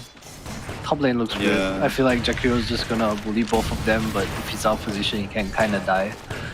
Yeah, nothing's really gonna happen to Spectre ever. Battery Assault being laid into both Mercy and WS. A little bit of change this time. We have seen a Bounty Hunter support. Now it's a seems to be a position 3 with Mercy playing the Snapfire instead. Oh, excellent. The grenade on top of the flame break. That's not very fire. Gotta be careful. He's alright. Nice coming out there. That's a lot of mana used. And First Blood, meanwhile, on the bottom lane. Take out Mercy, but in return, WS will find the kill and play hard. So it'll be a trade for a trade.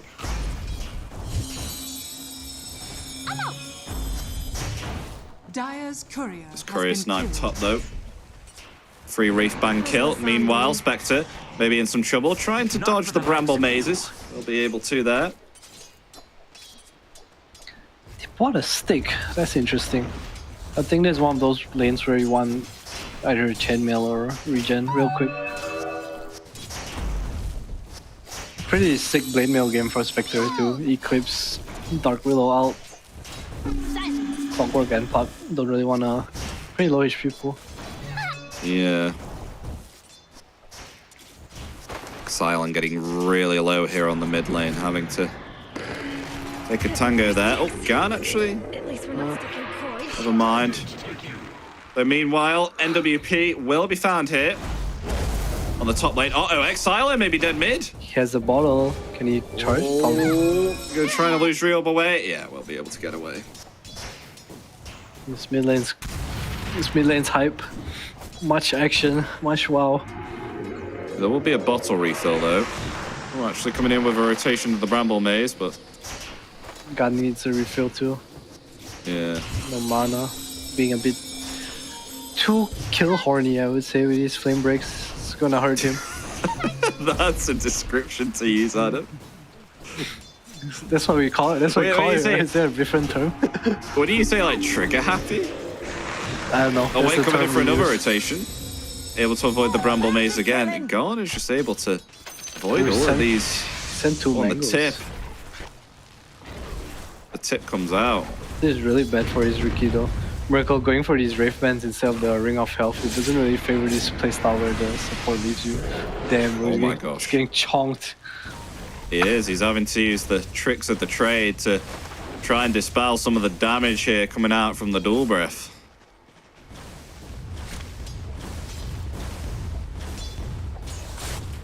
We'll be given a tango.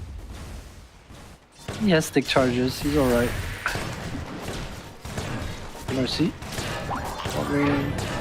Oh, play hard. Getting stunned up there by the cookie. WS just can't land a Janada because of the battery assault. Very annoying.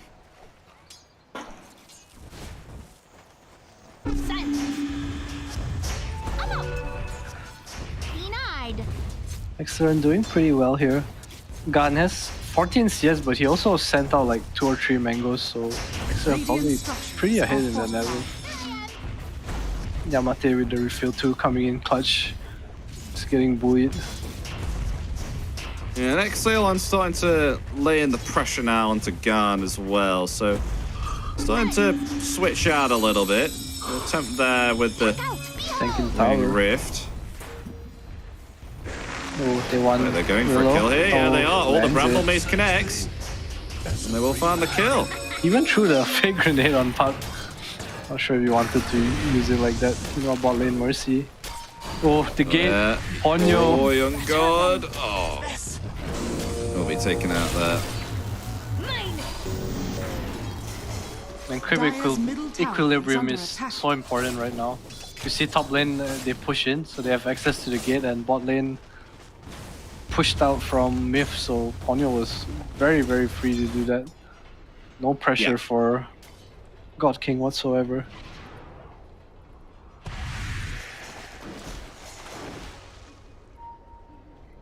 So how's it looking for Myth Avenue Gaming right now? It doesn't seem like the Luna's doing all that well at the moment. I mean, not compare. I mean, Spectre at the top of the net worth, surprisingly. Yeah, but Luna is an accelerator, so we'll probably Yeah. get more Ponyo, after the lane. it's in place there, and the cogs will be found. I Taken out. metal and found it wanting. He's alright. He needs to lane bot a while more. Probably get the clockwork here to punish the bounty hunter. Help your Luna get some levels. For Glaives, it's really hard to jungle. Yeah.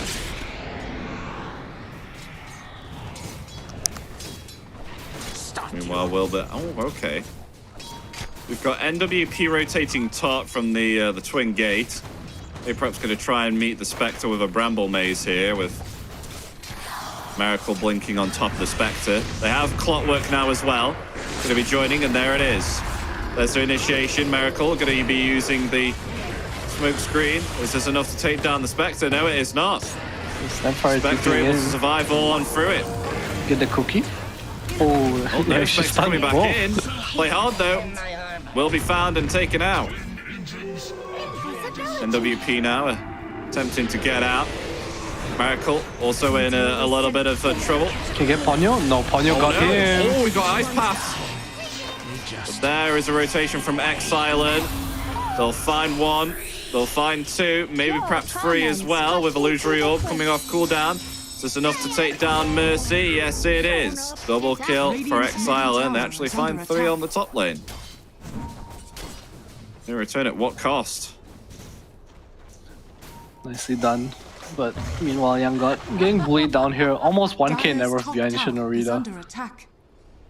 Vanguard complete though. Super hard to kick him out.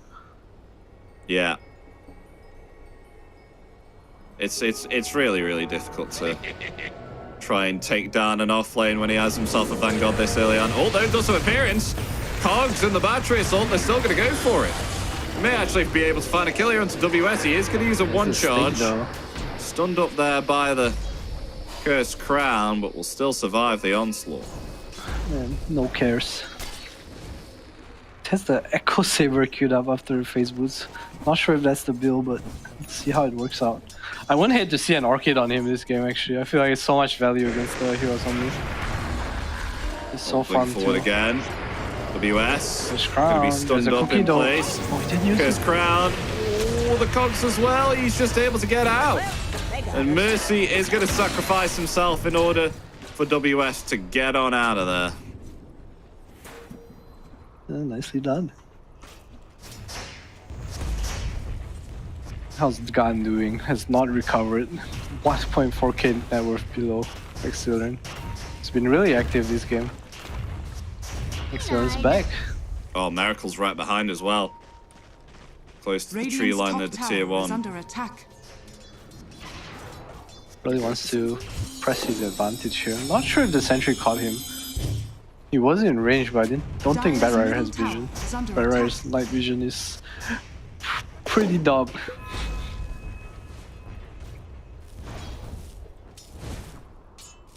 It's hiding behind this tier 1 in between the tier 2 as well. Yeah. I feel like Miracle under Ricky, like this looks the same as last game to me. Miracle's running between mid and bottom, and look at top lane. The Spectre is just AFK in the lane. There's no one there. Yep. Both the Clock and the Willow don't really want to go there. Just no pressure on the carry, and I don't know, can they even punish Shinorita down here? I mean WS down here?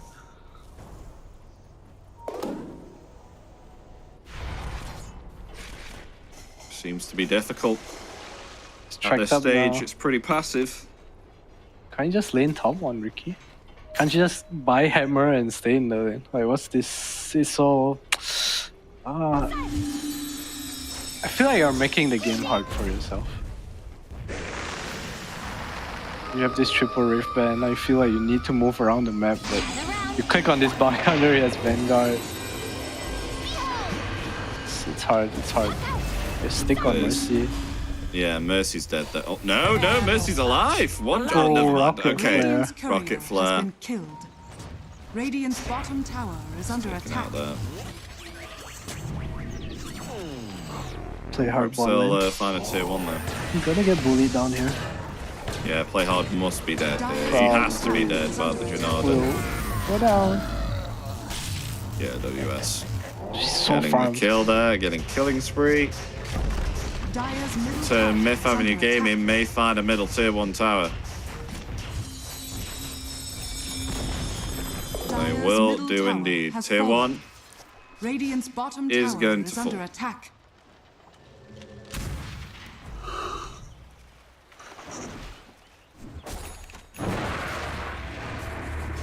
Let's command this chief now on the Luna. Should start to see some net worth climb up now.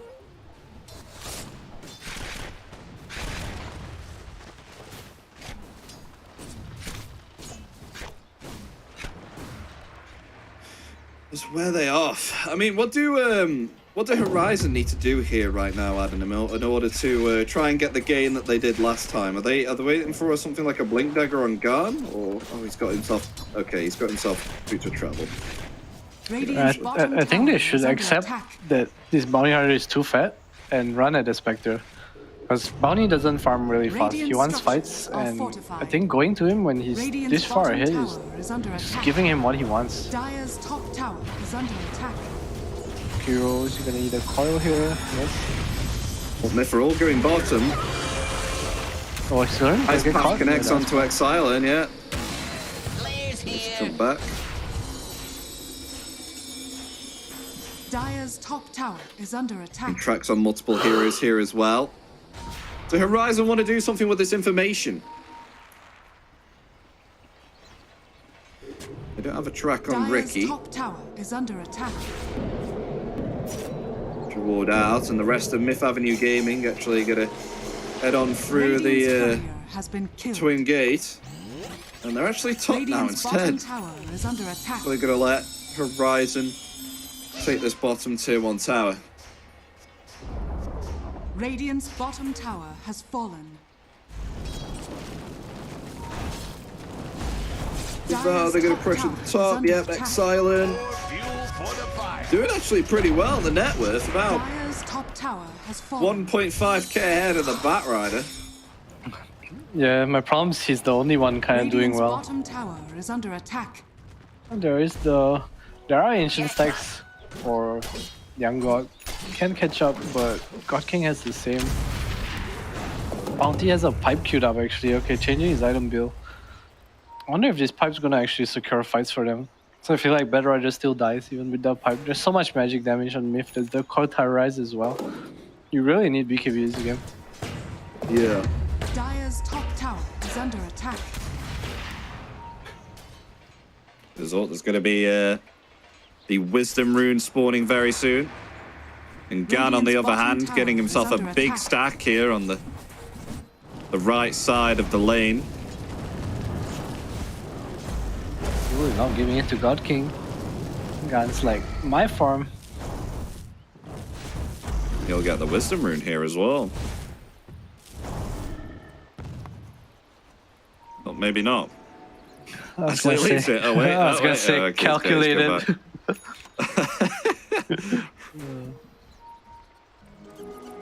Wait, what? Oh, okay. I got a bit confused then because he bottles it and then it says on the left, can you see 0 XP? Yeah. I was like, what? Alright, more ancients. Woohoo. Smoke from Mag though. Double damage on the puck as well. Hook shot comes in, it won't connect onto WS and they won't get the cogs either. WS is on out of there. They get the trap back in return. Miracle coming forward though. Invis is there and still no Diffusal Blade as of yet on Miracle.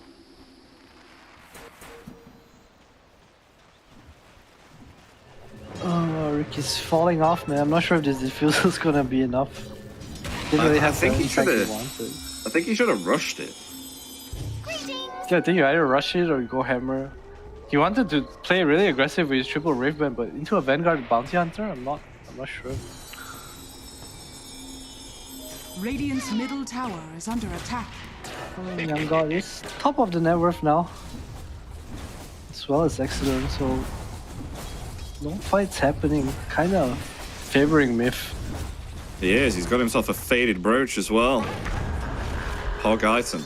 Zoom, zoom. Meanwhile, Miracle going to try and attempt for the TP. Oh, nice attempt there from Garn, but just wasn't enough. Tried to use the flame break to push Ricky back so he could use the lasso out of the smoke. Yeah, nicely done. Horizon kind of feeling their lineup right now. They need to run at people with this bounty hunter, but Bat feels he needs BKB. They're doing it for Young God. Mortimer's Kiss is committed. Eclipse there though in return. Nice Shot comes out. WS may be in some trouble. Oh, Cookie's in It's not like Cookie back into the cogs, and in return they will find a kill on play off. And that's his pipe. Nice. Radiant's middle tower is under Ooh, attack. distract, Miracle can get the ice puff. Oh wait, no, they may. They may still try and attempt to go onto Miracle. And then Nice pass. Oh, it connects, and there's the lasso as well.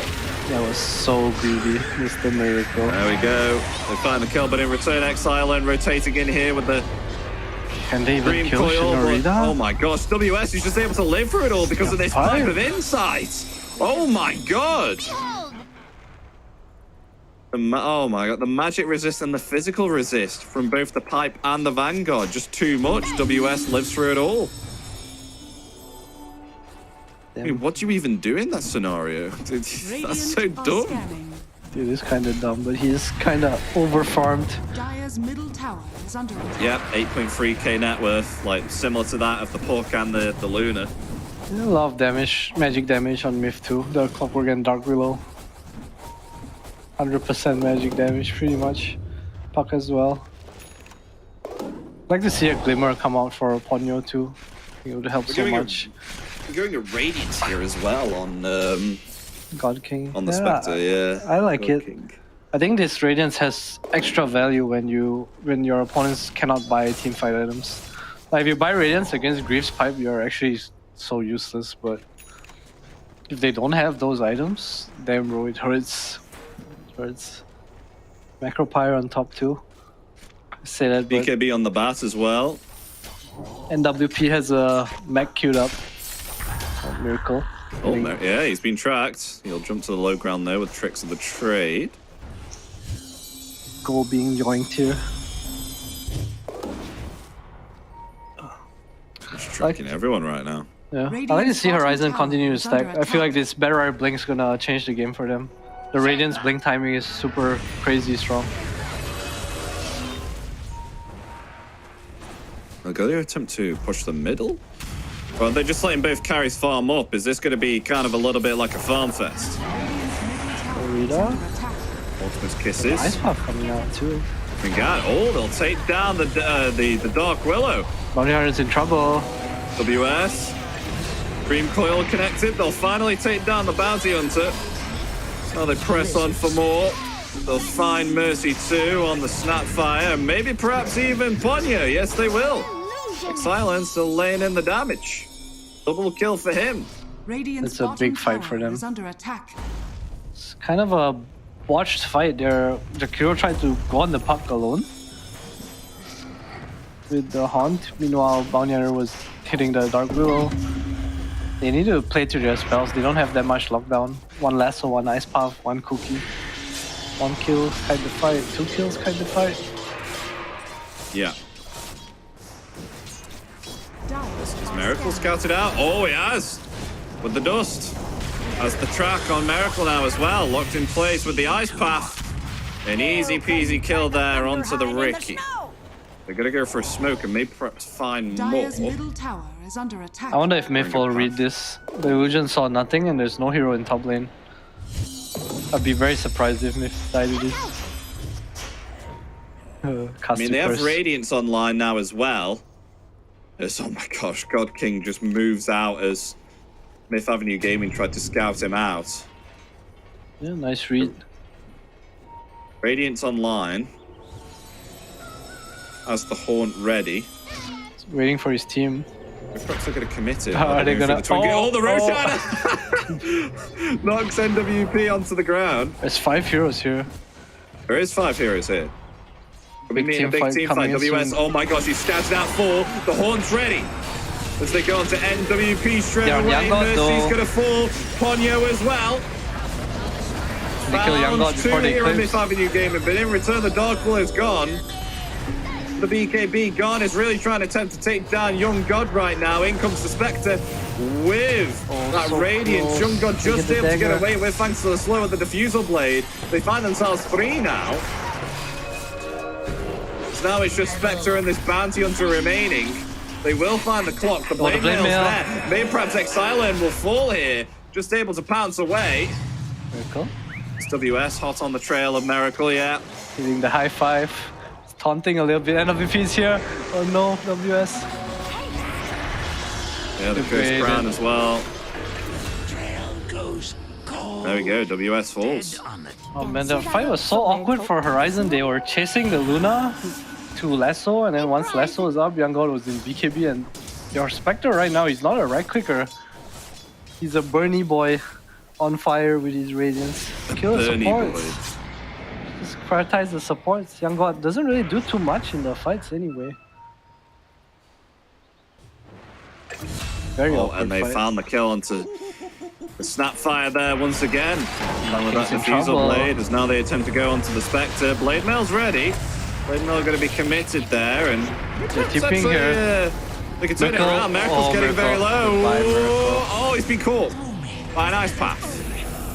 He'll be down, along with the Dark Willow as well. Gone now, trying to attempt to go for Young God, but Young God defensively using the Eclipse there. Not pursue anything further. No, that's like the 4th defensive eclipse of the game or something. Radiant's bottom Young tower God has is not under really had attack. it for these team fights. Got WS captain now, Play God as well. Themselves an ice path there. And that definitely looks like to be a dead clockwork. It is indeed. The last hit with the sticky napalm. Oh, he has Mag. That's fun. Meanwhile, though, Xerxia juking around, getting himself another kill. I'd really like to see a Glimmer on these supports. Protect yourself against this Willow, this Clockwork. Axe? Glimmer. Oh, so we got ourselves the Ags on Puck. So this is changed up here, Adam. So this is all. This was like the level 25 talent. So all enemies in Dreamcaller are attacked every 0.6 seconds. And now Xerxia's going straight Daedalus. I wonder how good that is. I mean, I guess it's good once you get the Daedalus. Interesting build. I like it. It's cool. Just drop it, don't have to commit. It's gonna be really scary once he gets these items. I mean, how many attacks is that? So it's... I'm going to do some quick math. 0.6. Full duration 6. Maybe. So it's 10. 10 attacks. The trio trying to kill... I have no damage. No help. This has Oh no, to be they're doing it, they're doing it, they're doing it, they're doing it, they're doing it, they're doing it. They got it, they got it, they got I it. feel like this is the slowest one I've seen so far. Snapfire gets it. Kind of a bit low though. Dire's middle tower. They know where they are with thanks to, you know, the game just telling them that they got themselves an Agnim shard. WS heads to the Lotus. Oh, he's got himself 3 Lotuses. Combine it, get more. Oh no, he didn't get the other one. Radiant are scanning. What a corner.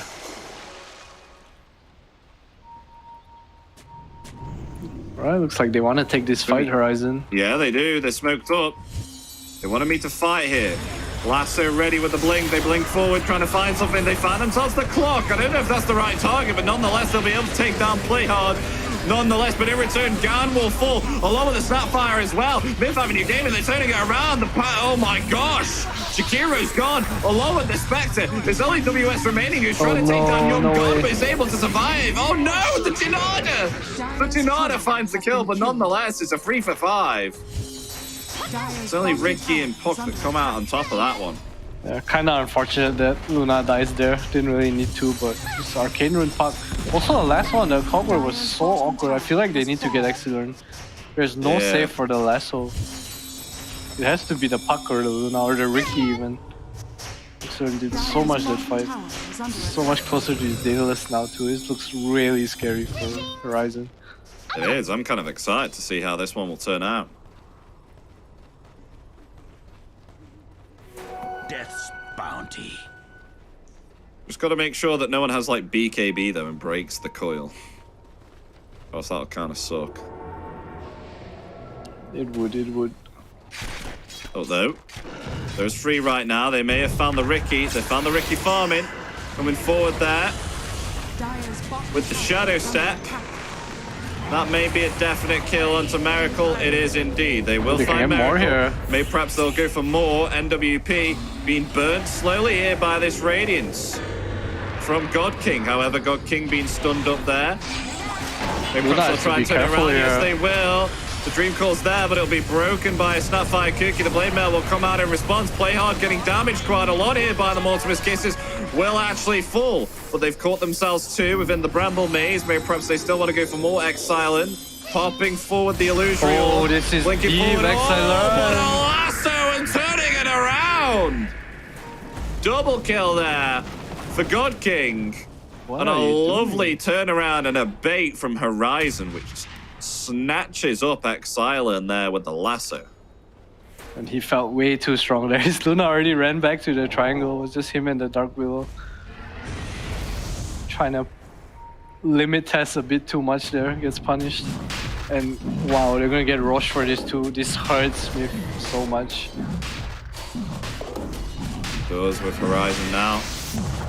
Heading into the Roche. Getting themselves Aegis of Immortality here. Do they want to contest it without the puck? That's the question. I don't think that's the wisest Looks like they choice. do. Wait, what? They're coming. Oh, they it's are. a very They're coming slow in rush too. with the rocket flag. I mean, Lasso's down, but it's back in 10 seconds. They have Haunt as well. Haunt's going to be committed, but they get a hook shot onto two there. Ponyo instantly dead. They don't have themselves multiple kisses. Young God still lingering the damage here with the Eclipse. Can they potentially turn it around here? WS falling very low. WS is going to fall, but NWP in return still alive. Never mind. God's going to be able to get the kill along with the Lasso as well. Going to try and bring Young God up to the high ground there, but Young God's still alive, and they actually disrupt there. The Roshan taking as Mercy is also taken out. And look at that. They're able to contest Roshan 4v5 in that situation. Oh my god, the glaives from Young God doing so much. Had BKB too, no form of control on Horizon. Very, very slow Immortality rush. in the hands of Young God. Middle tower is under Close to attack. Lincoln's as well. 600 gold away. Very good decision making from Myth. I thought excellent through for sure, but apparently Myth's just strong enough to 4v5 straight up. Dire's structures The Spectre are is not fortified. ready to dish out damage. He's just a teamfight vision giver for the Lasso right now. Seems that way, yeah. Dire's top tower is under attack. Oh, WS scouting out. Oh, that's a very adamant hook shot. But it actually goes on to some neutral creeps behind the tower. As Young God actually taken out in return, though. And Ponyo down. Ponyo's actually going to buy back to this. They have the Lasso. They will be able to take down the Ricky, trying to stop in place Young God, but the Terrorize there, connecting onto free. Young God's going to be able to get themselves out, though. The Mortimer's Kisses trying to lay in the damage. Cancelled there by Exile, and from the Rift, can they get the cancel here onto Exile, and who's TPing away? No, they can't. Play hard, going to try and TP away as well. Cancelled out there by the Snapfire. Cookie will be found. They will lose two here. That was a painful death, losing Aegis there. Bit too overzealous. Spectre's getting closer to his Manta now. There is a point in this game where the Spectre catches up to the Luna. It's just really scary. Especially considering Young God's item builds. There's no Silver Edge, you know, he's itemizing really defensive. BKB, Dragonlance, Lincoln Sphere. Very dependent on the glaives bouncing to do damage. I wouldn't hate to see even a Crimson Guard on the Bounty Hunter right now. I think it would help his team so much. I mean, especially against Dive Scaddy as well, if God King does decide to pick that one up. Yeah, he will eventually. This Luna has a very I siege your base kind of build. Don't kill me. Yeah. Radiant's Does middle do a lot of tower damage. is under Obviously attack. the aura giving a lot more now, but he's very dependent on the bounces. Kind of playing as a front line for his, I would say for Excellent to kind of dish out the damage. These supports. So I really like to see Ghost Scepters, Glimmers. So if you get Coiled and Ghost Scepter, the Rapid Fire actually doesn't hit you. Which is a really big deal, considering the Puck's item build. Have we finished the Daedalus here yet? No, still not got the crit yet. His career die, I feel like he should have the item. He was like halfway through. Oh no, he's bought it, he's bought it. He's committing. He's committing. 1,000 gold away from the Demon Edge. Needed to complete the Daedalus. I wouldn't hate it if you went for a Silver Edge. I know it kind of sounds bad, but they're Oh, the playing smoke against breaks. Spectre. The smoke breaks on WS. Oh, they see pass. He's going to track up. Oh, no. They got themselves the Sun and the Lasso as well. That's Exilent completely dead. Exilent is gone, melted down to the ground. So in return, they will find the They staff. need to get out. The Eclipse has been committed. The Terrorize is there as well, but it looks like most definitely NWP is gone. Gan's going to commit his BKB here. still He going doesn't in. have himself the Lasso. The Lasso's down. It's on cooldown, though. Spectre Big within the guys midst pop. of the fight will be able to find the clock where Miracle, soon to fall, will fall, is dead. Young God will be able to get himself out there with the BKB and the TP. Interestingly, never thought that would work, but still able to get out. The only one that survives, but, you know, Horizon able to come out on top during that fight. Man, this Bounty Hunter bash. It got him, man. It got him. It did, it The did. lasso. Any fight where Excellent dies first, the fight's just kind of over. It's so much of their damage right now. Didn't realize he smoke pulped. Initiated upon. We're starting to WS. kind of Scouting out the Spectre. Oh, the Shadow Step as well. This may be Young God Dead. Doesn't have himself to BKB. It is. Ooh, suddenly Manta completes suddenly 3.6k goal on the Spectre. The track Radiant's goals top tower adding up. is under attack. That is not good. That's the Not basher good now. at all. No care Skadi as the basher. Could probably go Bloodthorn too if you wanted to. This puck has no defensive items. He got out for the Dream Coil. 1-2 there with the Crystalist, but not enough Can they get him? He's silenced. to damage Ponyo. I mean, Ponyo's caught in cogs. No mana for Lasso. Silent trying to get out, really trying to get out. Tracked up there. Will be able to use the phase shift and blink Khan still away. wants him. Oh, but found with the Shadow Step. Found with the Shadow Step by God King. It's now made perhaps they try and look for more here. Miracle has to get himself back. No mana though on the Spectre, but this is turning out to not be to the advantage of Myth Avenue Gaming. No mana, but you know what? He has a Skadi who needs mana. Suddenly full slotted. 2 fights is all it took. It did. It's especially like the scouting from WS as well. You know, broke the Lincoln Sphere. Yeah, he has the Orchid Shadow too. Step. Just understands that this puck is the only hero that matters right now. Young God's not gonna carry with his item build. This puck is all their damage, and Exern kind of dying 3-4 times in a row, just chain feeding, getting caught. Can't even afford a defensive item. What can you do right now? Oh, Real Spectre caught in Bramble. They're gonna go for this one. Yeah, the hook shot comes Can out. they kill him? The Spectre's still alive. The Eclipse is there as well, but the lasso doubting. catching it in place. Miracle instantaneously dead, but they may be able to find the Spectre. Here's Spectre trying the best to try and use the Jolton Hunt around, able to get out. They lose. Actually, 3 here. They may be able to get Young God here as well. Gonna commit the Manta. Will find the kill there onto Garn, but Young God still in some trouble. Some Ultimate's Kiss is coming out, and WS hot on the trail here off to the Luna. Can Exilent get back here in time? No! The Dream Coil is not enough. Able to get the kill there with the Janada. Is WS still alive? Maybe perhaps they'll try and go for the kill now. Get the bash. Gets the bash, but able to get underneath the tier 3. Can we get a goal check? Bounty suddenly 5k gold. I'm starting to wonder how much these tracks Radiant give. structures are Such fortified. big team fights. I think he has a Bloodthorn or BKB flying out right now. Doing on the back. I mean, 6K Bounty Hunter got 2k XP. gold from that fight. Yeah, Spectre 1k. Damn, that's a huge network swing. This game looks. Man, I don't want to say it's over, but wow, momentum in Horizon's favor. Excellent. Probably regretting the Daedalus a little bit. I think he was so far ahead, but just 2-3 deaths, and well, here we are. Yeah. Here we are. They 4v1 the Spectre, and 3 of them died. That's the state of the game right now. They could really use a Silver Edge.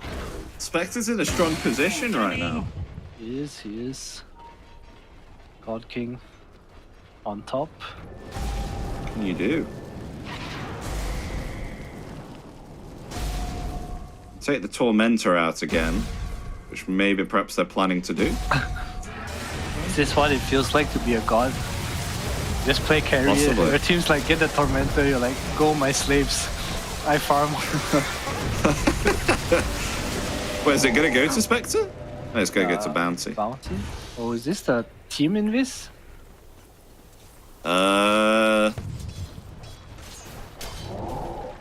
Yeah? It's cool, that's another saving mechanism for them. Against the puck coil, it's pretty nice. Supports are dying real quick in the team fight, so detection is going to be an issue for Myth. Let's say detection's an issue, but they have a lot of issues right now. Yeah, the Spectre. And the Spectre is a bounty. problem. And the bat. And the Bounty, yeah. And everyone else, maybe perhaps apart from Mercy, who keeps on dying, but I mean, the Mortimer's kisses are still, pretty impactful. I mean, if he presses Griefs, And he dies. He's fine. It's just that I just feel like they're able to get off Ice Shard and sorry, not Ice Shard, Ice Path and Lasso so well. Yeah, they've started playing with their spells together really nicely, taking fights, just going on the same target. Which is Oh, the what their Roshan? draft was built for. Are they going for a Roshan here? They are. Can they? I feel like they're just baiting here. I don't know. high ground. I mean, they have Horn. They're satanic on Luna now. Horizon are getting closer. But without the MOM, I feel like he does close to no Oh, damage. maybe they're baiting, maybe they're baiting, maybe they're baiting. Oh, Smoke broke, Mercy. smoke broke, smoke broke. Mercy. Yeah, here comes the horns. Gun is coiled. And the snap's gone. Meanwhile, play hard down, buyback from the snap fire. V5 Spectre. There's Young God trying to lay in the damage, but the damage is too much here from the Spectre. He's going to have to try to commit the Eclipse. Definitely in some trouble, not able to heal up here from the Satanic. Young God has to get out now, will not be able to get out. Out for 90. Horizon, they're too strong. Miracle has to blink away. X-Silent trying to lay in the damage, but they will be able to find the kill there onto the Batrider, but this Spectre is just unkillable. Do they have enough damage? Miracle's so annoying.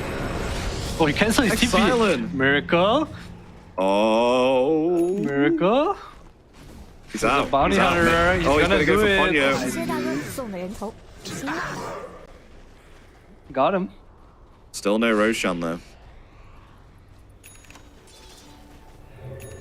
Still a fight around this Roshan and a Blood Fawn obtained now for WS as well.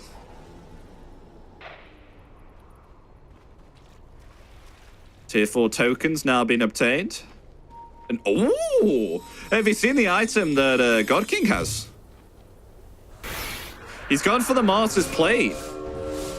Oh wow. So that's actually really interesting. So all the damage. There's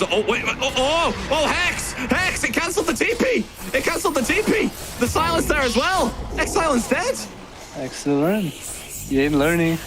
He was down again. His bounty hunter has been a pain in his ass. Yo, this Mortis Plate though is so great because what it does is it reflects it's basically Tormentor, right? yeah. It's kind of crazy. I am unfamiliar. And again, goes back to them not having any team items against this Spectre. No creeps, no pipes, no sustain. So it reflects most of the damage that is taken from your allies to you, but then you would then also reflect it back with version. Meanwhile though, fear there. I'm not sure you won this fight. I think it'll help, because Horizon coming forward, play hard, Ricky eggs. Instantly dead. Miracle trying to get back now with the blink. Young God, Lincoln's broken. Lasso's there, bringing the Young God into certain peril. Actually will be able to survive. Trying to heal up there with the Satanic, but the Hex is there, coming out from the Spectre. No mana remaining on God King. Has to get out. There's Mercy down. WS maybe chased it. Do they have any detection? No, they do not. Because of the Gem of True Sight here from the Bounty Hunter. They need to kill the Ricky. These smokes are actually so annoying for that Spectre. He can't really do damage. The miss chance is way too high. Ricky or Puck. That's all you can go for.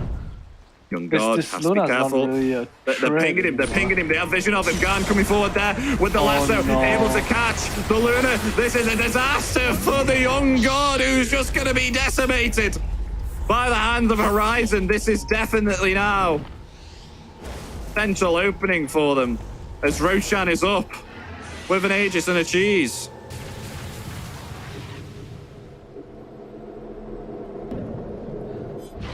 They get themselves into the Twin Gate. Rosh is up. Yeah, and head to bottom where they'll be able to get themselves the Aegis. Did they check Rosh? No, they didn't. Not got it. Wait, isn't this the third Rosh? No, this is the second. Ah, okay. They don't know. They're rocket scouting. Myth knows. WS. Should all play hard. As there's the Shadow Step. Along with the Hex as well. Monster kill for God King.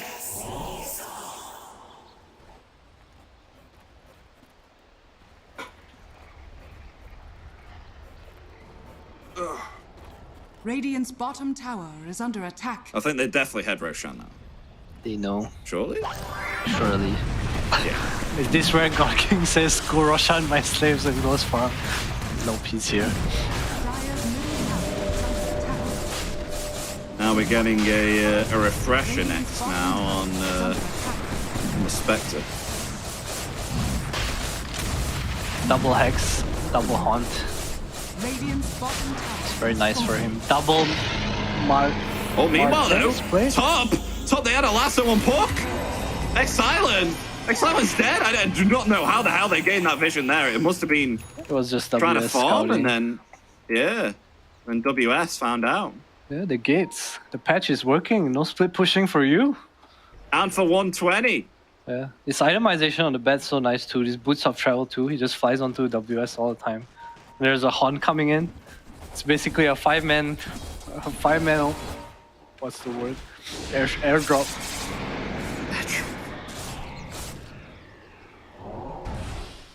Oh, so you're basically saying that Bat Rider's like a paratrooper? Yeah. Except he actually kills you. Paratroopers just die. Dire are scanning. Well, they got plenty of time, but Wow, what the there's heck are so the much creeps? XP. God damn. Oh god, he's gonna break Lincolns with the dagger. Oh what? Hello, game? I feel like that's not how that should work. Radiant's top tower is under attack. I don't think It followed Spectral him. Dagger cancels Lincolns. Although, Shadow Step there. Haunt still active. Mortimer's Kisses come out. Miracle will have to get himself back there, falling very, very low. Radiant's top tower is under attack. WS. It's like you take the gem. Radiant's top tower has Gun fallen. has it now, Miracle. Might not be safe for long. Puck's still dead for 30. Yeah. So, oh, Ice Puff. He's still doing Miracle. something here. Oh, that was so dangerous. If he dropped an Ice Puff there, We try and seize the high ground now. no Lincoln. 20 seconds remaining for the puck. Oh, the Ice Oh, Puff. there's a lasso. There it is. They got themselves to play hard. Radiant's structures Clockwork. are falling. They will lose the Dark Willow. Clockwork will still survive, though. Lasso down. Put back in 5 seconds. Yeah, God King. So Connor Age is still has at hands committed. here. Wants to They're get still back. going to go into this. Spectre's gone back. Maybe perhaps they're Refresher come time? back in with the Shadow Step. Yeah, maybe.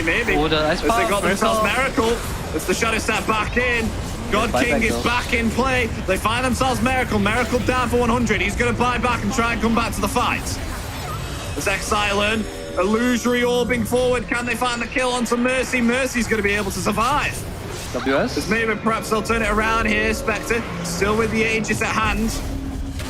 God King falls, can come back Xerxia alive. Hex. Oh, but the Hex on Xsilent, and the That's lasso as two. well with the Starfire Cookie. That is Xsilent dead for another 100 seconds.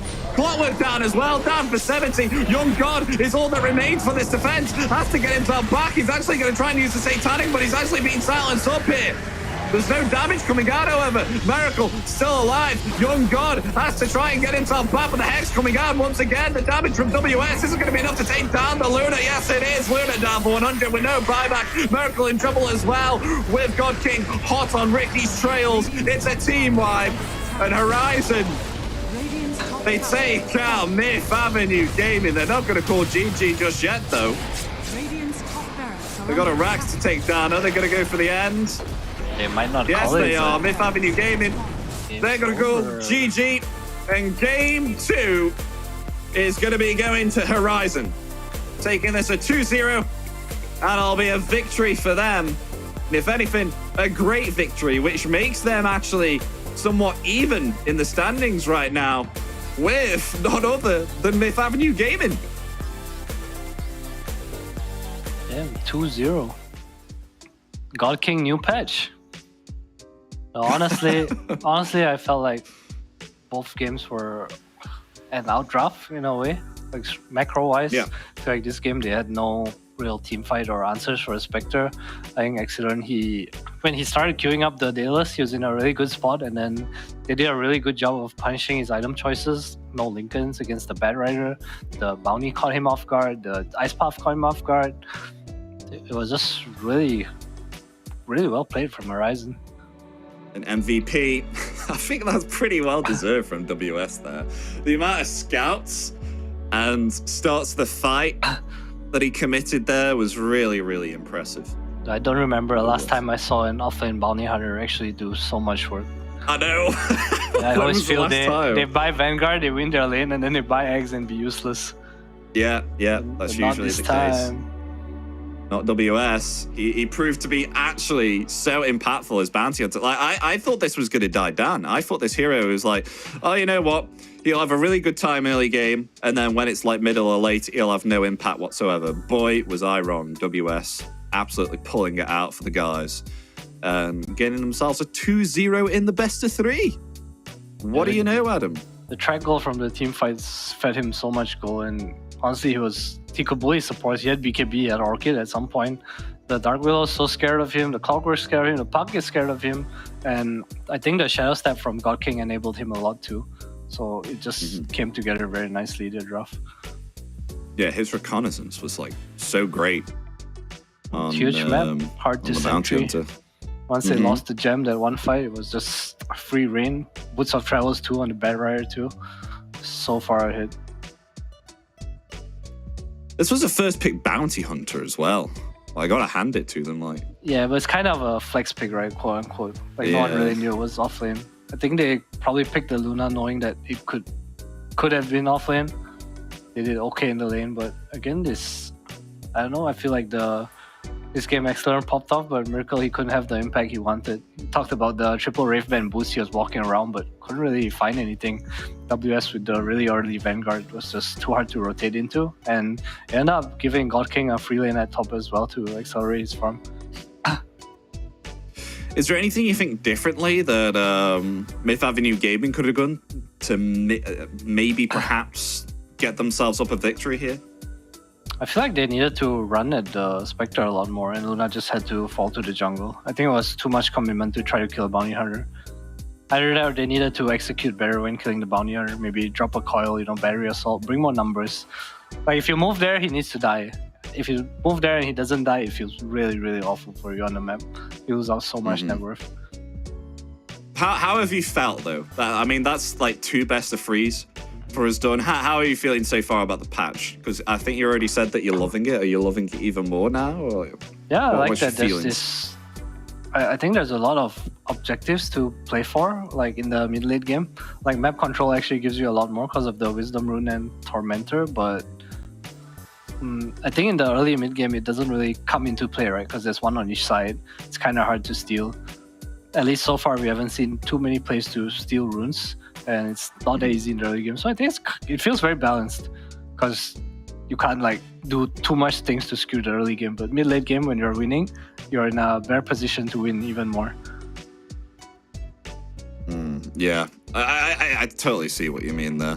As I'm pretty much a fan of the patch as well. I know it's been quite a long while since anything like changed massively, and especially with the fact of not just changing the map, but changing the fact of some reworks as well, with some spell changes also. It's like falling in love with the game all over again, instead of something that just stays the same forever.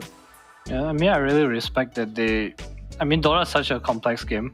The fact that they could come up with, I would say this is like the biggest patch we've ever had, or one of the biggest, and the game still feels balanced in a way, quote unquote, I can't imagine how much work was actually put into this.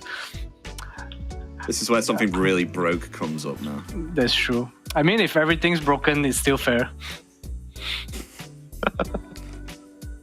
I think there was one thing that I saw of, speaking of some broken things, I can't remember what video it was, but it was like someone who built like attack speed items on Zeus, because I think it's like a shard or an Agnim's. Oh, the static you the field. ability. Yeah, I remember that. No, it's not the static field. No? It's casting when you get a new spell called Lightning Hands. I feel like I remember this. So then when you attack, you get your arc lightning, but it's 60% of the damage. But then you activate Bloodstone when you have like loads of attack speed. It's just like damn. It's like went ham. Dumb. Yeah. BKB but we do indeed have ourselves an interview with Gon, who's going to be coming in. Hello, Gon. Can you hear us? Hello. Yep. Hey man, congratulations. All right, thank you. 2-0. Wow. You guys look really good. All right, what are your thoughts on the new patch? Think it's funny patch. A lot of new thing.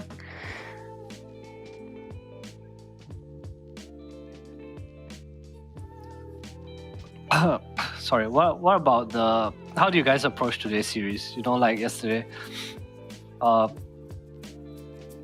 ask in English and I'll translate. Okay, I think it makes things easier. So today we had a patch like 2 days ago. Like, how did your team prepare? 就说那个版本出来哦，你们过后还有一天打路人还是打训练，然后你们是怎么 approach 今天的 game？就是先打路人吧，打了路人，然后再接几把那种训练，然后每个人都去总结一下那个思路，该怎么把这个游戏打赢。然后再一起分享。He says basically they all spent a day playing pubs and then more scrims, and there was a lot of discussion about how individually they all saw the patch. How did your team come together? I want to ask because obviously you guys have a mix of like Malaysia and China. 就你们都有中国的加马来西亚人，你们是怎样合在一起？就有一个中间人把我们拉到一起了吧，就朋友通过朋友介绍就在一起了吧，就这样。So he says his team was kind of brought together by like one middleman and they didn't really know each other before that. That's kind of cool. Got any questions, MP? I'll try and think of.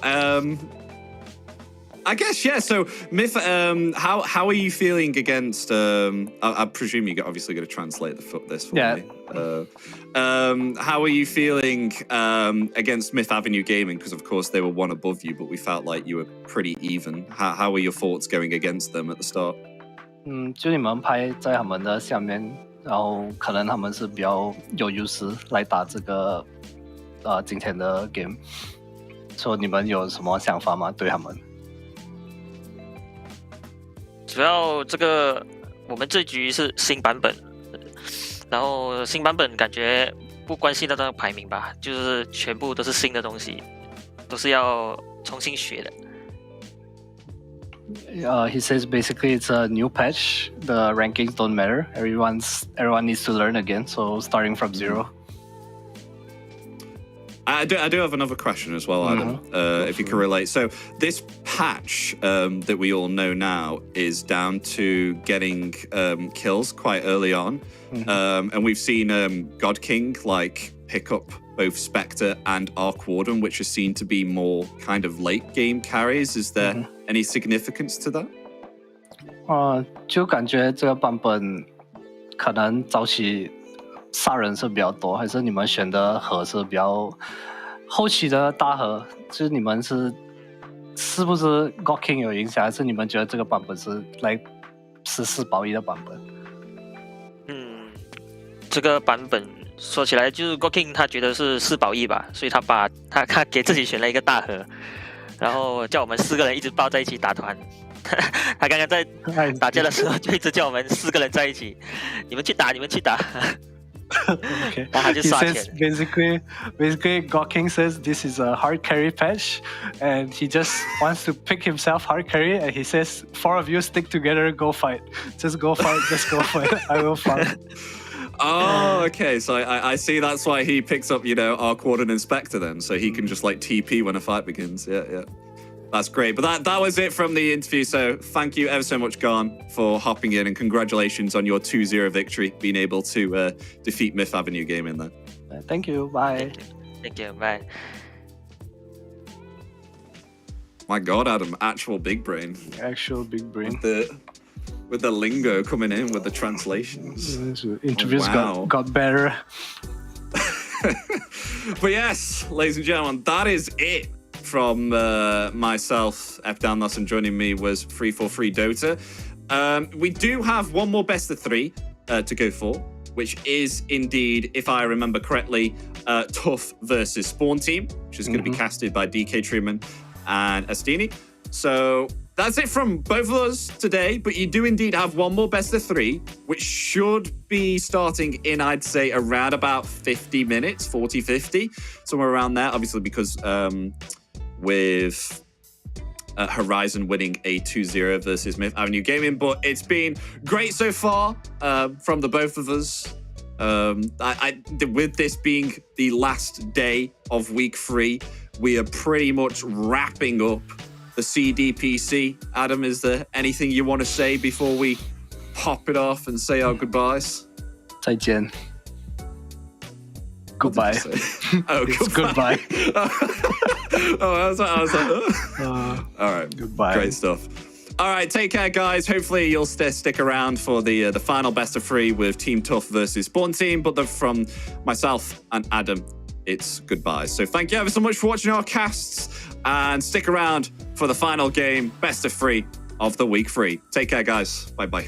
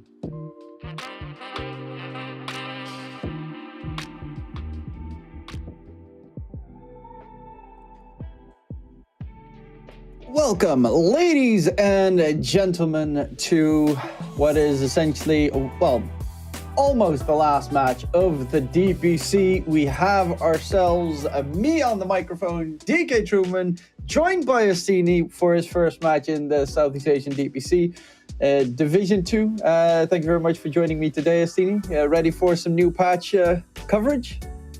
Yeah, I'm really excited for the new patch because, the match not worth anything when you look at the standings, but it's super exciting to watch the new patch, especially because the teams have nothing to lose on that sense. They already lost everything they had to lose, so we can expect some cool strats.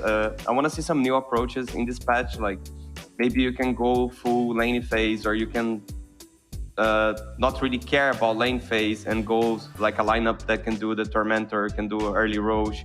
Maybe you're Radiant and you want to do the 10 to 15 minute Roche, or you're Dire. You can build your lineup in different ways. I'm really excited to see how the teams try to build the lineups around these objectives. So maybe we can see some cool strats.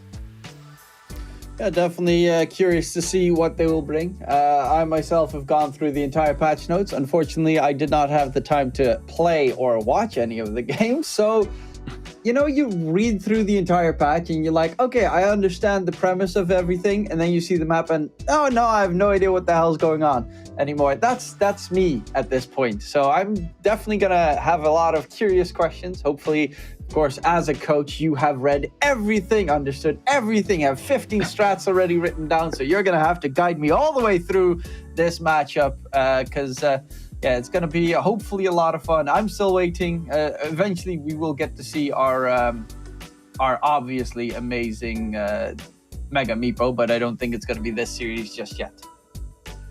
Well, the teams from Southeast Asia, they play Meepo, right? So there's this chance we might see.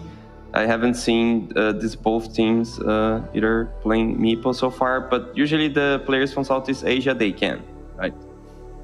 Yeah, the region from Abed. The guys, they learn at school how to play Meepo.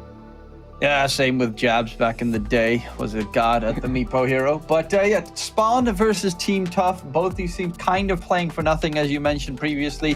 They're both last place. You don't get money for last place. Even if Team Tough win, you're not going to get tiebreakers because there's just nothing to be gained from that at this point. So it's honestly a game for pride between these two teams. And Team Tough, of course, a team that came through the qualifiers, had a really rough go at it. It's a completely new roster, 5 Mongolian players, but they made it all the way through. They're up against Spawn, and that's actually the thing that I find a little bit strange, is I would have expected Spawn to do so much better this season. Their lineup is just remarkable. Of course, they did have some changes. Dreamacell was replaced by Jikroy. I don't know if that was a permanent change or whatnot, but that's one of the sadder parts. But nonetheless, Mamangdai is still a great player. Womi, absolutely fantastic. Delil, and then finishing up the roster with Hyde. They should have not been in last place, in my honest opinion. Yeah, they're 7th place, so not last place, but they can be last place. We'll see if they'll be able to get second to last place, but they're up against, of course, Team Tough. And, that's one of the nice things. It's a full roster of Mongolian players, so it's just a regional team. They made their way all the way through. They also had a mid-season replacement, Valky replaced by 11. 11, of course, has a little bit more experience playing in the old Lilgun roster. But nonetheless, it's nice to see regional country teams to make it all the way through. They'll have another shot next season. Obviously, they'll go through the close qualifiers again, see if they can make it through. But Southeast Asia is pretty stacked in that regard, so I wish them the best of luck, even though I don't think most of the big teams are... Spawn is going to be annoying in the qualifiers, guaranteed, but most of the big teams have made their way through and are now in the DPC, so that's one big plus that they have. Yeah, the last qualifier is usually tough because that's basically the open qualifier to TI. Yeah. Some way, right? Because it's your last chance to get into DPC, and then the teams at DPC, they get to play the closest qualifier to TI. So sometimes you see some new mixes showing up. It might be a bit hard to go through this qualifier, but it's good that the teams, they already can use the opportunity now to practice for it. They should be definitely thinking on trying strats, learning the patch as soon as possible so they can make it to the last and most important DPC on that sense.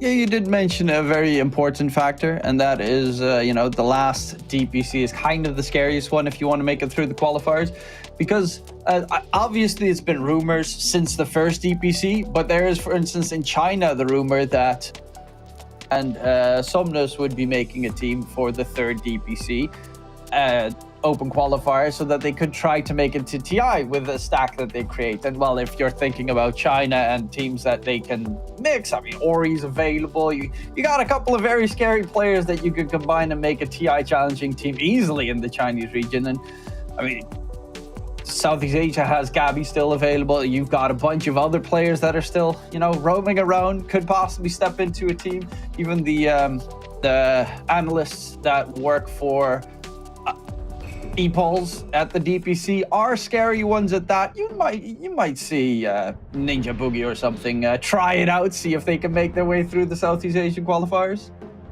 Can Winter be back? I don't think he's gonna be able to be back. Because I'm looking at the brackets. There's like Yamate. I don't know how to pronounce properly, but the guy is 33 and he's back.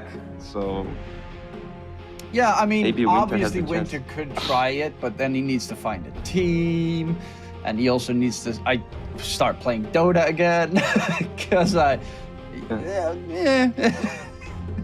think looking he's at the Dota, preoccupied. I see Chen and Kenter's band. I like those bands when you're playing against first pick, because I think those are the two strongest heroes. I feel like if you have the support that can actually jungle and get strong, get to be this fourth core. There are so many camps in the map, so good bans. I like the idea of trying Muerta. The hero seems to be strong in good games and seems to be useless on bad games. I'm still like getting to know better the hero in that sense. Ricky with the new shard, now basically you get like a desolator. So if you get a desolator, you have like double desolator, and the guy just dies, and you cannot force staff. Yeah, exactly that. You can't force staff your allies out of the smoke anymore. That seems really busted. There's a reason Ricky is, I think, the highest win rate hero in the new patch so far. So that is pretty terrifying. Muerta, as you mentioned, a hero that, the question was, will it be good? Will it not be good?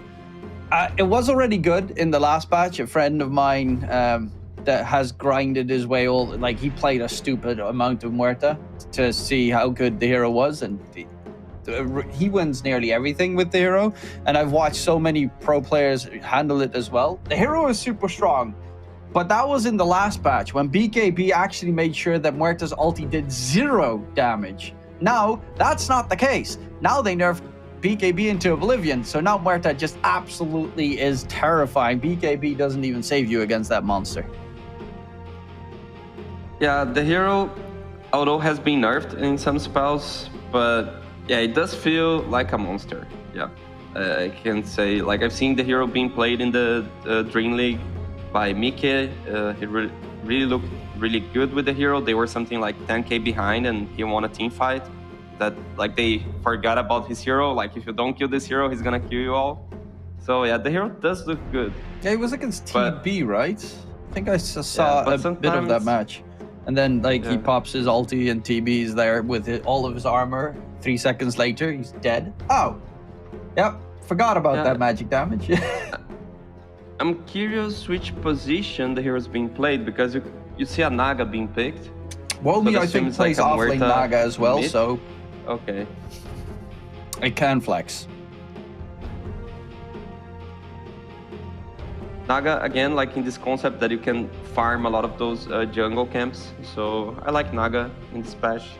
Mirana, also I like it. It's a hero that you can also farm jungle.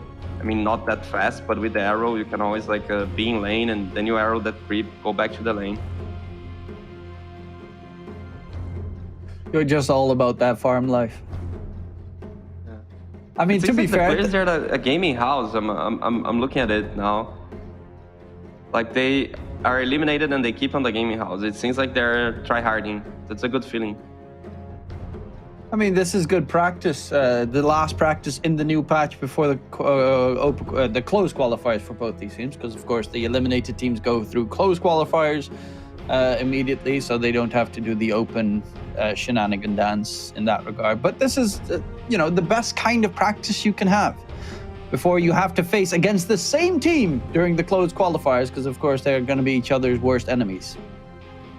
Yeah, but then are you hiding strats or are you trying your best to scare them? I don't think there's a single person out there currently that is hiding strats, because no one has strats. There are no strats to be hidden, yeah. That's true. I mean, Gaming Gladiators and Tundra in Western EU, they're of course doing the Dream League tournament, but those are normally the two teams that I always watch the first, because they always bring like weird strats. 9 always has the weirdest mid lane heroes. I would say OLG does that as well with Thompson, obviously, and Gaming Gladiators have their off-brand, strength safe laner for Dyrachyo, and their off-lane duo of Ace being able to play anything, Tofu being able to play anything is always remarkable. Yeah, they're always super entertaining. Yeah, Lion is a good answer to illusion heroes, right? Yeah. Because you can just kill them with a mana burn, with the hacks. So, yeah, and the shard's pretty good as well because of that. And later, of course, if you get the Ags, but that's never going to happen because who's going to give the Lion that much farm? The thing is, I've read the entire patch notes. I don't, out of the top of my head, remember all the changes for every hero. Specifically, so the thing is there's no more BKB, so his shard basically gives like a 50% magic resistance. It's not 100% anymore. It's like a BKB, but BKB is not like BKB anymore, so he gets this new BKB, which is honestly, I love it so much. The buffs. I love the fact that they 50% of damage. Removed BKB's OP-ness. I think it was stupid in some regards, where as like a support player, obviously I'm a +5, it just hurts. Some games you can't do anything. Now it feels like supports are more useful because BKBs and like life stealers and rage and all that stuff is slightly nerfed. Yeah, and with the magic resist that you get on supports with intelligence points, you get you survive more also on the team fights. So you get to do more damage, you get to survive more, and thus dealing more and more damage. It's more balanced, I believe. Also with more camps in the map means you still get away with some farm. You have more objectives to get the XP rune. So game seems to go in this path that they want to balance, to have 5 heroes with, I cannot say same impact, but as closest as possible on impact. Make the game more fun for supports. That's the way you make the game grow again. Because it's not fun if you play against Spectre. We hear you, Mr. Die. Support. We hear you. Don't worry. I have a question. What are your thoughts on, what are they called? Universal heroes? I think? The one that has 0.6 in every stat goes to attack damage. I think it's cool. It makes the game, for now, the game is super complicated. Because there are a lot of things you need to think about. And maybe they just introduced all the ideas together. So I'd rather if they introduced this 1 year ago and now they introduced tormentors and so on, and didn't make such a big patch on that sense, huge, extremely huge, if we had a bit of minor patches. But it's cool. It's a cool concept because now, let's say you're a void spirit, you can be I need HP and I need to tank damage. I want to be this guy that has the shield and I want to tank damage. You can go Sange and Tarask maybe, and you're still scaling on damage. Or you can be oh no, this is a game I need a Vise, and you're still scaling on damage. Or maybe you need Manta because you're playing against Greenstroke and you're still scaling on damage. So you have more options when you play those universal heroes, which is cool. Makes you think more about the game. Yeah, it does add a nice flair. The fact that you can flex heroes is kind of interesting. Like Winter Wyvern, make it a strength hero build all of a sudden, super tanky with like the health regen if you want. So let's see. Timbersaw and Kunkka, the last two picks. Obviously, that Kunkka would be countered by the Timbersaw in most situations, but the Timbersaw, I guess, in this case, will be facing up against the Naga Siren. Plus, I guess, okay, so it's an off-lane Muerta, safe lane Naga, mid Kunkka, 4 Pango? This is 4 Pango, 5 Rubik. This is an interesting draft from Spawn. They kind of have, I mean, obviously Rubik not so much. That's like a 4 position support, but they're looking like they're almost drafting a 5 core lineup. Yeah, which is a good read on the patch. I'm really looking forward to see how they interact, because, yeah, besides the Rubik, seems very greedy. But I like the idea, like they know what they're doing, because when they were picking the Kunkka, they protect the Kunkka with banning Bloodseeker, Lifestealer, so 2 heroes that do damage based on your HP. So you want to have those tanky heroes on Naga and Kunkka. And then you see Team Tough going for Timber, also a hero that does percent damage HP. So the teams, they know what they're doing, which is cool. Like at least on their like idea of the game, they know what they're doing. Now it's a matter to see which idea prevails. I actually like more the Riki Timber idea, to be honest. I'm really looking forward to see this Riki killing everyone in the map. But it's a new patch, so anything can happen. So, yeah, my question is it then, because I know Saime, I think, how are they laning this? Because they actually have different roles. Currently, Valky, like Trill is gone, but Valky and 11 are both mid laners.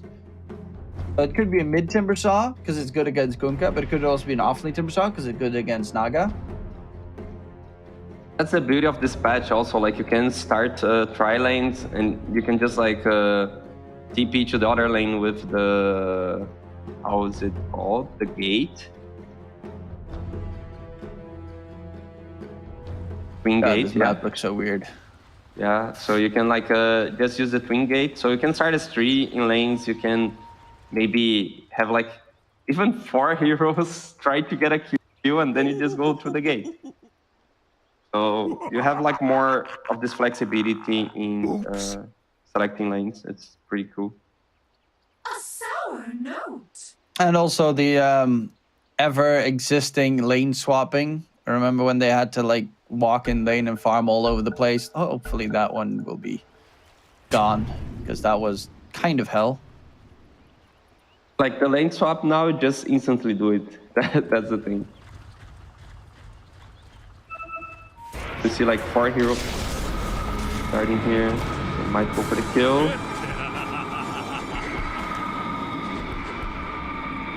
Bangolier with the 80% damage reduction. So not the hero you want to find initially. Are there restrictions on the twin gate usage?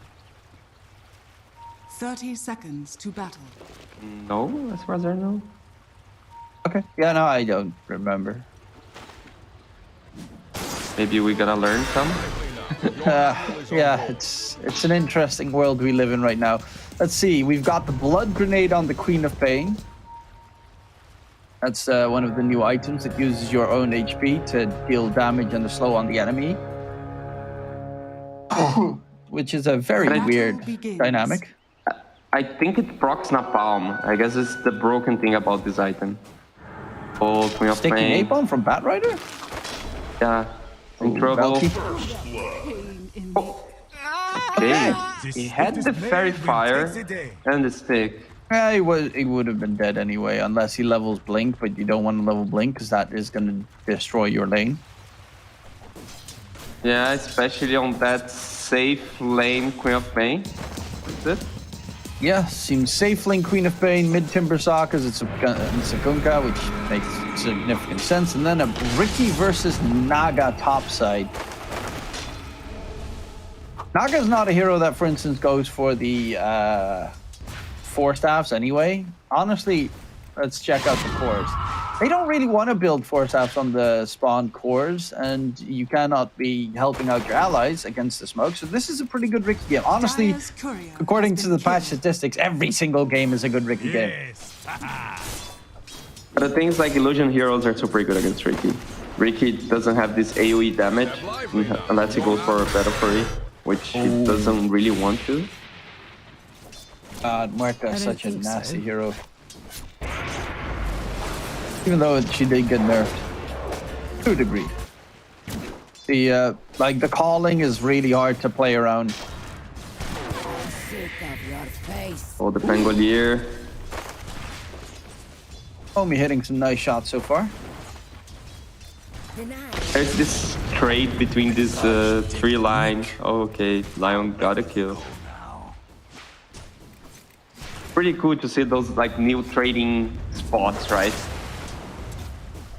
Yeah, it's a lot bigger in the lanes, so there's a lot more, I guess, a lot less room to hide around, which is such a big plus, because that was one of the most annoying things as support, that there's people just hiding in certain areas the entire time.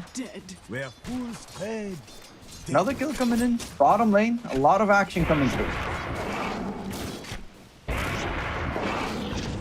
Because you cannot buy that much regen anymore, so sometimes you just trade your life. That's the feeling.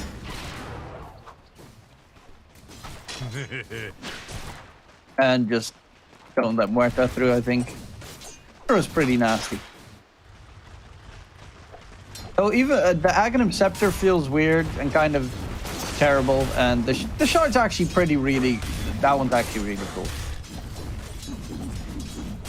I actually really like that new Muerta shard.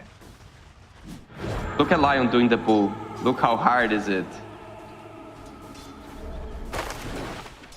There's a camp basically going through your lane. That's like so easy. You do 1 click and you made the pull. Support's life made so easy. I am actually trying to figure out where that camp is exactly. Oh, it's that one. Oh, it's not right next to the... Oh, that's kind of stupid. So you're always going to have to count toward that camp. Why is the Radiant camp so much closer than the Dyers, though? Radiant bias coming in again. Tsukimoto, line in a bit of trouble. Oh, Valky jumping in aggressively onto Womi. There are no spells available. Magic Wand not able to get popped. A little. He does have a shield crash at the ready and the swashbuckle in a second. He gets the kill onto Tsukimoto. He's not even going to attempt it. Surprisingly enough.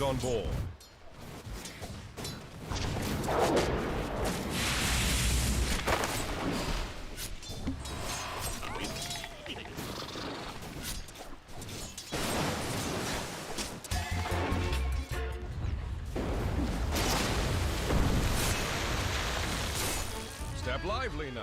Your admiral is on board. Like you got a kill, but now you have no resources.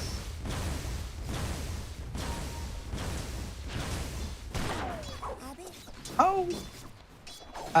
Have you encountered any bugs so far in this? I've seen, of course, a couple of the clips of like the Roshan running across the map. See that coming. Seen any interesting little problems so far this batch? Money changes hands. Already. That's why he had like such a... He still has a good win rate, but that made even better. Yeah, now especially that dust is an area around the position, kind of like a sentry would for a little bit. So Valky is in a bit of trouble, does have a blink, should be fine. Tsukimoto needs to be careful though, because there is a dead shot. It's the line pretty close to death. But yeah, there's some weird mechanics coming around with also the nerfing of sentry wards. I think you only have like 8 max now, and longer duration until it respawns mid lane among Daya. going in for the Timbersaw, who actually tried to go in for the Kunkka instead and gets taken down. Mid matchup, Mamangaya, still a beast. Even though he's up against a level 30 Timbersaw. You do not expect. When you last pick Timber against Kunkka, you put him on the same lane and then Coco and Fame. One more kill. Yeah, this Muerta not doing so well. Quap as well. That's way more than he should have gotten. Top lane, Mirana in trouble. They rotate to Galil for the gank, and they do manage to get 2 kills secured. So looking really good for Spawn so far. Radiant's middle tower is under attack. Valky, that looked like he was going to go for the TP top side. Decided against it. Sending another blood grenade to the Quap. Is the blood grenade that strong? Seems like he's getting kills with the item. Amazing what you'll find laying around. He's slow on top of more slow. Seems like a good way to kill. So what, 75, 125 damage from the blood grenade. It does essentially 25 damage to yourself because you get 50 health. Doesn't cost mana, I guess that's the big deal. Yeah. And he's gonna recover the health from the Shadow Strike. So, makes some sense. Item interaction.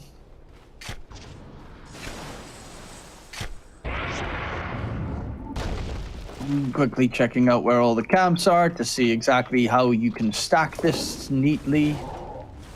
Okay, so are there any triple stacks you can make anymore?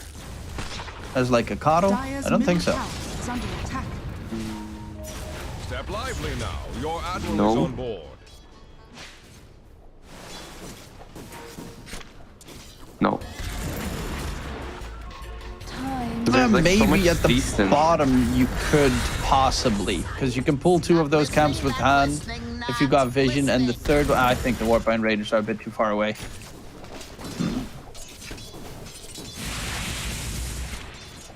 It's a weird map to try and stack for your cores. So look at Mirana. She gets the vision on the... How's it called? Watcher, and then she TP's back, and now she's ganking. Get a kill on Pangolier. That's a cool part of the game now. You can do so much on support. So he was farming a camp, then he gets the Watcher, then he TP's bottom with the gate. Now he's going top with a TP, gets the Wisdom Rune, gets another Watcher. There's so many things you can do as a support now. Yeah, Tsukimoto's walking around the lane on the right side of the map. How the frick is there a possibility that you walk all the way through towards the enemy side of the map? So weird. Yeah. Openings everywhere. Tower is under attack. Gathering lotuses instantly heals you. I think there was something about like if you get 3 lotuses or something, you get like a cheese that gives you a shield. That I don't think was even in the patch notes, but it was. Yeah. Ooh, a nice shot there from Moment with the headshot. But yeah, I don't think it was in the patch notes, or at least that's what good old Reddit told me. It's on Reddit, but not on patch notes. You're right. But I don't know, like looking from the Mirana perspective, seems like he knows what he's doing. Has like a good idea of the macro game of this new meta. So quite cool to see. I would expect this Mirana to have a lot of impact, although like the heroes of his team were being killed on the lane. Because like they go for the Muerta. Here with the roll. No Sonic Wave, good silence as well. Valky can get away, Rolling Thunder. And a nice swashbuckle. In comes Seimei though, going for the Muerta instead, and that is going to be a kill in response. Actually looking for more because the Lion gets his finger of death off, hides on the run, does have the blink strike, so should not be able to get control. Actually he's going to jump back in aggressively, knowing that Mamangdai is rotating through for a kill. Seimei, can he get out of there? He's hiding behind the tower. Do they have any way of gaining vision? No, they do not, unless he walks too close to the sentry. It's crazy, like how many resources are available now in the game, because a 10-minute fight and Rubik are level 6, Lion had the level 6, Kunkka has more than 5k net worth at 10 minutes, so many resources in the map, gold, XP, so feels like on that sense the game should be faster. It might just be a bait that the game is faster, because if everyone has resources, then it's like this an endless fight, and maybe you have those 70-minute matches that we already seen on the patch. And the most important thing, of course, is that there's no longer a fight for the Tome of Knowledge. Yeah. Where your core picks it up and everyone in your game gets mad. I like that. It also saves me 75 gold every single time. Buying the stupid thing. Yeah, you get it for free now in the map every 7 minutes. Not exactly the same, but sort of. Like the salt sea air.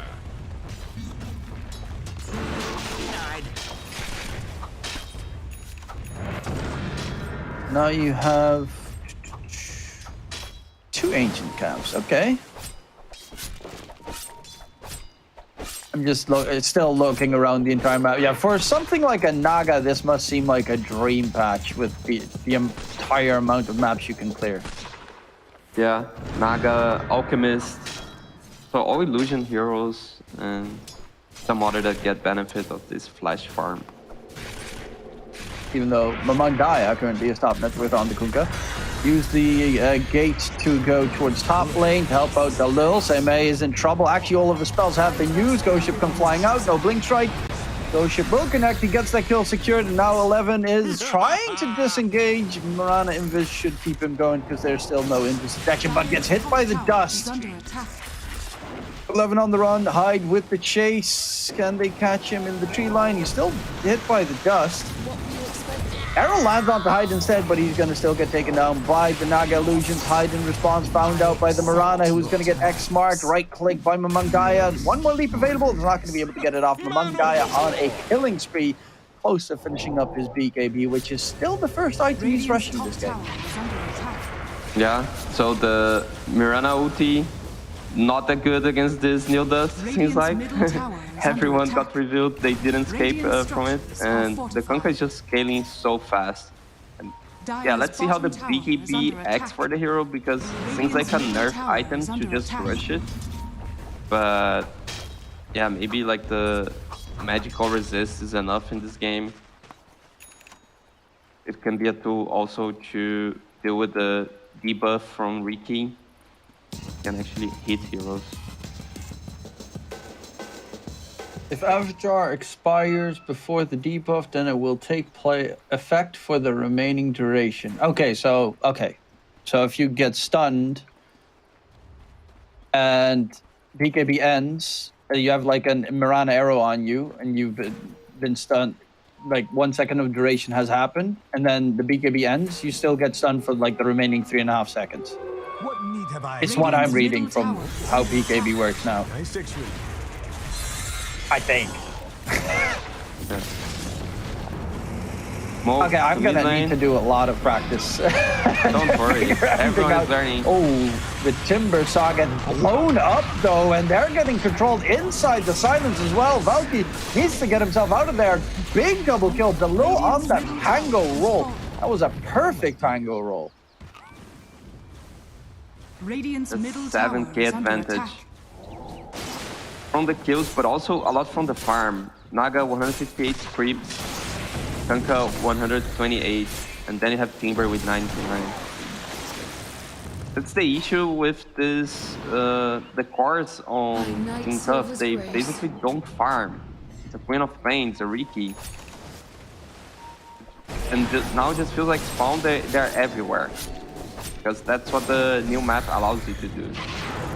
Putting pressure, farming the enemy camps on their faces. Riki going for the Naga. That's a big catch, and the Naga doesn't have a way out. So, will be taken down. Got a little bit closer than they would have liked. Nonetheless, a kill secured for the side of Team Tough onto what is still not the most farmed hero on spawn, because that's, of course, Mamangdaya, the Beast. And he's going for the Queen of Pain. They missed the silence. Now they don't want to chase further. I'm a queen. Now Queen of Pain already pressuring the top tower. Dire's top tower is under No, attack. I just got my Immortal back, like, probably 4 days ago, and I'm terrified of playing Dota again. Eat my way. Because I'm so gonna lose all my first games. I love new patches so much, but I'm always like, I don't want to play it because it's weird. Just got used to the old one. Now the new one's gonna screw me over.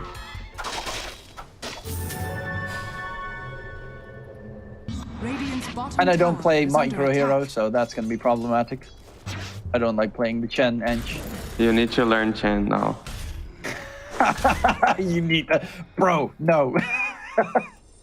I have tried it a couple of times. My mind just goes blank. Is under attack. And also I need to change all my buttons to make sure that I can micro, because I don't have that sorted. I will see Kanka with DD and BKB. That's his timing. They have a deep ward. Let's get smacked by an arrow. Tier 2. But currently just farming away. Naga's going for the heart. Once Naga's got a heart, it's going to be really rough to kill her.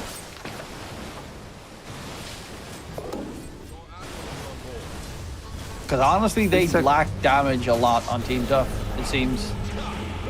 Arrow connection, Mirana. Nice combination there between Mungai and Hyde, making sure that the X mark arrow connects. Even though it's, obviously it should happen, the amount of times that combination does not work for a lot of teams, where they just like miss the mark, is astounding. Yeah. Also with like OD, Astral, there's so many combos that should be easy. He going in, Timbersaw is next, he's trying to run away. Nice two-man stun, but there's just no damage behind it. Oh, the arrow connects. And Valky, Sonic Wave, a blink available, can blink out to the side. The Lil's dropping low, but he's got the shield crash, armor, and damage reduction. Now Timbersaw, surrounded by enemies, it's gonna take a heap of damage. Is he gonna be able to get away is the big question. Song of the Siren holds him in place, and with everyone grouping up, I don't think there's a chance that he can get out of there. And get smacked. It feels tough for Team Tough. Ricky, I don't think he can kill the Naga. He's trying to find the right. Okay, he's gonna kill the Naga. Definitely with Lion connecting. Nice kill secured. Ricky does also have the shards, so Force Apps don't help out at this stage. He's going for the Ags on Ricky to hit an additional target in Tricks of the Trade. I guess that's a way to try and get some extra damage in on the Naga. One thing that I did find insane is the new Aghanim Scepter on Timbersaw. Have you seen it in effect so far? I've seen like clips of it on Reddit, and Timbersaws are unkillable. Ooh, nice. I've also seen clips. Arrow coming out.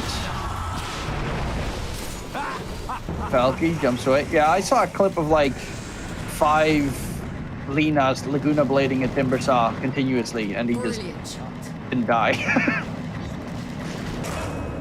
Yeah, that's the ultimate case that have like 5 heroes around. But yeah, the more tanky you get, the more heroes it takes to kill you, and the more heroes around you, the more you tank. So it's like yeah, the hero can get this unbeatable stage. Does give the hero a chance to be like exceptional in the late game, which I think the hero lacked most of the time. By the way, now with the Vessel, he's probably gonna be bad. Yeah, they're chasing him down. Oh, actually going back in, knowing he's a goner anyway. And Roche is at the bottom. Hit. Oh, those tormentors are up. How do they work? Radiant's middle tower is is under attack. You kill them, you get a shard for either of like the 2 lowest net worth in your team. So it's 1 more gift for the support. Oh, really? Yeah. Don't worry, Idle Santa is just killing everyone. Okay, you got this courier in exchange. Yes, BKB is still pretty good. It passively grants 2500 all damage barrier that regions. Okay, grant. So you just have to. How do you even kill that tormentor thing? There are a few heroes that can solo kill, like Bugna with level 2 ultimate, DL with illusions. Or just brings the entire team with 1 aura item and you can do it. So you just smack the crystal thing and then that's it. Naga is going for Roche.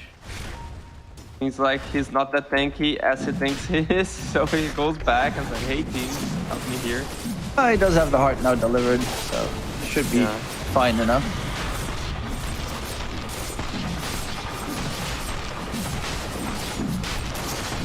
Even with the armor buffs, yeah, by 20-minute mark, quite easy to do the Roche.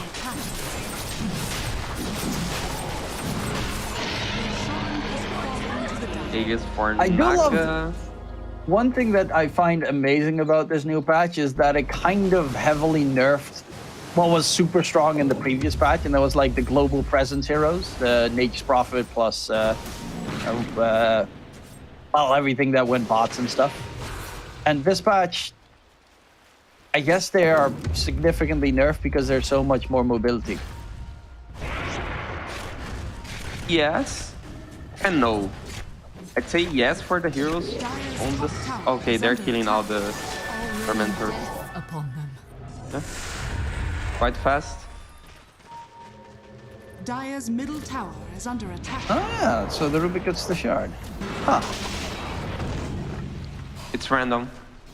And I've heard, oh, that was also bugged.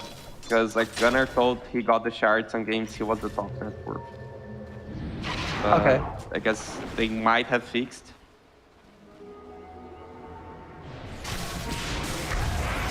Well, they're gonna go for the one in the top lane as well. They're taking a beating from it though.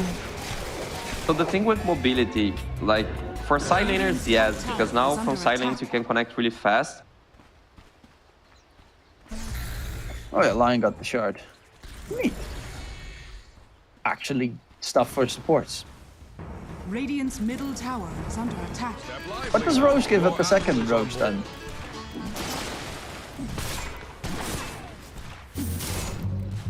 Ew. The third Roche is still the same. So it depends on which side. Radiant's middle tower has fallen. And fourth Roche has both. Needed that coin. I assume. Oh, really? You know what? After this series, we're gonna have to play some games, Assini. I won't give up hope. Well, they are currently fighting for more. There seems to be some issues currently with the Steenie's connection. He dropped out. I'm here on Discord, but I don't know if I'm on Vimix. Hopefully that will be resolved momentarily. He is still here, but also not here. The magic of everything electronic. Currently, Saime is close to finishing up his Aghanim Scepter, which is a pretty nice item to have. Though he is very far behind in net worth, considering they have a 14k lead on the side of Spawn, and their Grady supports kind of are incredibly farmed. With hides. Of course, he gets a free shard, but still the 4-staff, Ghost Scepter, free shard added in. It's a rough one, jump in onto the Pangolier. Sonic Wave blows him up. The lull has been found out, and quick TP out by Valky and Seimei to disengage. It's going to be a nice one. However, high ground push is coming in. Top side. going for more. The Mirana has been found out. Can they actually defend against this push? It seems they're pretty effective with the Timbersaw, being able to at least chop away at some of the enemy stats. Ghost come flying in, but the BKB usage of the Timbersaw is not going to get dragged back.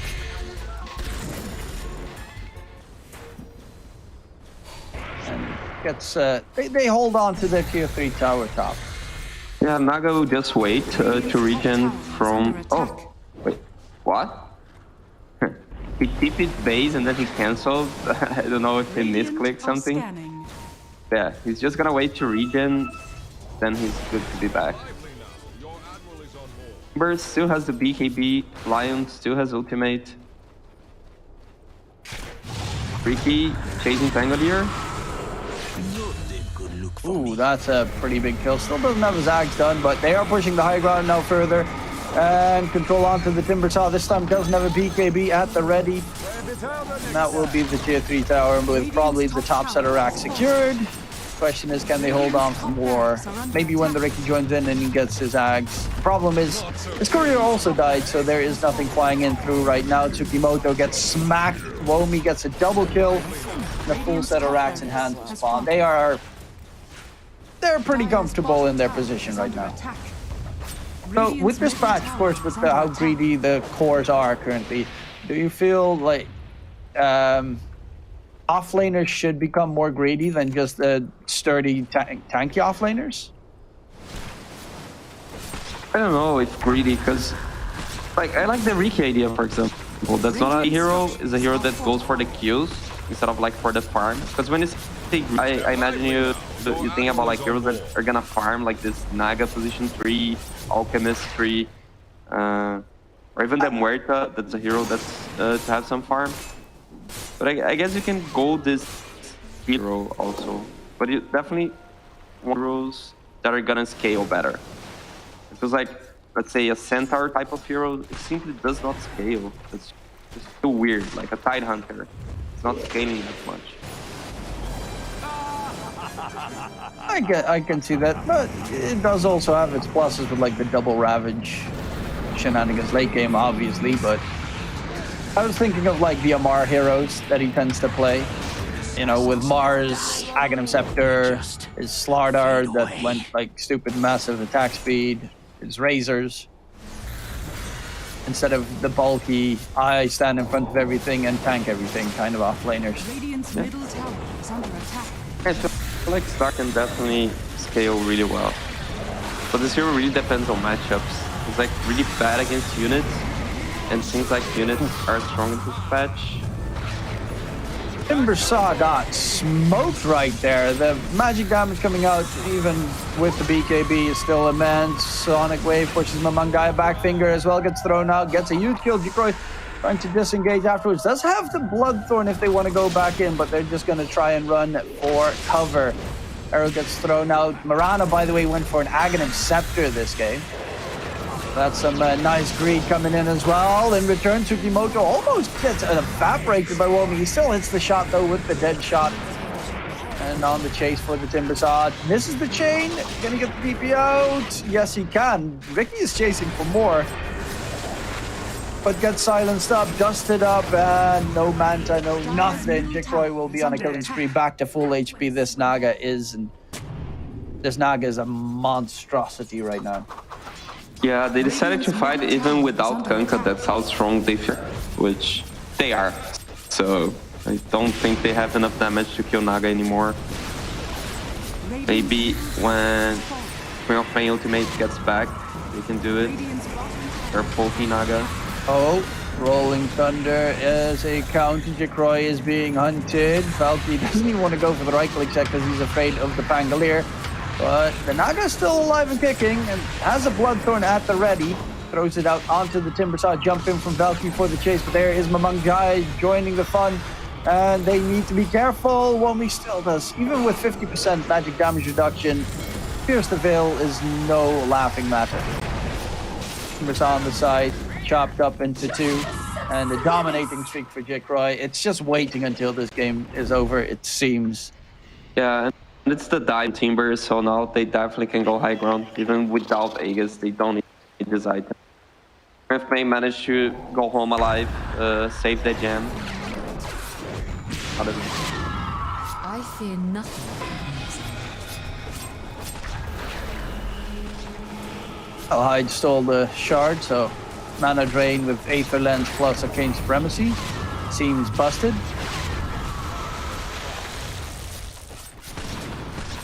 Naga's just sad. No mana, he cannot beat targets because of the smoke cloud. And the smoke cloud is like 99% of the time up. It's taking quite some time indeed. Valkyrie jumping in, gets silenced up, does spot the BKB, has a Sonic Wave available, Hyde's taken down. And they need to be careful. Do they want to hang around to finish it off? There is still no Timber Saw. And honestly, without the Timber Saw, the damage is... I mean, there is no damage except for maybe the Riki to kill off the supports. Yeah, they go for Naga. Biome Moko taken down by Mamang Gaia, actually. It's going to be the jump around on the Valkyrie. Doesn't have the BKB available. Double kill comes in. Mamang Gaia looking for Seme as well. Cannot really do much. Sutimoto, nice two-man stun. Finger as well. Will at least find some recovery here. Can he get himself away? They drop Romy on the back end. Now Mamang Gaia, there's a gem to be picked up by the Timber Saw.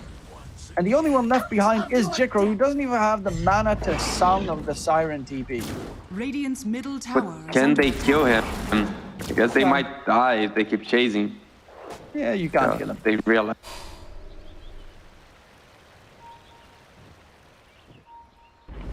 And Jikro can just go back to... Yeah, this Naga is getting close to unkillable, is going for the BKB next. Let's see, Kunkka. Got AC, Shadow Blade, Scythe. Now you also have those tokens that are so strange. But Kips, for instance, was a person that was screaming for tokens to be added into the game ages ago. Radiant's middle I'm surprised that every hero is going for B. Just shows how broken the item was or is. Because you kind of nerf half of the damage, and okay, Naga at least now changes the item. He want to go for the agility blink. Just jump that Riki probably fine. I'm so happy with the tokens. I mean, as a support player, yeah, you always end up with like the Vlad's mask or the tier 1 item, the very useless one that is now not anymore in the game, but the one that gave you like lifesteal, and you're like a support or you're standing there like, guys, what the hell am I supposed to do with this garbage? And in order to do that, they had to remove the ones that are like really broken. In case of heroes like the Brigand Blade for Pangolier. Instead of just fixing the interaction with the spell, they just like remove the item, right? So yeah, you get to choose what fits best for your hero. Oh, but tier 5 items where you can choose, that's stupid. Yeah, I don't know if this is gonna make like the game, because usually the tier 5 items made the game over. On the RNG, and now I see games that they were and they keep going and going because both teams get the broken items, so it just keeps even, you know. Just 5 tier subs in one team. Let's go. So it's kind of, let's say, fair that you're not like broken by the RNG, but on the other hand, like the purpose of the item that's like, oh, just end this game now, doesn't don't do the 2-hour game. It's kind of over when you get to choose it. Yeah. There's some games where if 3 heroes in your team get a mirror shield, it's over, or Ex Machina. That one seems stupidly busted if you can choose it on some heroes.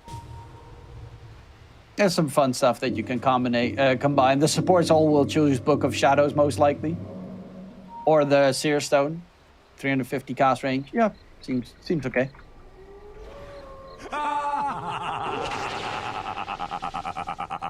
What a world we live in.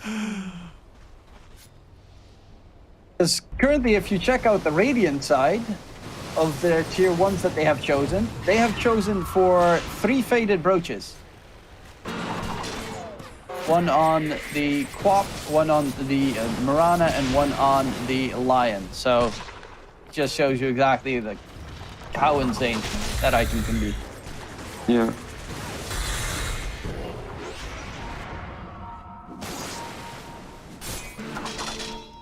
Rubik with the cast range. Broken. Well, he finds himself target. Tsukimoto, Lion in trouble, is going to get cracked. Nice two-man catch coming in. Buyback by the Ricky. Looking for the Timber Saw. Does need to back off a little bit. The little still charging through the fight. Has a swashbuckle in the second. He's got the Bastion now available at the ready. Arrow lands onto Jikroy. The Naga's actually in a bit of trouble here while Valky is keeping the rest of the team occupied. They find Jikroy and Khalil will be able to at least get the Timber Saw in return, but they are losing a lot here with the Naga now dead. Nonetheless, there's still a Kunkka with the Aegis at the ready, and you even have that extra core in the Muerta. Granted, he's not the most farmed, but he's still more farmed than anyone else on Team Tough. Yeah, it does a lot of damage. You jump on him. Ooh, oh, they got a kill. Hide on the run. Can he get away? Mangaya still trying to chase and catch these cores out. But now it gets too spooky. And Kunkka is dusted. But yeah, it's gone. Radiant's middle tower. Dandelion amulet. Every 12 seconds blocks up to 300 magic damage and damage instances over 75 damage. Also gives 25 movement speed and 300 bonus mana. And that's a passive? That's stupid. Just get, a 300 damage block every single time as a passive. Yeah, cool. No, it's like a 12-second cooldown. Like it's a passive, but with cooldown. Yeah. It's the same cooldown as Lincoln's. But now he has tier 4, so ninja gear. Pretty good tier 4. That's a weird one by the Timber Saw, trying to run away.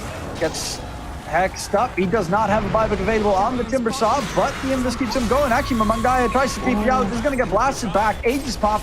Jikroy's got the Song of the Siren if need be. But this gets a little bit scary here for Spawn. Jikroy trying to turn this one around. Timber Saw just gets the chain off to the back end. And only the Aegis has been popped so far, but when 11 is just walking right into Womi, and they will find the kill. Womi actually has a Moon Shard on the Muerta at the moment. Radiant's middle tower is under By his item, Hurricane Pike, Silver Edge, Moon Shard. Oh, they go for the Kunkka. Can they get away, Mamangaya? He's stun locked. Now they cannot force him because there's a shard on the Ricky. Yeah, so you can't. Rubik cannot save also. Yeah, so that's the big problem of playing against a Ricky. Nonetheless, they are still massively ahead at this stage. Seme does get the jump back. They're going to go for the Megas to be secured. And while all of that was going on, the Naga was farming the camps at the bottom as well. So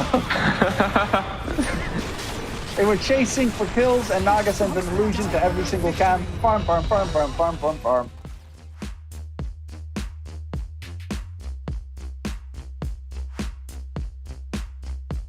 Yeah, it just feels like Spawn, they kind of outclassed Team Tough. You could see like this from the mid lane, like Kunkka getting a solo kill into Timber Saw. It's not something you really expect. They got those early kills, which kind of made them snowballing into the game, and then there wasn't enough damage for this Naga. Feels like overall the draft was more well-rounded, and they played better this laning stage part of the game. Also, like, I really liked the ideas on Mirana, like what she was doing on the map on like this macro perspective. But then again, it's like this, you're doing all the right things, but the enemy team's just winning lanes and it's gonna snowball into you.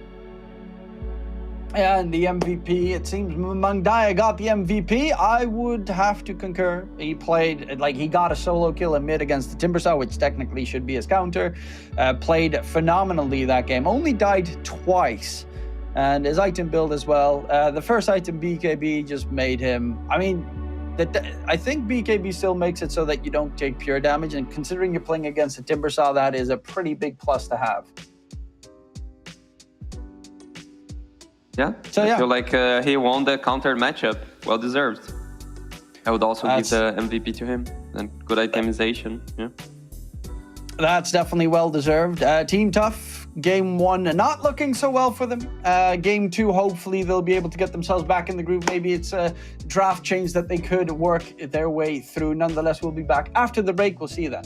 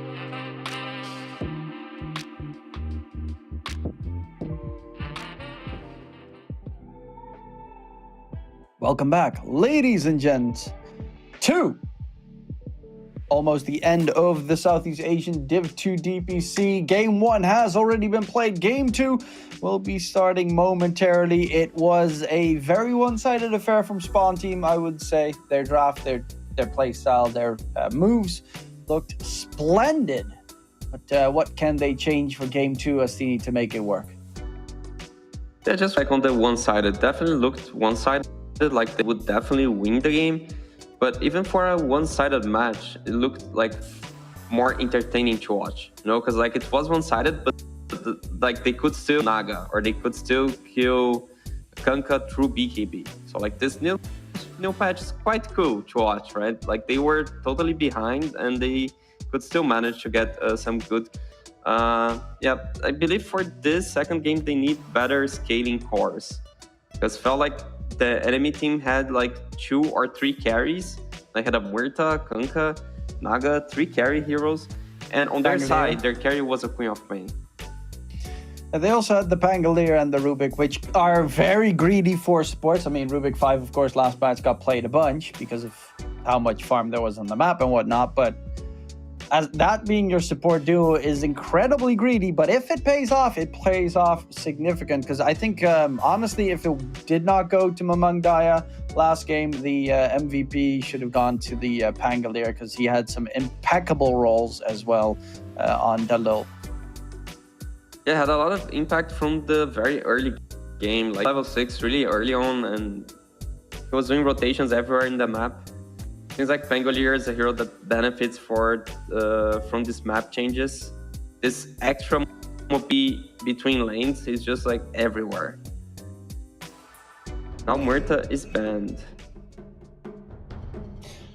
Muerta banned, and of course those 2 supports that you were talking about last game. I think we've in Dream League we saw them against each other yesterday. Granted, Celery plus Chen or Celery plus Enchantress is like an auto pick every single time, but Bounty Hunter being picked up, honestly, I think Invis heroes, especially with the amount of like the nerfing of the sentry wards and the fact that the map has gotten bigger, makes it so much better for Invis heroes as well, which I as a support despise, because exactly that, you have less sentry wards, so you'll just get jumped all over the place. Just play the Envy hero also, you know? Just play Bounty 5. It's just easy. You'll have Invis detection on you, or you could also play Zeus 4, Zeus 5, find all the Invis heroes. Yeah, and it's like, Bounty is a hero that he's always fighting, right? You have no cooldowns on the hero. I like this approach, like the Bounty, the Ember. Ember goes in the thing that I was saying, like you told like mobility heroes are nerfed. And then I mentioned, the ones on side lanes, because in the mid lane now you even want more the mobility hero, because then you can connect to the side lanes and take part of this brawl. The 4 versus 4 can become a 5 against 4 if your mid laner can connect. So this Ember, Tinker type of hero, Koro, that to the side lanes very early on can be really good. So I like this approach, the Bounty, Ember. Clockwork Hoodwink is also fine. You open with 2 supports, so what that guarantees is when your second pick, you get to counter pick the 3 core matchups when you do that. Now they see the Ember, they can counter Ember lane. They're gonna see another core on second phase that they can counter and also counter on the last pick. Looking at this patch, I saw obviously statistics of Ricky and I think Brewmaster had like super high win rates, whereas Snapfire had like stupidly low win rates. But what heroes, give me your top 5 heroes of this patch. Chen and Kent, BL, he would get nerfed, Ricky, and Alchemist. Okay. It's so weird to see PL all of a sudden being decent again. Last patch I saw so many people try it out and it failed miserably nearly every time.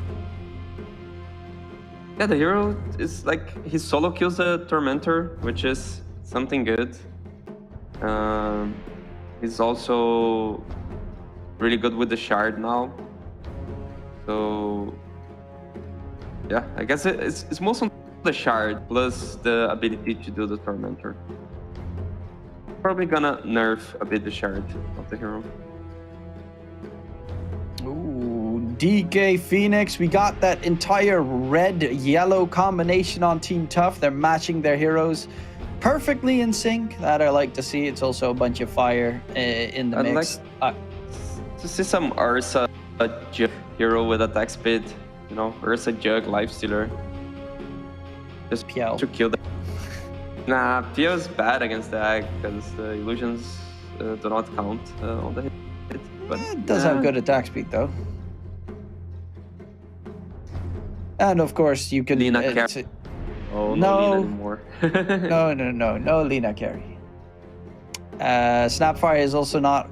I mean, I just talked about the heroes with the low win rate. I think Snapfire's win rate, I at least saw a tweet from like ESL and said that it had a 38% win rate, which is abysmal. Yeah, the hero is not on a good place. Actually, don't even know what they changed about the hero. I can check like the worst heroes in, let's say, pro, so immortal matches are Razor, Lina, Brute Mother, with like 30%-ish win rate, but they're not being played. Then you have like 33% in Zeus with a lot of matches played. Klink's also bad. Duza, Prophet, Shaker, Green, Ursa. Ursa and Snapfire around 41%. And they go the monkey into Phoenix. Phoenix used to be... Phoenix is still one of the biggest counters to monkey taking. Like break the trees and get him. Also you counter his ultimate with yours. You remove attack speed. But probably it's a monkey mid, right? Because that's the thing about like countering the matchups, so they can play monkey mid against Ember online. It's also decent against the DK if the monkey carry. Yeah, the only thing is, as you mentioned, the Phoenix, it's a hero that is very weak against magic damage in the earlier parts of the game because his health pool was kind of very low, especially dots are something that Monkey King despises to deal with. But if it's laning against an Ember Spirit, you can get your Jingu Mastery stacks off every single time. If it lanes against DK, same story, and should be not too problematic. The question is the bounty aren't going to be are they going to play safe lane DK? Or are they picking up a safe laner last and making this a bounty 4/5? So Phoenix 5, Ember mid, DK 3, bounty 4, and they pick a carry now.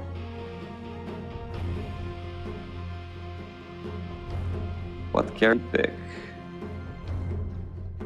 Can pick like a troll sort of hero.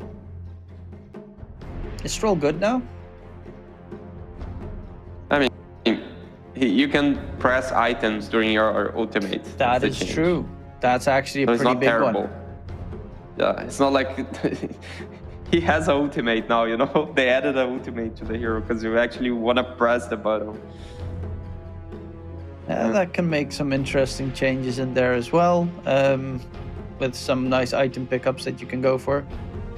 Maybe a hero to protect the Zag. Usually like Faceless Void is the best carry on that sense. Or just play the DK carry and get some Tide. No, bad game for Tide. You get some... Naga yourself? Set up Sung into Egg? Yeah, can be Naga. Magnus hero. Like some AoE stun to protect the Egg. Mars? Make it red? Yeah. It's actually really good for Mars. No more way to kill the Monkey King. Oh yeah, PL also got, I think, attack range increase. Like almost double his normal attack range or something. There was something weird about that one. Obviously he has a spear, so it makes sense that his attack range is bigger than what it was. I think it's slightly more than a Mars now. or maybe slightly less. Can't remember what it was. I think it's 210, and Monkey is 300, Mars is 250.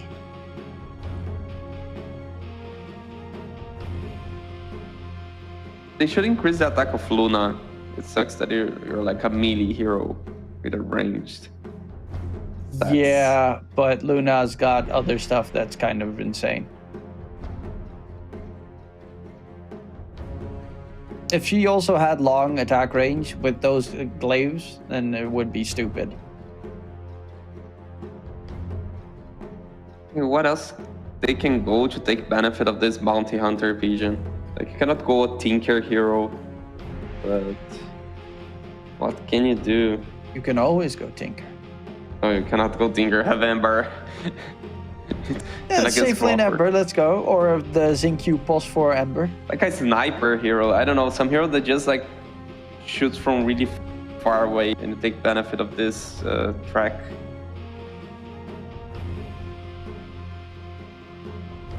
Slightly less very far away and more right in your face. I don't like Ursa here. Well, do tell me exactly the reasoning why. Like, you don't do either of the things I said it's good. Like, protect the egg, you don't protect the egg because you don't stun. You don't take benefit of the It does Hunter destroy vision. Huskar though, so that's a plus. Like, what? Why you pick Huskar here? It wins against Ember, I guess, but they already had a monkey that could go safe and that would beat the Ember, so it's... I'm not that sure either, because the Huskar gets smacked by Ursa. It is good to deal with the Phoenix Egg though, because it has insanely good attack speed. Yeah. I'm a bit confused as well. Yeah, I guess I Ursa's- just want to stomp lanes. Sense. Yeah, though after lanes it gets a bit scary because Ursa is literally picked up most games as a counter to Huskar. So that might have also been the reason why they picked Ursa on the side of Team Tough, because they expected the Huskar to come through. It could be that, you know, they've played each other that many times in scrims and stuff, they know. And Mamungdai is a Huskar spammer, so maybe they know. They knew. Yeah, I don't think you pick Ursa thinking they will pick Huskar, but I get her point. Yeah. I mean, okay. He wants to really stomp the lane. Like, he won the lane on a losing matchup last time. Now that he has the winning matchup, maybe we expect him to really stomp it. And so, feels like with those changes, the supports, they don't go that much to the mid lane anymore. So he can just... Then a big question for you, of course. Which team do you think is going to win out in Game 2?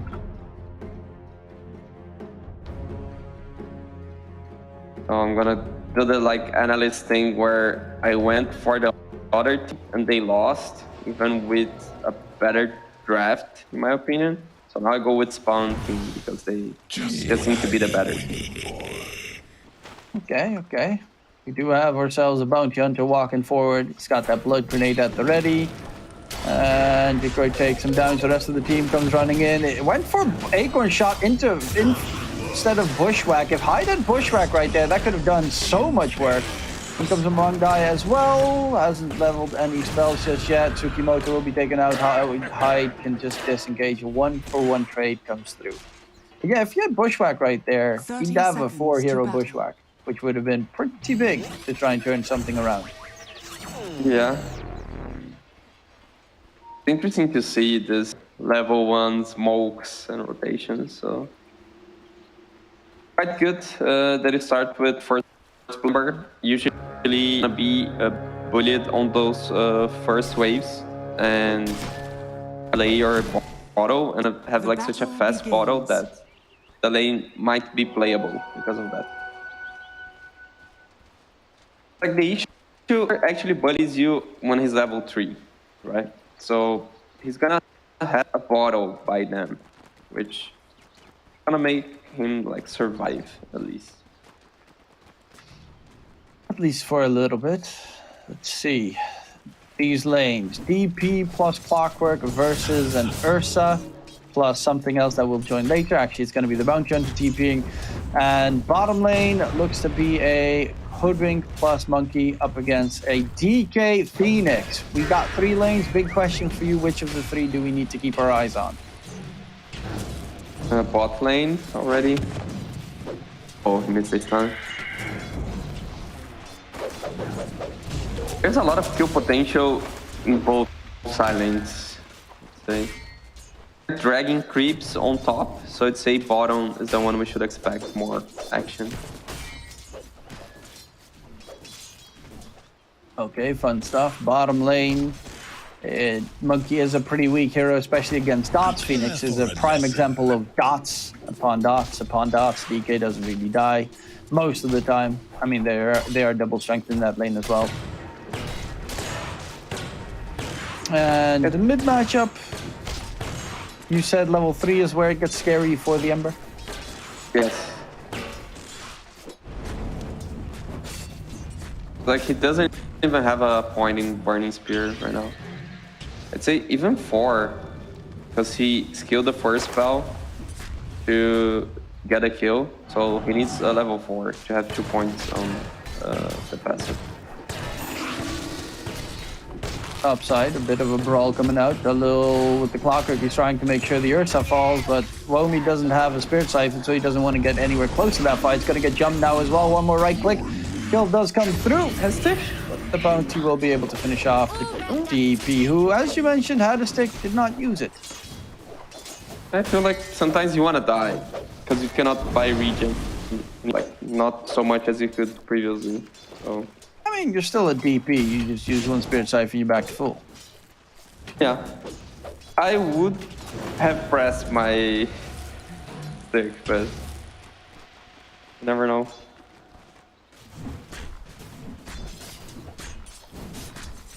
Bounty Hunter Nuisances coming in. He's also got Janata plus Invis, so you're going to be able to sneak up most of the time and yoink some gold. Or at least attempt to. Inside the cogs right now. A lot of damage onto the Bounty. Can he get himself away? Does have the Invis. Still in range of the Sentry Ward though. In response, can 11 find the catch onto Dalil? It's actually also the fun part. 11. Nice. 11 last game was the mid laner for Team Tough. And this game he's playing the safe lane. So... And he used to play off lane as well. So they're really swapping roles on the side of Team Tough at this stage. Yeah, they're trying to find their playstyle with, like, I'll not say standing, but like with a new lineup. They're using like this official as like a, I'd say like a screen to trying strats. My face. You can definitely under.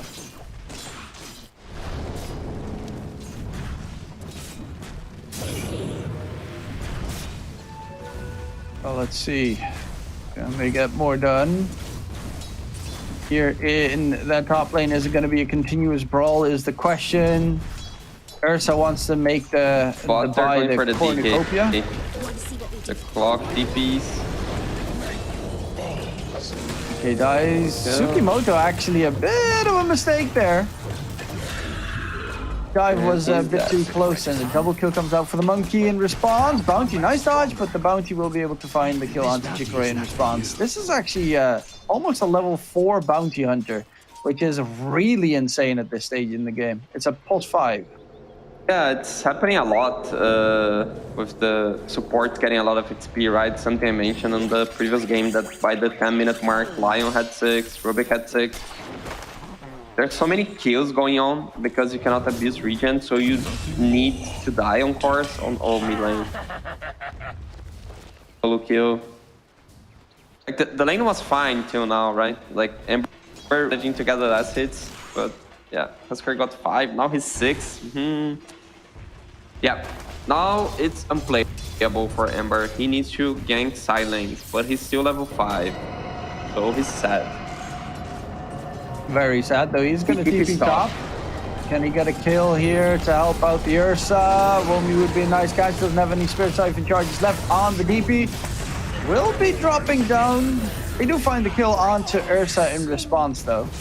And actually a double kill, which is remarkable considering their position at that stage. Dire's middle tower Nonetheless, is Spawn under with attack. a huge play, forces out the TP from Ember towards top, giving a lot of free farm time to Mamungai in mid to get himself the armlet. And once he's got armlet, I mean, they have some tools to try and beat him. They're even building well, they have an urn currently on the DP, but with Life Break being able to be a basic dispel, it's so good against heroes like Phoenix. Like anything else that they have on the opposing side. Monkey survives. He gets himself back. And Ember the 50-50 helped him. Radiant's courier Going has back been top. killed. This could be big if he can find himself another kill onto Womi. DP does still have 2 points in the Spirit Siphon.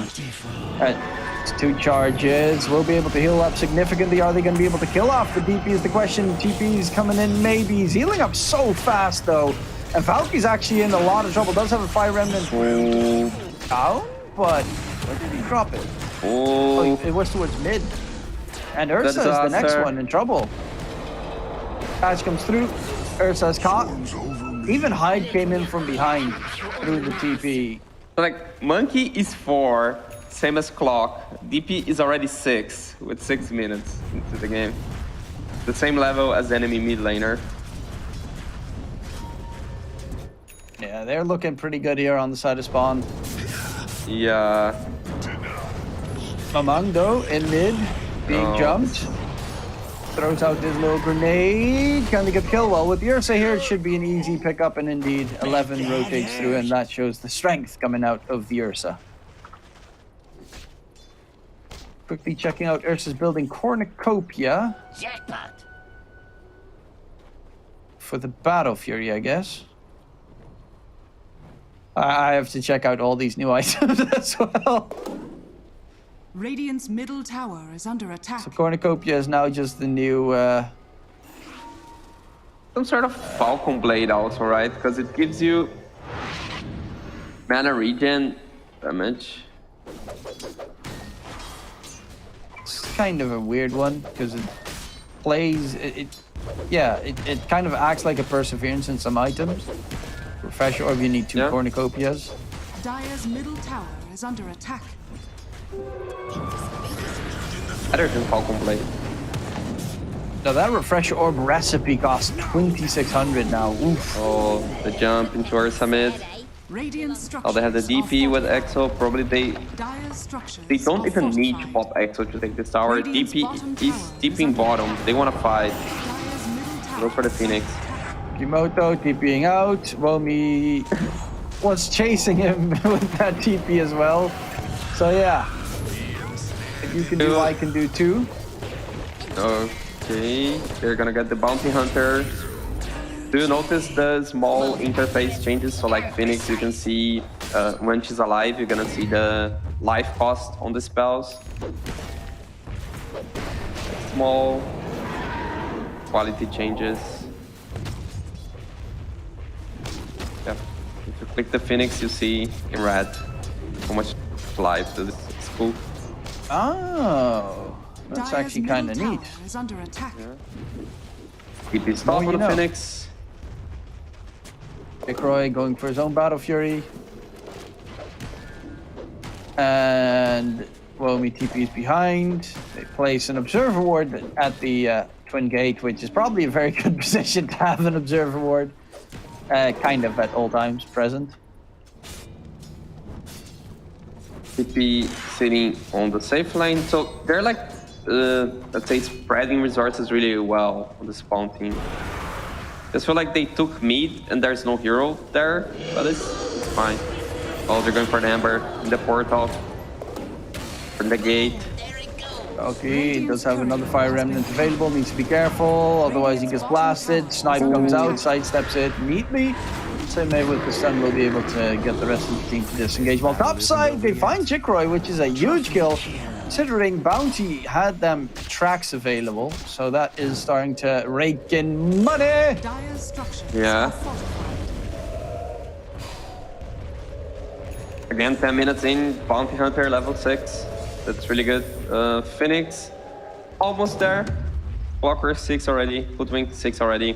You don't need that book of XP. Region for Ember. Bounty on the run. Gets a bit of money still. Do they find the kill? Bounty. Snipe gets thrown out. They have a hook shot. Could go for blind one. No. Hook shot's a little bit too far away. Dalil's not going to attempt it. I wonder how does the magic resistance stack with this BKB? Because then you have like BKB, you have the innate resist, plus you have the Berserker's Blood. How close to 100% immune does he get on Husker? Like 100% reduction? That's a good question. Gotta keep an eye on it. Currently at 42%, 43. Yeah, that's also an improvement in the face, right? You can see it right in the hero face. You couldn't see in the portrait beforehand. Oh yeah. They considered it's an important info.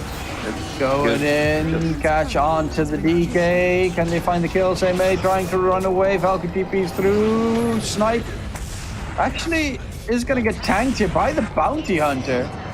Valkyrie should be able to find Dalil in response, possibly.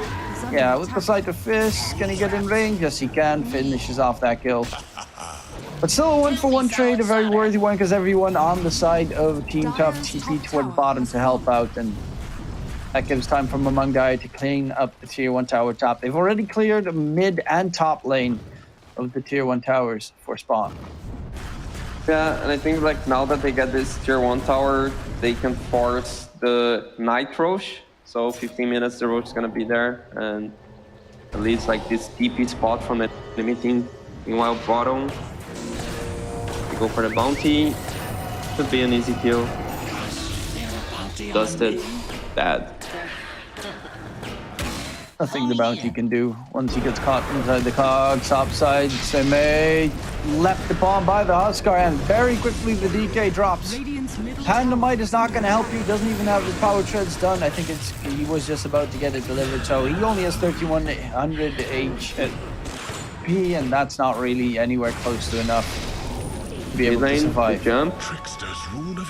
Just carrying out the Ember. Huskar is now done with his BKB, so yeah, I think he can even do Roche now. So he can do his, let's say, the Radiant Roche. They're moving towards that direction. There's Vessel on BP, there's Exo. They also have an Ursa, but Ursa would need probably someone to tank it for a bit. Or maybe some lifesteal item. Yeah, actually 11 TP stop. With the Tier 1 tower there, it's really hard for Ursa. Oh, they caught Ursa. The sharpshooter. First ultimate. Monkey was around. Yeah, they just wanted to force out the ult. Scare him off a little bit. Make sure that he doesn't farm the creep camps anymore. Bottom. Whoa, me gets jumped. Phoenix trying to get the burn in as well. Has the supernova. They're trying to disengage. Exorcism was forced out. That's a big one if they can get themselves away. Dust connects onto the Bounty Hunter. Phoenix still has the egg. Dives forward, drops the egg, and they're actually just going to try and right-click. Or are they? No, they can't show the right-click so far. One more right-click apiece could have killed off the egg. He's a nerve, Phoenix, because you can definitely see how many hits it takes. Radiant's bottom tower is under attack. Like it's so easy. Definitely did give a nice prediction on how many, how fast you need to hit.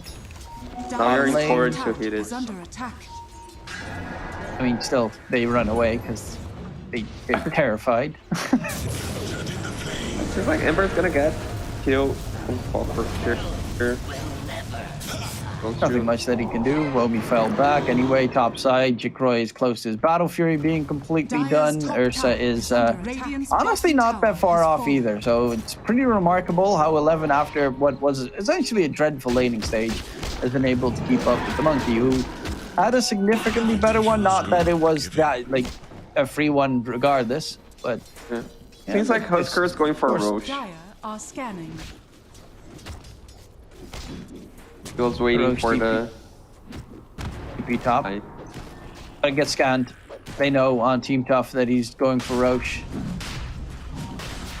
And Jikroy gets scouted out. There is a sentry ward nearby. They're trying to TP bottom, but Mangaya is going to be the target here. And Bounty Hunter in the pit. Gets the track going. Stun thrown out. But actually, if he waited a bit, he could have gotten the kill onto Mangaya while he was toggling. So a little bit thinks that he started it off already. Ursa dying.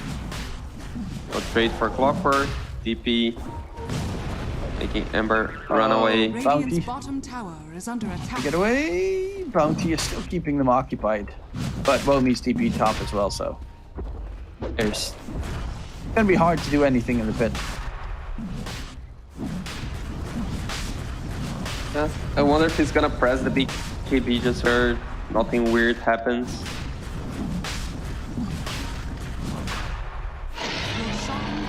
And Roshan secured. Aegis from Mangaya. Is under attack. Radiant's courier has been killed. Time do those shard-giving crystals spawn.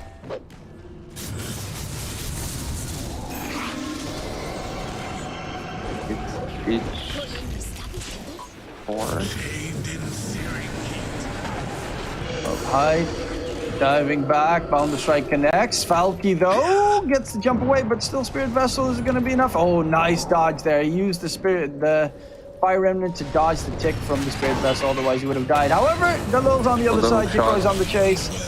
And now he doesn't have any Fire Remnants left, taken down. Dust connects onto the Bounty Hunter, he's on the run, though he's way faster than his direct counterpart. Will be able to disengage. Dire structures are fortified. It seems like the wrong team is just taking control of the map, killing the towers. But it's interesting that Ursa is still farming. And like it's a good core-to-core matchup for Ursa, especially against the Husker. I wonder if he's gonna be able to get online. Because you look at his score, he's 1-5. Seems like he's having a terrible game, but he's still keeping up with farm. They're gonna go for the foot wing here, maybe? No. Awkward going for the Aghanim Scepter, which is always good vision game, and just in general really annoying to deal with. Top side, tier 2 towers dropping low. Just connects on to the Bounty Hunter, but the rest doesn't really connect. He even forced himself back towards the high ground. So wasted a bit of resources and keeps him occupied, which is already a pretty big win. Valky in towards mid, trying to push, but Huskar is closing in on his Heaven's Halberd. That is a really good counter to the Ursa. What can you do at that stage as an Ursa? Yeah, he's still far away from the BKB. Can you? Because like, how does that work? The interaction with BKB and Heaven's Halberd. Like if you use before the BKB and BC, or at least before the changes, like you would still get disarmed. Need to press BKB first. How is it now? Should be the same. Even though it saves remove buff, but this specific should be the same. But what if you use it during his BKB? You cannot use during the BKB. Oh, you can. Okay. Yeah, with the new BKB you can. That's true. So how does that work? Is it then? Jaya's middle tower is under attack. Because is it then that you can like? It would make sense that he doesn't get disarmed until the BKB ends. Yeah. Which I think it says. But on the other hand, it's also one of those specific items that BKB did not purge off the debuff from, the old BKB. Yeah. I'm gonna see if I learn in this game or gonna lobby afterwards. Dire's middle tower has fallen. Interactions that I need to be able to quickly check out before, of course, the Berlin Major. Fine, we are all learning. I guess like that's not this expectation that you are able to learn all the mechanics I mean, you should. in Coach. one day. How are you gonna get Gunner to 14k MMR otherwise? I don't put this pressure on my players. I think I enjoy a bit the patch, you know. The game is about having fun also. Get the heroes you love playing. And to be fair, you guys have some time until the DPC starts. DP, that feels like the important push because they are gonna have the tier 3 here. And probably the Rex. Yeah, don't really think they can do anything, especially with the DK dead. Hookshot gets tanked by his own teammate by accident. Whoopsie daisy, but the fortification was used. There's only 20 seconds on Aegis. They might be able to, like, they should be setting a jump here for when Aegis is over because he's gonna have no BKB. That's the opening you need to use. I don't think you just like let them get up. Nice cogs. Chasing for more. Valky popped the BKB. They're going back for a fight. Jikroy needs to be careful. Pops down the Wukong's command. But Phoenix Egg will force the Monkey King back. Actually wants to stay around, lurking a bit longer inside the Wukongs while the rest of his team disengages. They actually did not even get the range racks. Not a full set of racks secured, but Mamangdaya is going for the Ags next. Yeah, the game feeling's weird because feels like they're super behind, but then they're just 2k behind.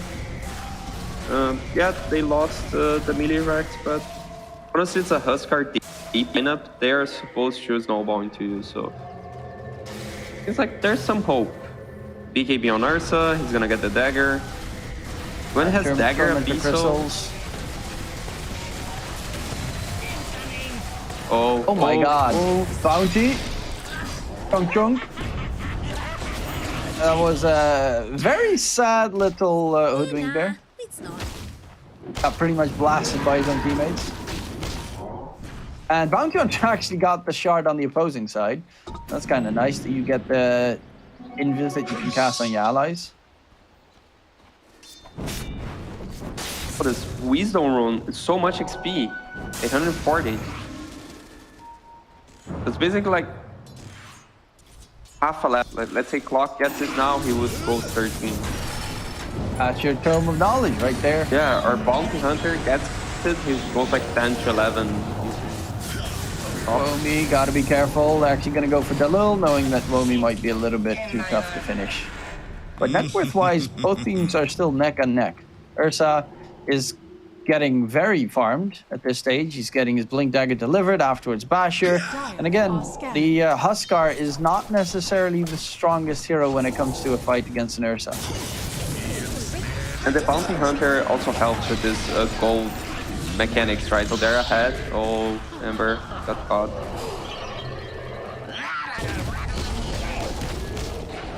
Yeah, Huskar is getting close to Dags, which is going to be so hard to deal with for Ember. Phoenix as well, that's a big one. If Phoenix cannot take her dive away. Oh, solo killed the monkey. That's 750 gold. So much gold on those solo kills now. The bomb is actually setting up here with Ursa. Oh, Ursa going in onto Womi, who pops his Exorcism. Didn't pop the Spirit Siphons out yet, but a great hook shot from Dalil with the triple rocket flares on top. And finds himself a couple of kills to make sure that they don't lose too much there for spawn. Because if that DP died the moment he pops Exo, that is a huge window for Team Cup. It felt like he was gonna die, the DP. It was so clutch situation that the clock showed up. Ursa is starting to feel super strong.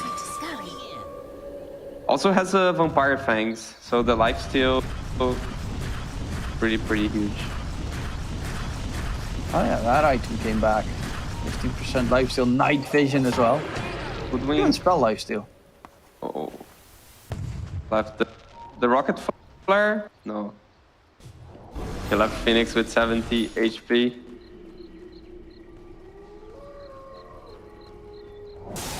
Mungdaya's Ags is kind of done. Having a rough game. Both are having a rough game. And the monkey is getting closer to his BKB. It's a hero that needs a bunch of items, and especially BKB to be able to survive. We go for the Orb of Destruction, checking out what neutral items everyone went for. I love picking up a big boy Philly for yourself. That's so fun. Shot in, finds the bounty. Can they get more is the question.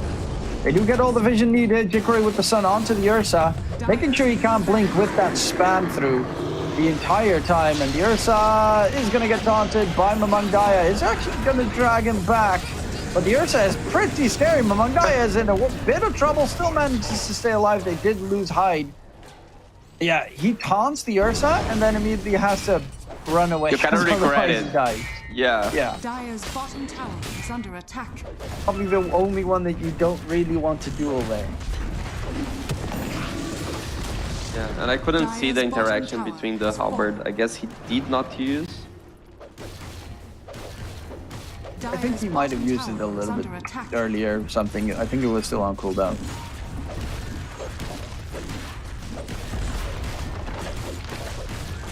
Do you know how much the shards lowers their cooldown on the inner fire? Just say lowers cooldown. Because it's already like 11 seconds and 4.75 durations. Quite huge.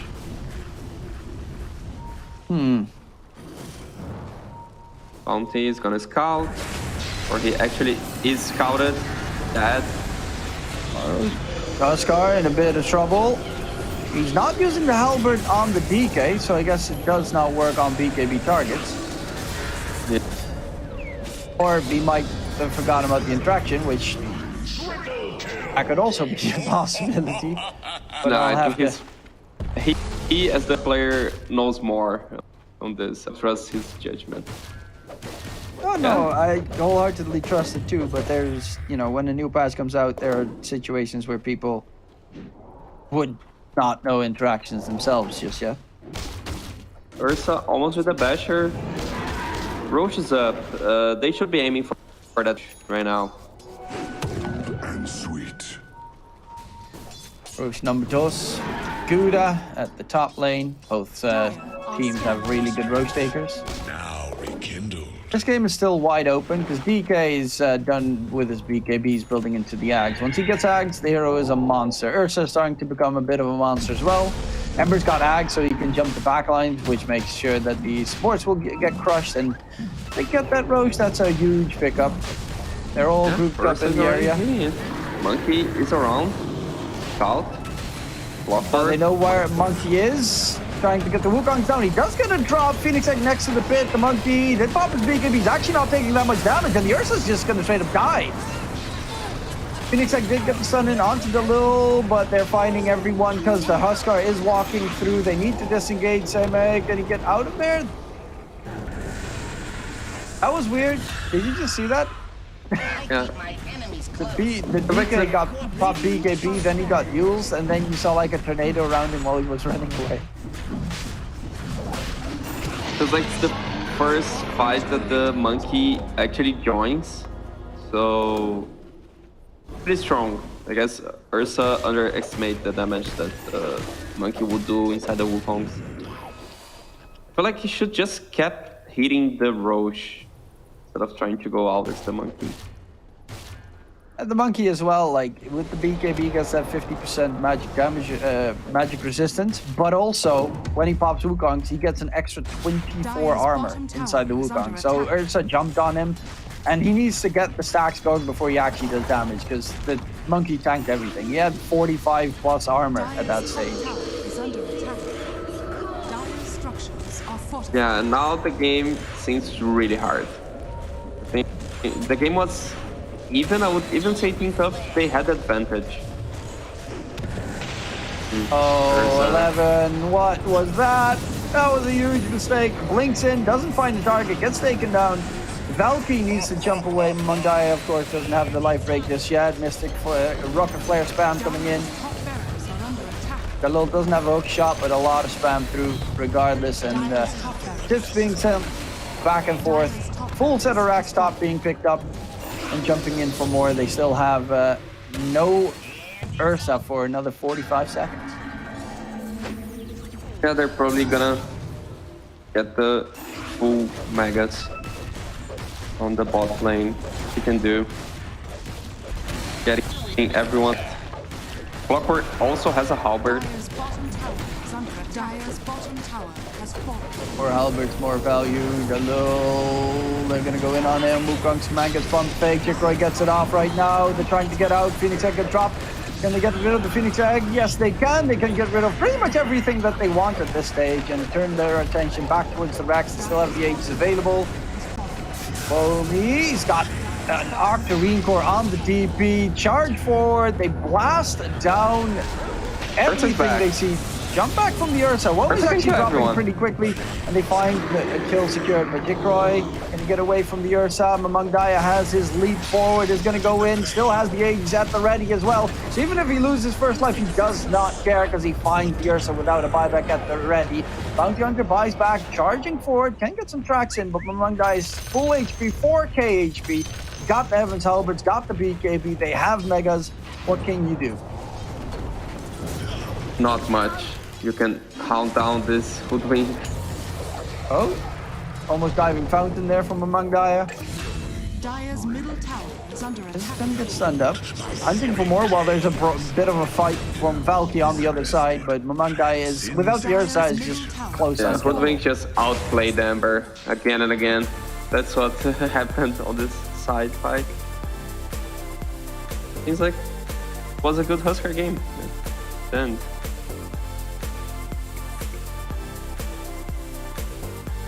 well, that was Spawn winning the series 2-0. Team Tough not coming out of the Southeast Asian DPC with any victory in any of their series.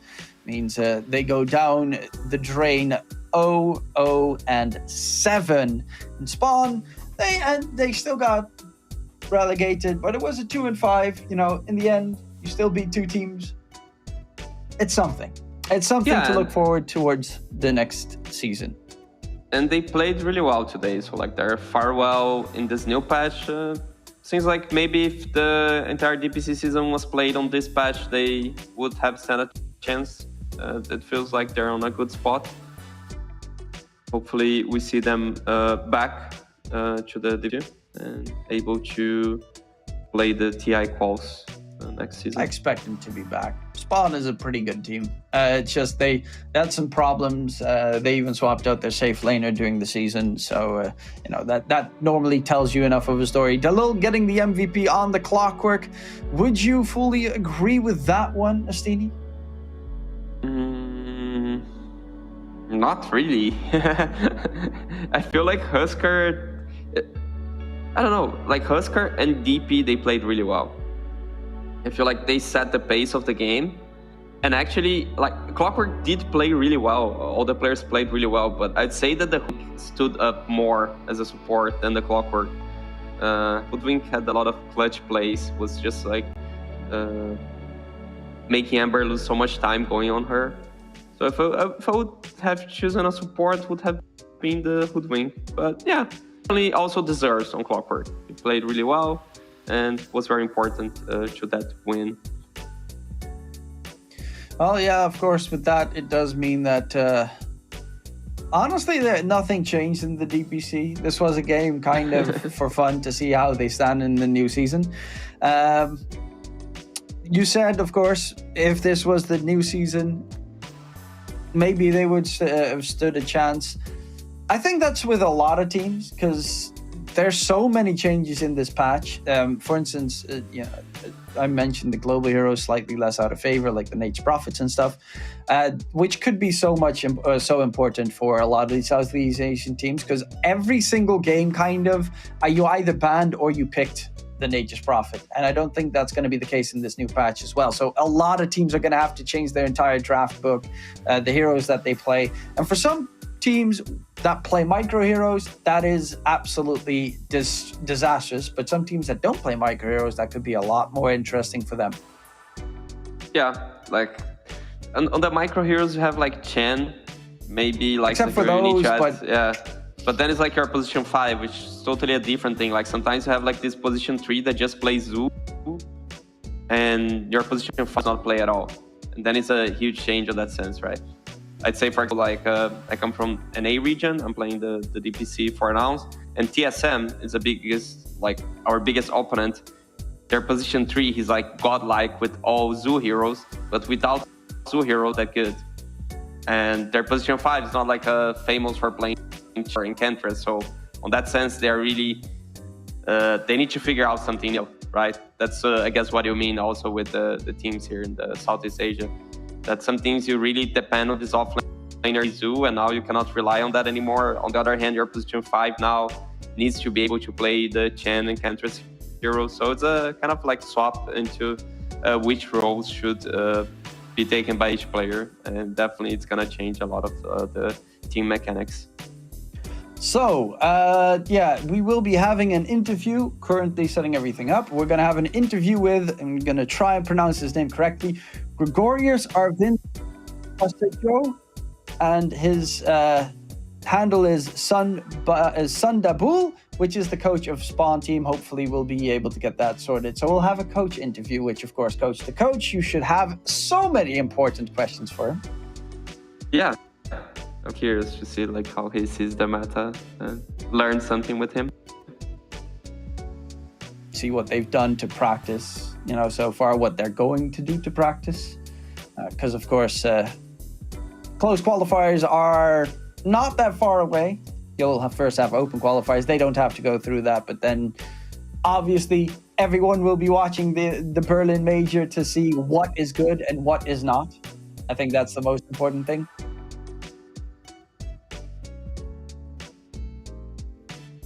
But yeah, currently, hopefully we'll have everything sorted with the coach on the call. Nonetheless, they look really good. Oh, we have ourselves the interview. Hello, and congratulations on your win. Thank you. So, new patch. It's slightly late for you guys, it seems, with the new patch. But are you excited for it? What do you feel that this is your team's patch? It's a bit hard to say right now. I guess with our recent changes to the roster, I would say that our roster for the next season is still not finalized at this point.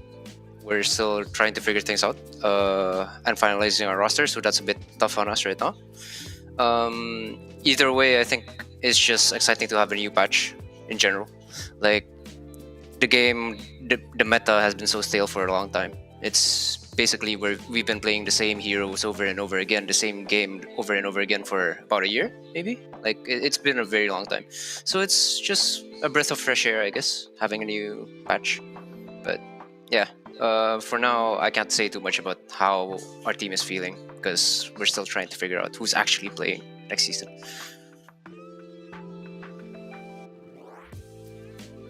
Okay, Astini? I see you guys play the in position 3. What's your feeling with this hero? Do you think he's a position 3? He can be a carry, he can be a mid laner. Where do you see this hero fits in the meta? I mean, for now, we just, at least for our team, we're comfortable playing with in every single role. It doesn't really matter which role. So that's why we just first picked it. It's just basically we pick it and we roll the dice who gets to play it, you know. Everyone wants to play it as a new hero in the patch, you know. Like it's just, hey, I want to play it. Just roll the dice who gets it, you know. Cool. So even as support, you think the hero can work? Yeah, I think it does have. It's quite viable, I guess, in every single role. I wouldn't say it's the best support, but it's viable. There's some viability to it.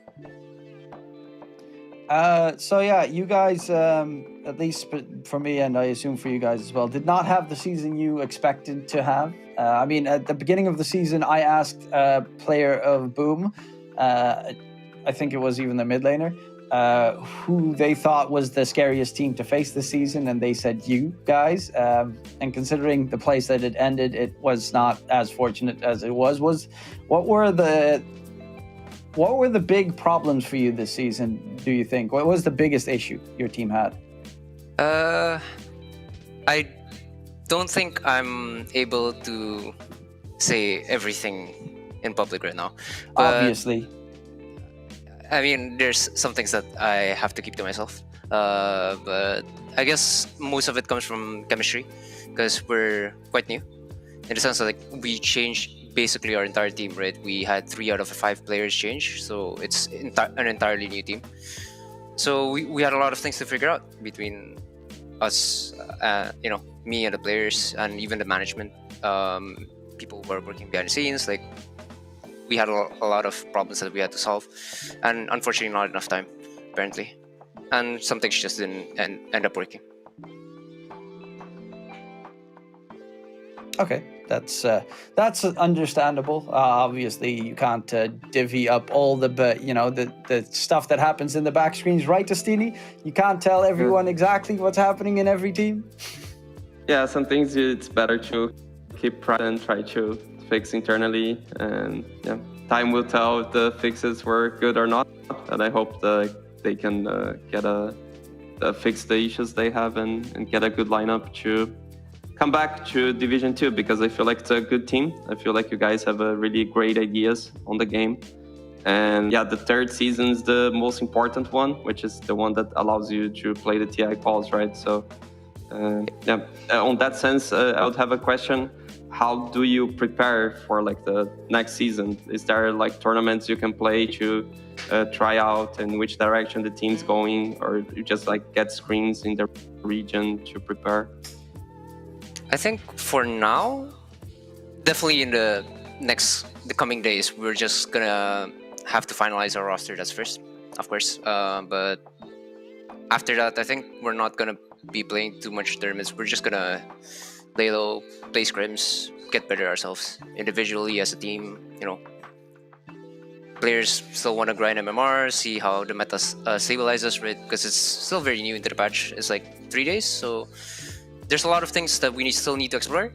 So, we're gonna spend a lot of time grinding in pubs or even in scrims. We need to explore a lot of options, find out what's really good, what's not, wait for the meta to stabilize, then make strategies around the meta as soon as everything settles down. Makes sense. So you guys will be, of course, playing the closed qualifiers again, and honestly, I think you guys are probably the strongest team that will be playing the closed qualifier, most certainly. But with this, of course, being the third DPC, and this is quote unquote, for teams the last chance to make it to TI. Do you know of any Southeast Asian teams coming back to try and get their last chance at TI? In China, the rumors are that Ame and Somnus will be coming back to make a team for Div 2. Are there any rumors you've heard of for Southeast Asia? I'm not really up to date with those rumors, if there are any, but I mean, it's just good not to let our guards down, I guess. Just assume that, everyone is just as good as any other team, right? Just, play to our best, respect every other team like they're, the best teams or like they're like any team we play against. We should respect them and prepare for them as if they're like the best team in the world. Like, give it our all. It doesn't really matter who's coming back or who might be coming, but we just need to prepare ourselves. Okay. That was the last question from us. Thank you for the interview. Good luck with the upcoming season. I have the biggest faith that you guys will make it in towards Division 2 and we'll get to cover your games again next season. Yeah, good luck. So that was the coach respawn. Obviously, it tends to be the case at the end of the season where you get to see a bit more of the coaches, because you can ask them like questions about drafts or how they handled everything, because the season's over, everything's over anyway. But that was an interesting interview. I'm curious to see what Spawn will bring next season. Hell, I'm curious to see what lineup they're going to have next season. Stini, that was it for us for today. We got a couple of days and we got to figure out the entire freaking meta and see what's going on. But we'll first check out what the results were of today, because there were, of course, previous matches to be played. IHC lost to Xerxia Horizon beat Myth Avenue Gaming, and the last one was, of course, the series we covered, Spawn beating Team Tough 2-0. With that, we do have our completed standings for the DPC, and we'll quickly jump towards it, see which teams will move on towards Division 1 this upcoming season. And indeed, it's Boom Esports. Who would have thought? I would have never expected Boom Esports to make it towards Division 1. Yeah, Xerxia is a pretty nice surprise, though. I would have expected IHC to do better, but they struggled significantly more than I initially thought would happen. Nonetheless, congrats to Xerxia and Boom, and unfortunately Team Tough and Spawn have to go through the close qualifiers again. Yeah, And, Boom is definitely a team that goes to Division 1 with potential of like going to the next major. Right, they showed really good loader.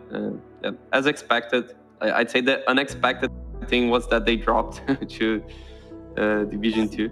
But that's like how stacked the region is. Yes, it's kind of, you know, they lost their gorgeous player, Skem. I forever miss Skem in the Boom roster. Who I think is going to play Div 2 next season as well. So that will be an interesting prospect. We do have one more series to be played in Southeast Asia. We'll quick check out the schedule of the next match, and that is going to be, I think, wait, are there 3 more matches? I thought there was. Because they're tiebreakers. These are tiebreakers. Never mind. So we're first going to check out UDV versus Boom. That is going to be an interesting matchup in its own right, because that is still a regulation match. And then afterwards, Horizon versus IHC Esports, and Myth Avenue Gaming versus IHC Esports, which, okay, that's going to be very interesting. That's a tiebreaker for the 4th to 6th place. Yeah, but aren't those best of ones? Yes, I would assume yes. Okay, yeah, then that's like the schedule. It's going to be a rolling schedule for the people that are watching. So just look at the first timer, predict pretty much when that one's over, and then the best of ones will start. There's also, of course, if Boom Esports lose against UDV, you have another tiebreaker, which would be between Xerxia and Boom Esports, and that would be a best of 3. So there's schedules can change and swap around a little bit as well. We'll see and exactly what will happen, but you'll have to be here on this channel on the 26th, which will be Sunday, to see how everything will be which will be Friday or Wednesday, to see how everything will be handled. Nonetheless, that was it from us today. Isini, any last words for the people watching at home? Thank you everyone for watching. Hopefully we're gonna find more and more about this patch to bring knowledge to the viewers. It's still like a learning process for all of us, but I hope everyone's enjoying the patch so far. Yeah, I'm definitely gonna have to start playing some games as well. Hopefully I'll see you in the lobby soon enough, Astini, and you as well, the viewers at home. Have a wonderful day, and in case we don't see you, good afternoon, good evening, and good night.